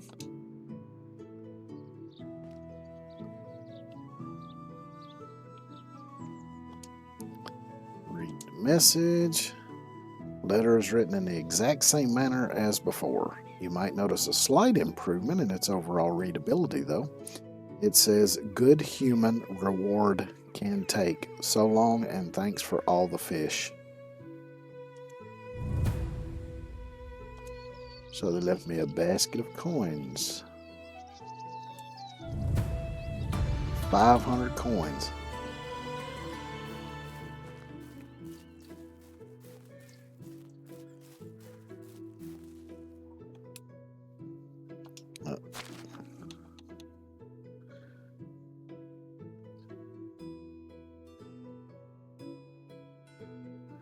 I noticed that's on the map. That's the brighter yellow. So I don't know if it's.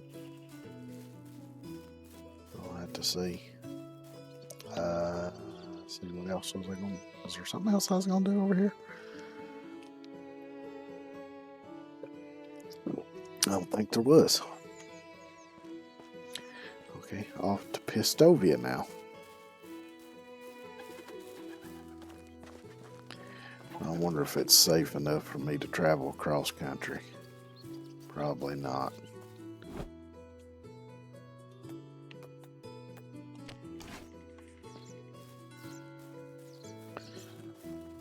Because I'm pretty sure there's some Wissants up here on this hill somewhere.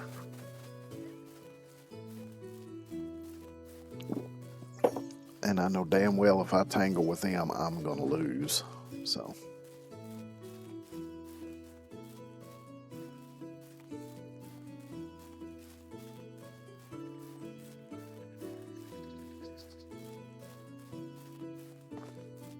That's where I cut all them trees earlier.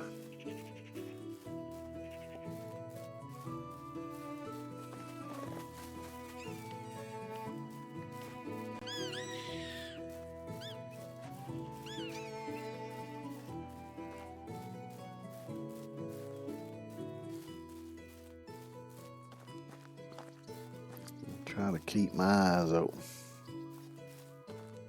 for any non-friendly critters that might be lurking around.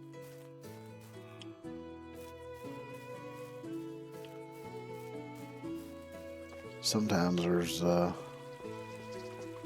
overturned cart there that you can loot, but I see it there now. That's a pretty little area. Just imagine having you a nice little house right there. Be pretty. I've always wanted a house near water. Whether it be river, creek, stream, something.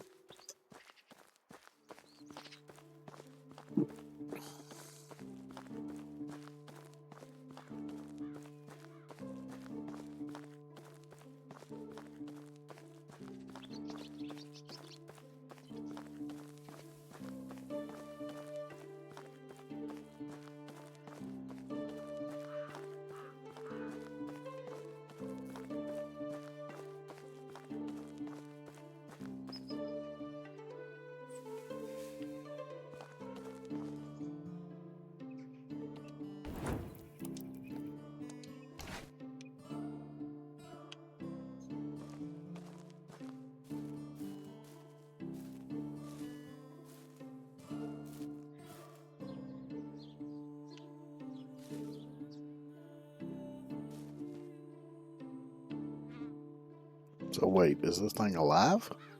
No, it says skin. Okay.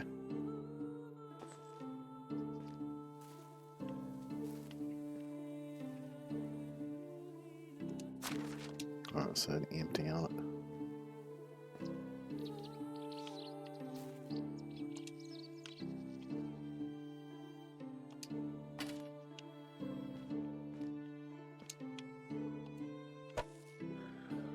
Yep. You got ambushed by bandits, it looks like.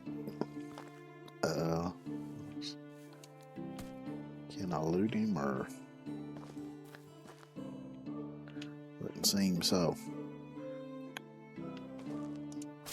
Nope, that's it, empty.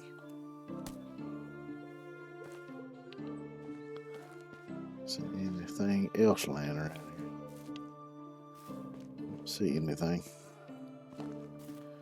Which, if he got ambushed by bandits, it makes sense that everything's empty because they would have taken everything.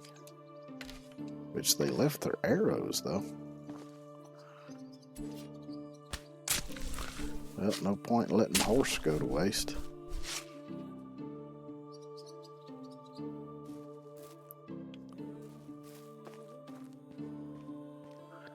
Oh, here's some more stuff down here. Another plank. Has that got anything in it? Oh, it does. A bronze hammer, nice. 186 coin. Some oat beer. I don't know if that's another plank I can pick up or if it's just like a little board that's just there to be there. I don't know. It's plank. And here's another one.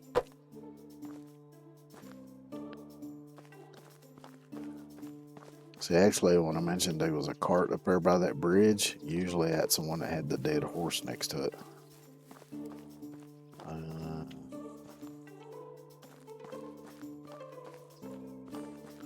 Yeah. Kind of got a little turned around there for a second. Just trying to figure out which direction I should be going in.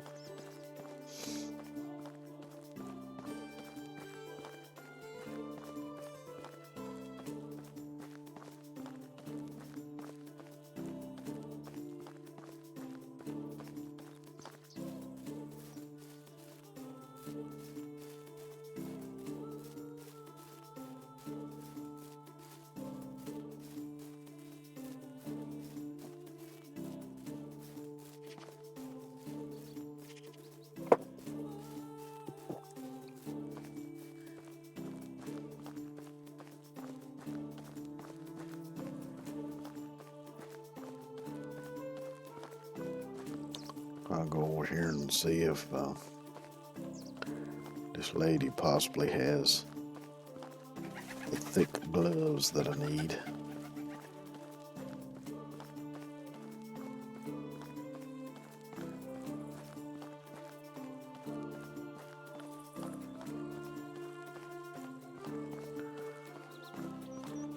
I highly doubt that I've made enough stuff to get up to the 750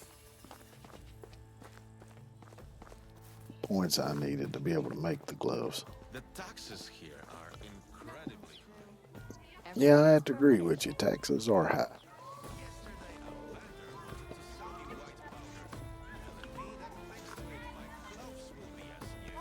There she is. How have you been?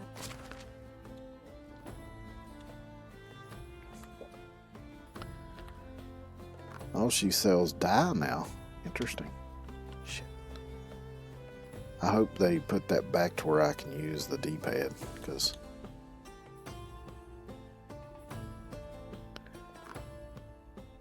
see, that's the problem I always have in SnowRunner as well, because of the sensitivity of it when I'm steering. Sometimes I'll zoom in and out not meaning to.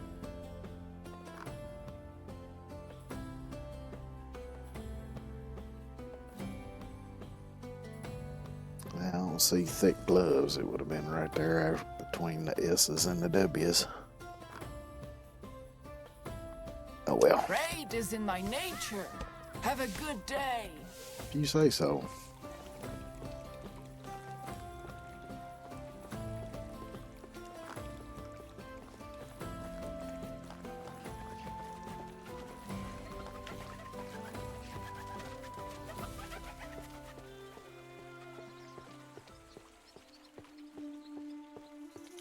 Y'all look around up there around the town. There might be. I don't know if it'd be anybody to sell it, but I might find a pair somewhere.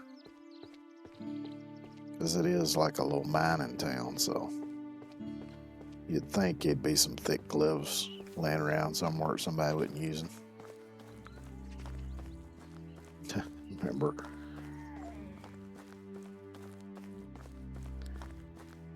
many years ago, a friend of mine, he's an older feller, he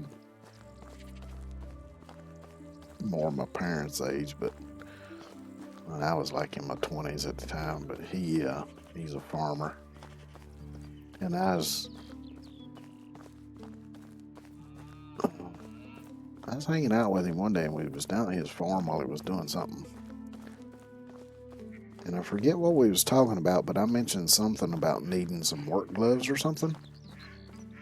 He pulls out this damn big giant trash bag full of leather gloves, and the good kind too, the kind that's made out of that baseball leather like stuff. And he said, "Here, grab you a few pairs." Of course I did. But ever since he gave me them gloves, I've been hooked on them kind of gloves, because man, those things are nice.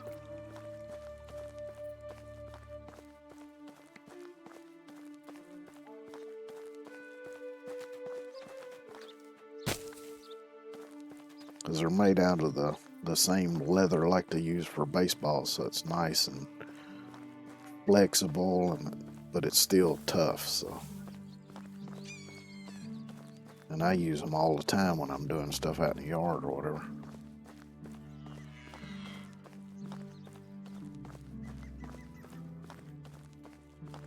They can be a little bit hard to keep clean though, and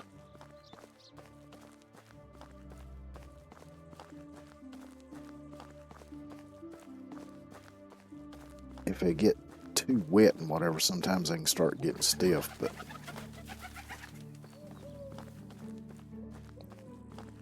which I never tried to do it, but I imagine you could use something like saddle soap or something like that and maybe soften them back up. I never tried it. I just bought a new pair.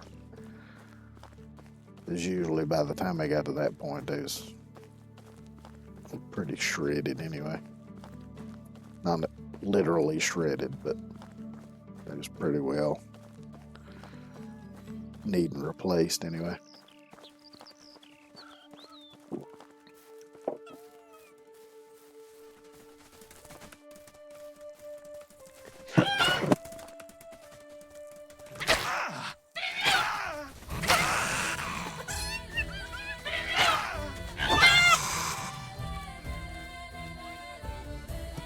Shit, right when I had to sneeze, that son of a bitch starts biting my ankles. And I couldn't do nothing because I was hard sneezing. Oh, goodness. It's alright.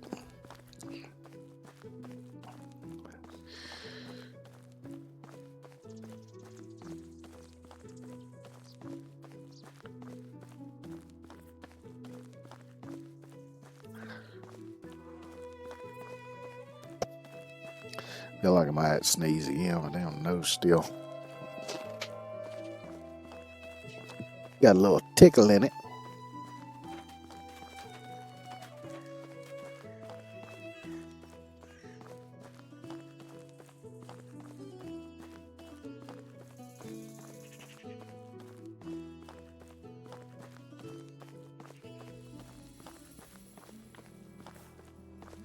Have you seen any bandits in the area? No, can't say that I have.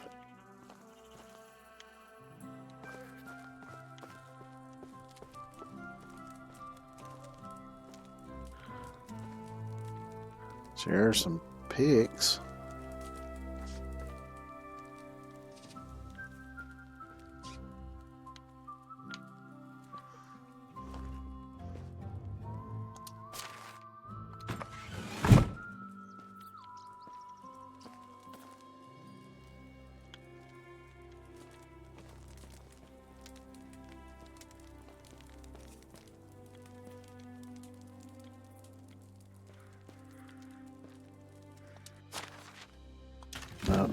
no gloves.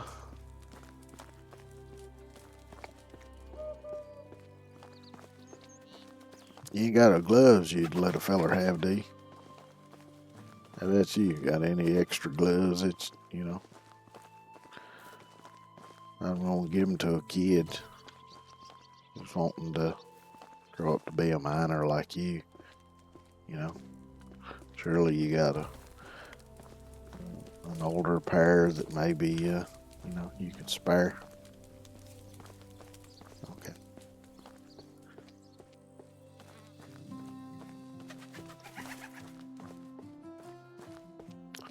Yeah, let me go over here and talk to him, just see what happens.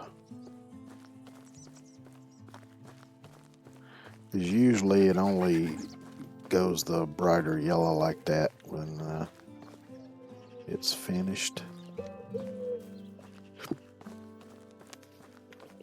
No, I gotta go up the hill, don't I? Excuse me.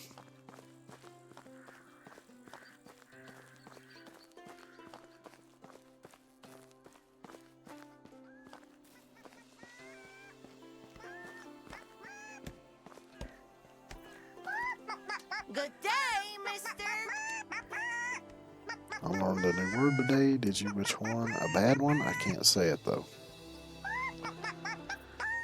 You're a smart kid then. Bad words make our mouths dirty. Come on, you can tell me I won't rat you out. Are you sure? I'm sure. Okay, it's whatever that's supposed to be. Where in the world have you heard it? Never say that again. Never. Goodbye. So, yeah. Still need to get my hands on them gloves.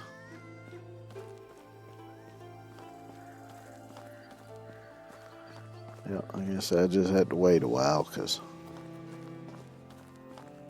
apparently thick gloves is like hen's teeth. Extremely rare.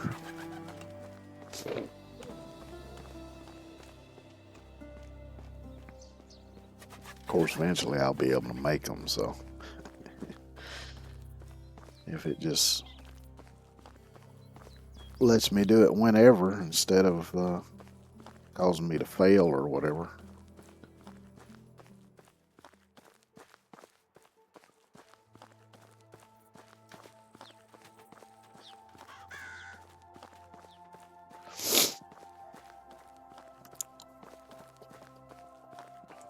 To actually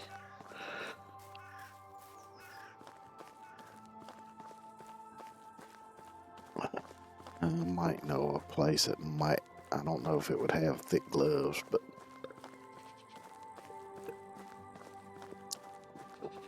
only problem is I think a pack of wolves hangs around there. Because there's a little cave not too far from the village that at least before the last couple of updates there was something inside of that cave.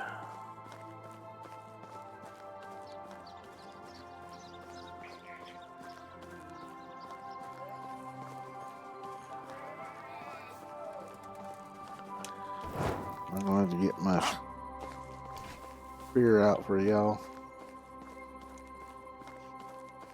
I guess I could be looking for broadleaf plantain as I go along because my damn health is low.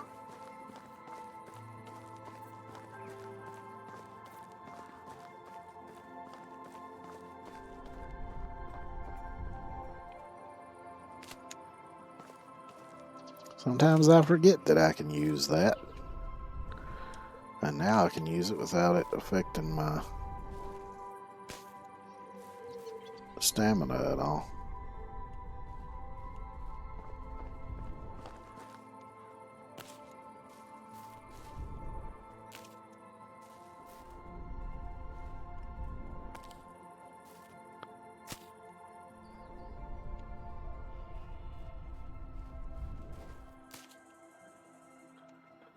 It's only deer over here, so I should be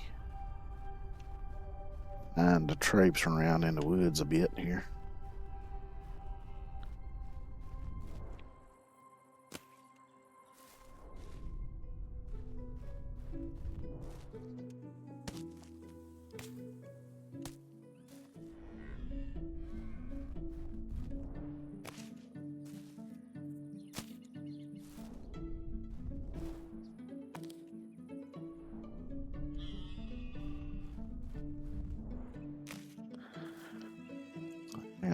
15, so let's see how far that takes me.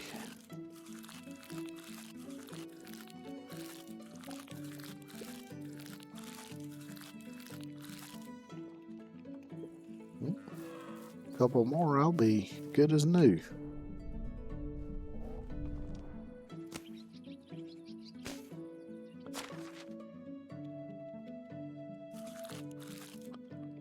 Just like so.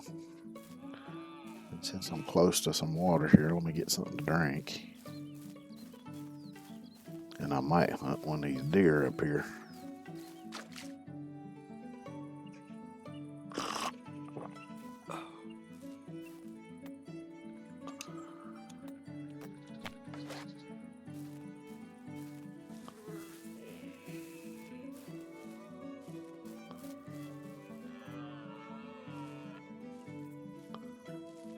Let's try to be a little sneaky. Although, honestly, I haven't really noticed a whole hell of a lot of difference in how close you can get to them, whether you're sneaking or not.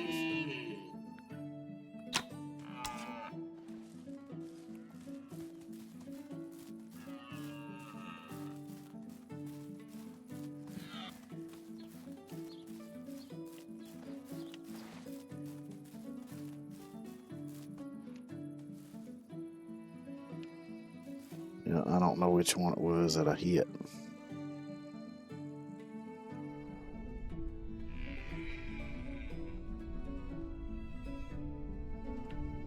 And I don't have that perk.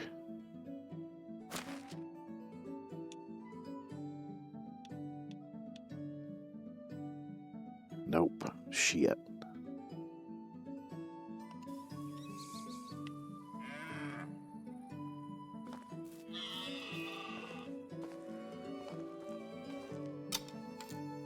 Yep. Failed that time, so let's try again.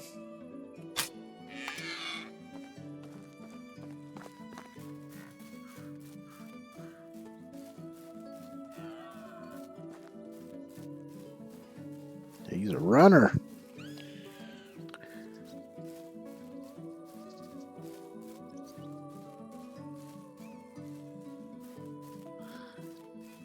Getting to the water is going to force him to circle back this way.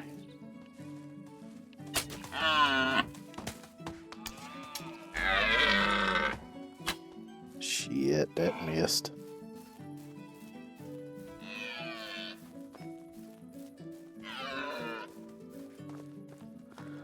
That one stuck in him though, so.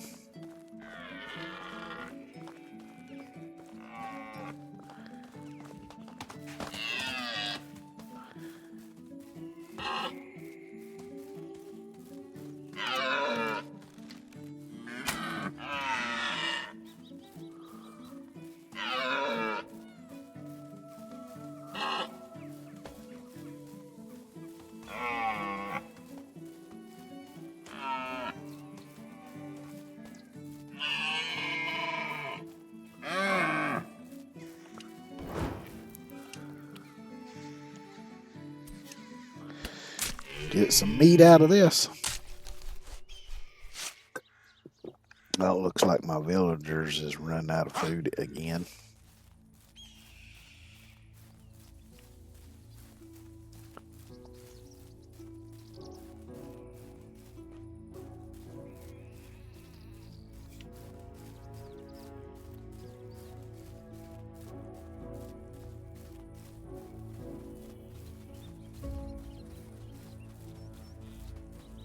I guess I could, well, no, it's getting dark, so the traders are probably going to be gone by the time I get there.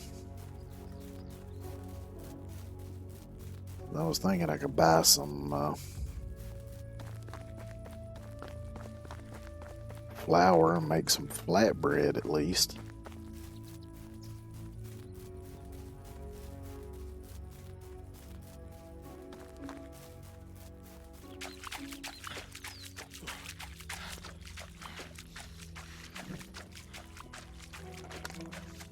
But they're all going to be home in bed by the time I get there, so I might not be able to do that. Of course, I might be able to get something to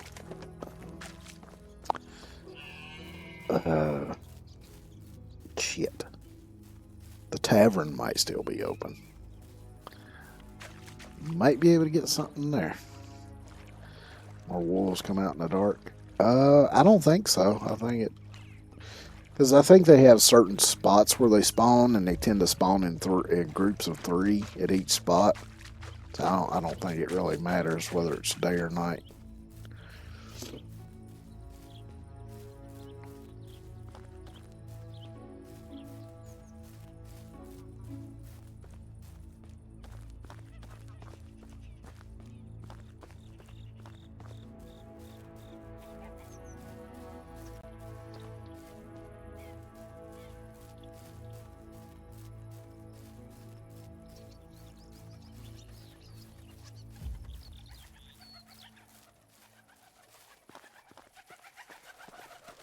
Damn pigeons making all that racket.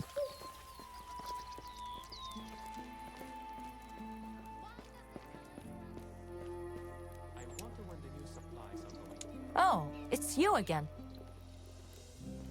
Have a nice day. Okay, where's the... You're so handsome. Why don't you have a wife? Because I ain't even been looking for one. Where's the damn feller that runs this place? That's not him. That's the... You don't need to preen yourself. The fact that you did something for the king doesn't mean you're better than the hiding rest. out back here. There Oh, he it's is. you. I don't need none of your wines or juices. Do you have me some flour, maybe? No. Oh, shit.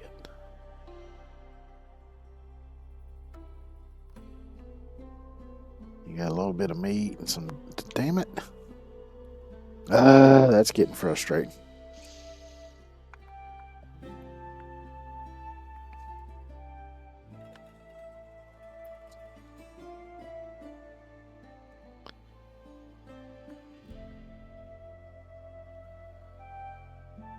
Well, I guess buy the meat. Wants to see my wares? Nope. So Come long. here and share all your troubles. I'm great at pretending to care. I don't think you're supposed to say that part out loud there.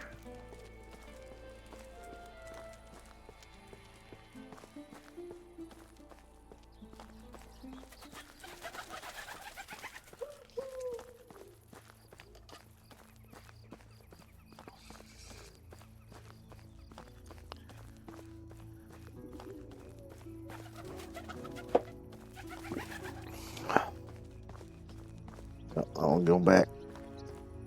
I'll dry the meat that I got, throw all that in the food storage. Well, after I eat a little bit myself, because I'm getting hungry too, according to the meter there.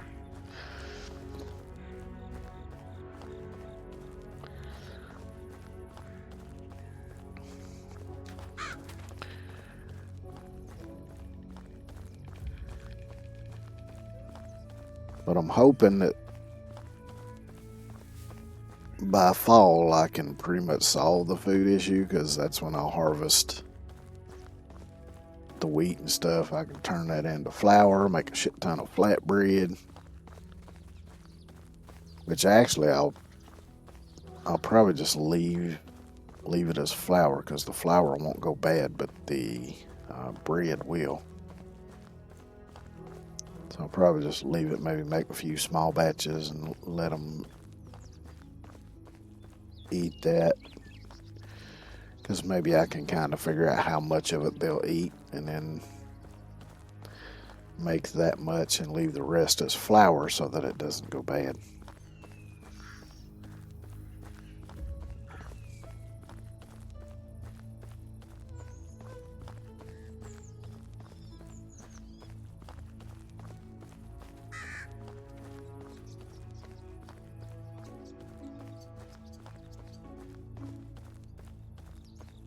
Pretty night sky.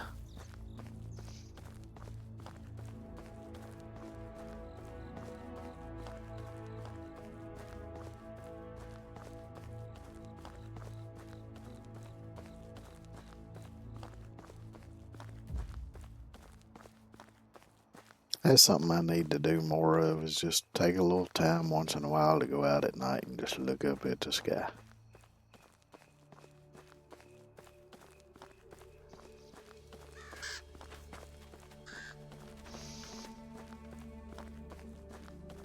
Because last time I did it was months ago when I took some stuff out in the backyard to burn in my burn barrel.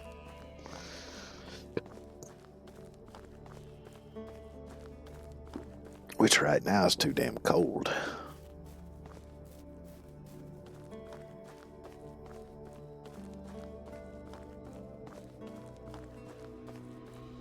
Because I got another box of stuff that I need to burn. Because anytime I get stuff that's got like personal information on it and stuff, like mail or like all the paperwork that comes with my meds and things like that, I always burn it rather than put it in the trash.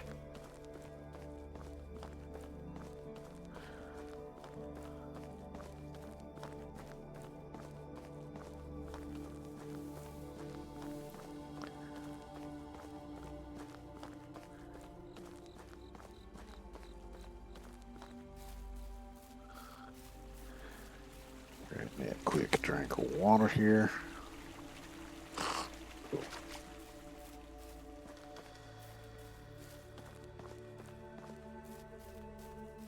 I'll head to the hunting cabin. We'll get the meat dried. Boy, if jerky was really this quick and easy to make.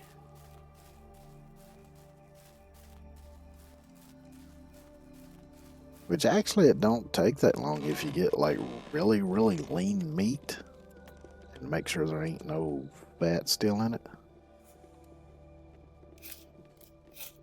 And it really don't take that long.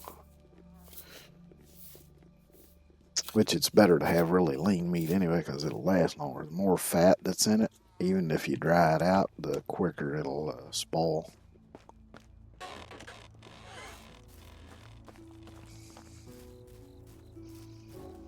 Because I remember I made some one time and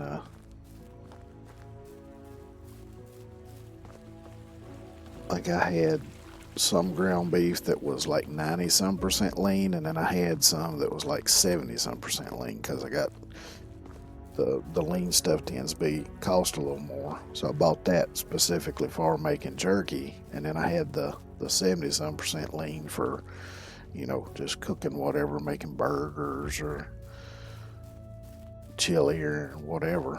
And I grabbed the wrong one out and made the jerky out of it. And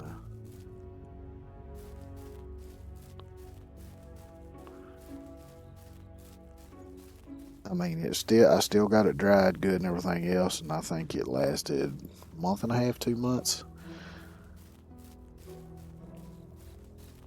Which is actually kind of unusual because most time it don't last hardly a week and I done eat it.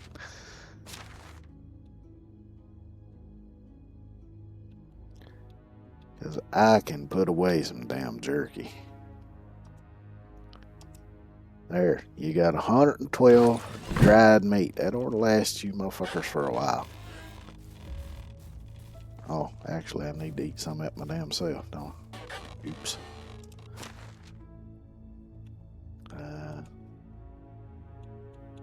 I'll take 10 of that back. Leave y'all 100.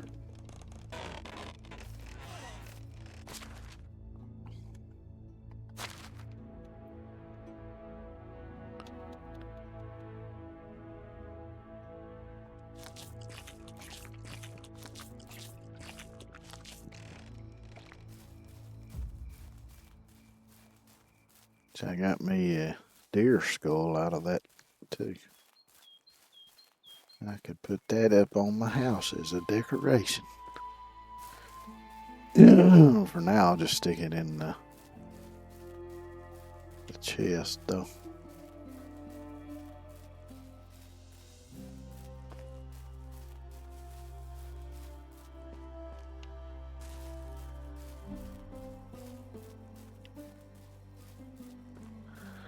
which in another couple seasons, I think those trees will be mature. So by next year, I might be able to get fruit off of them.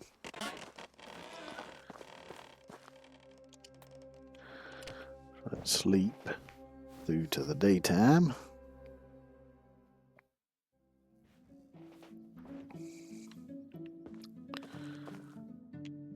Let's see, let me put that deer skull in my storage chest here. Oh, I've got 2 flatbread left. I thought I'd eaten all my flatbread. Oh well.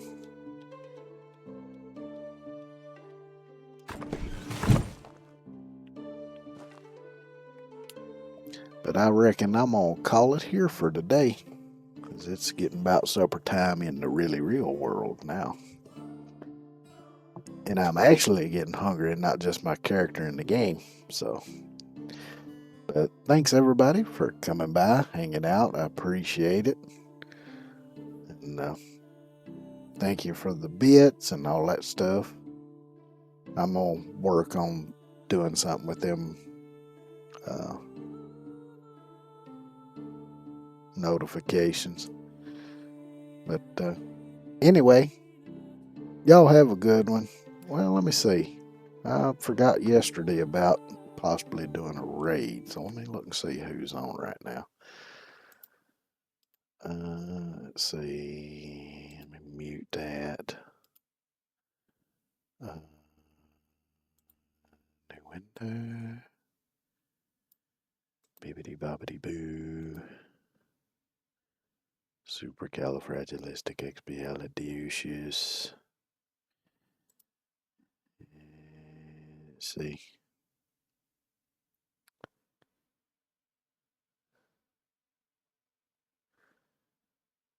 There's a couple people on here, but the games are playing or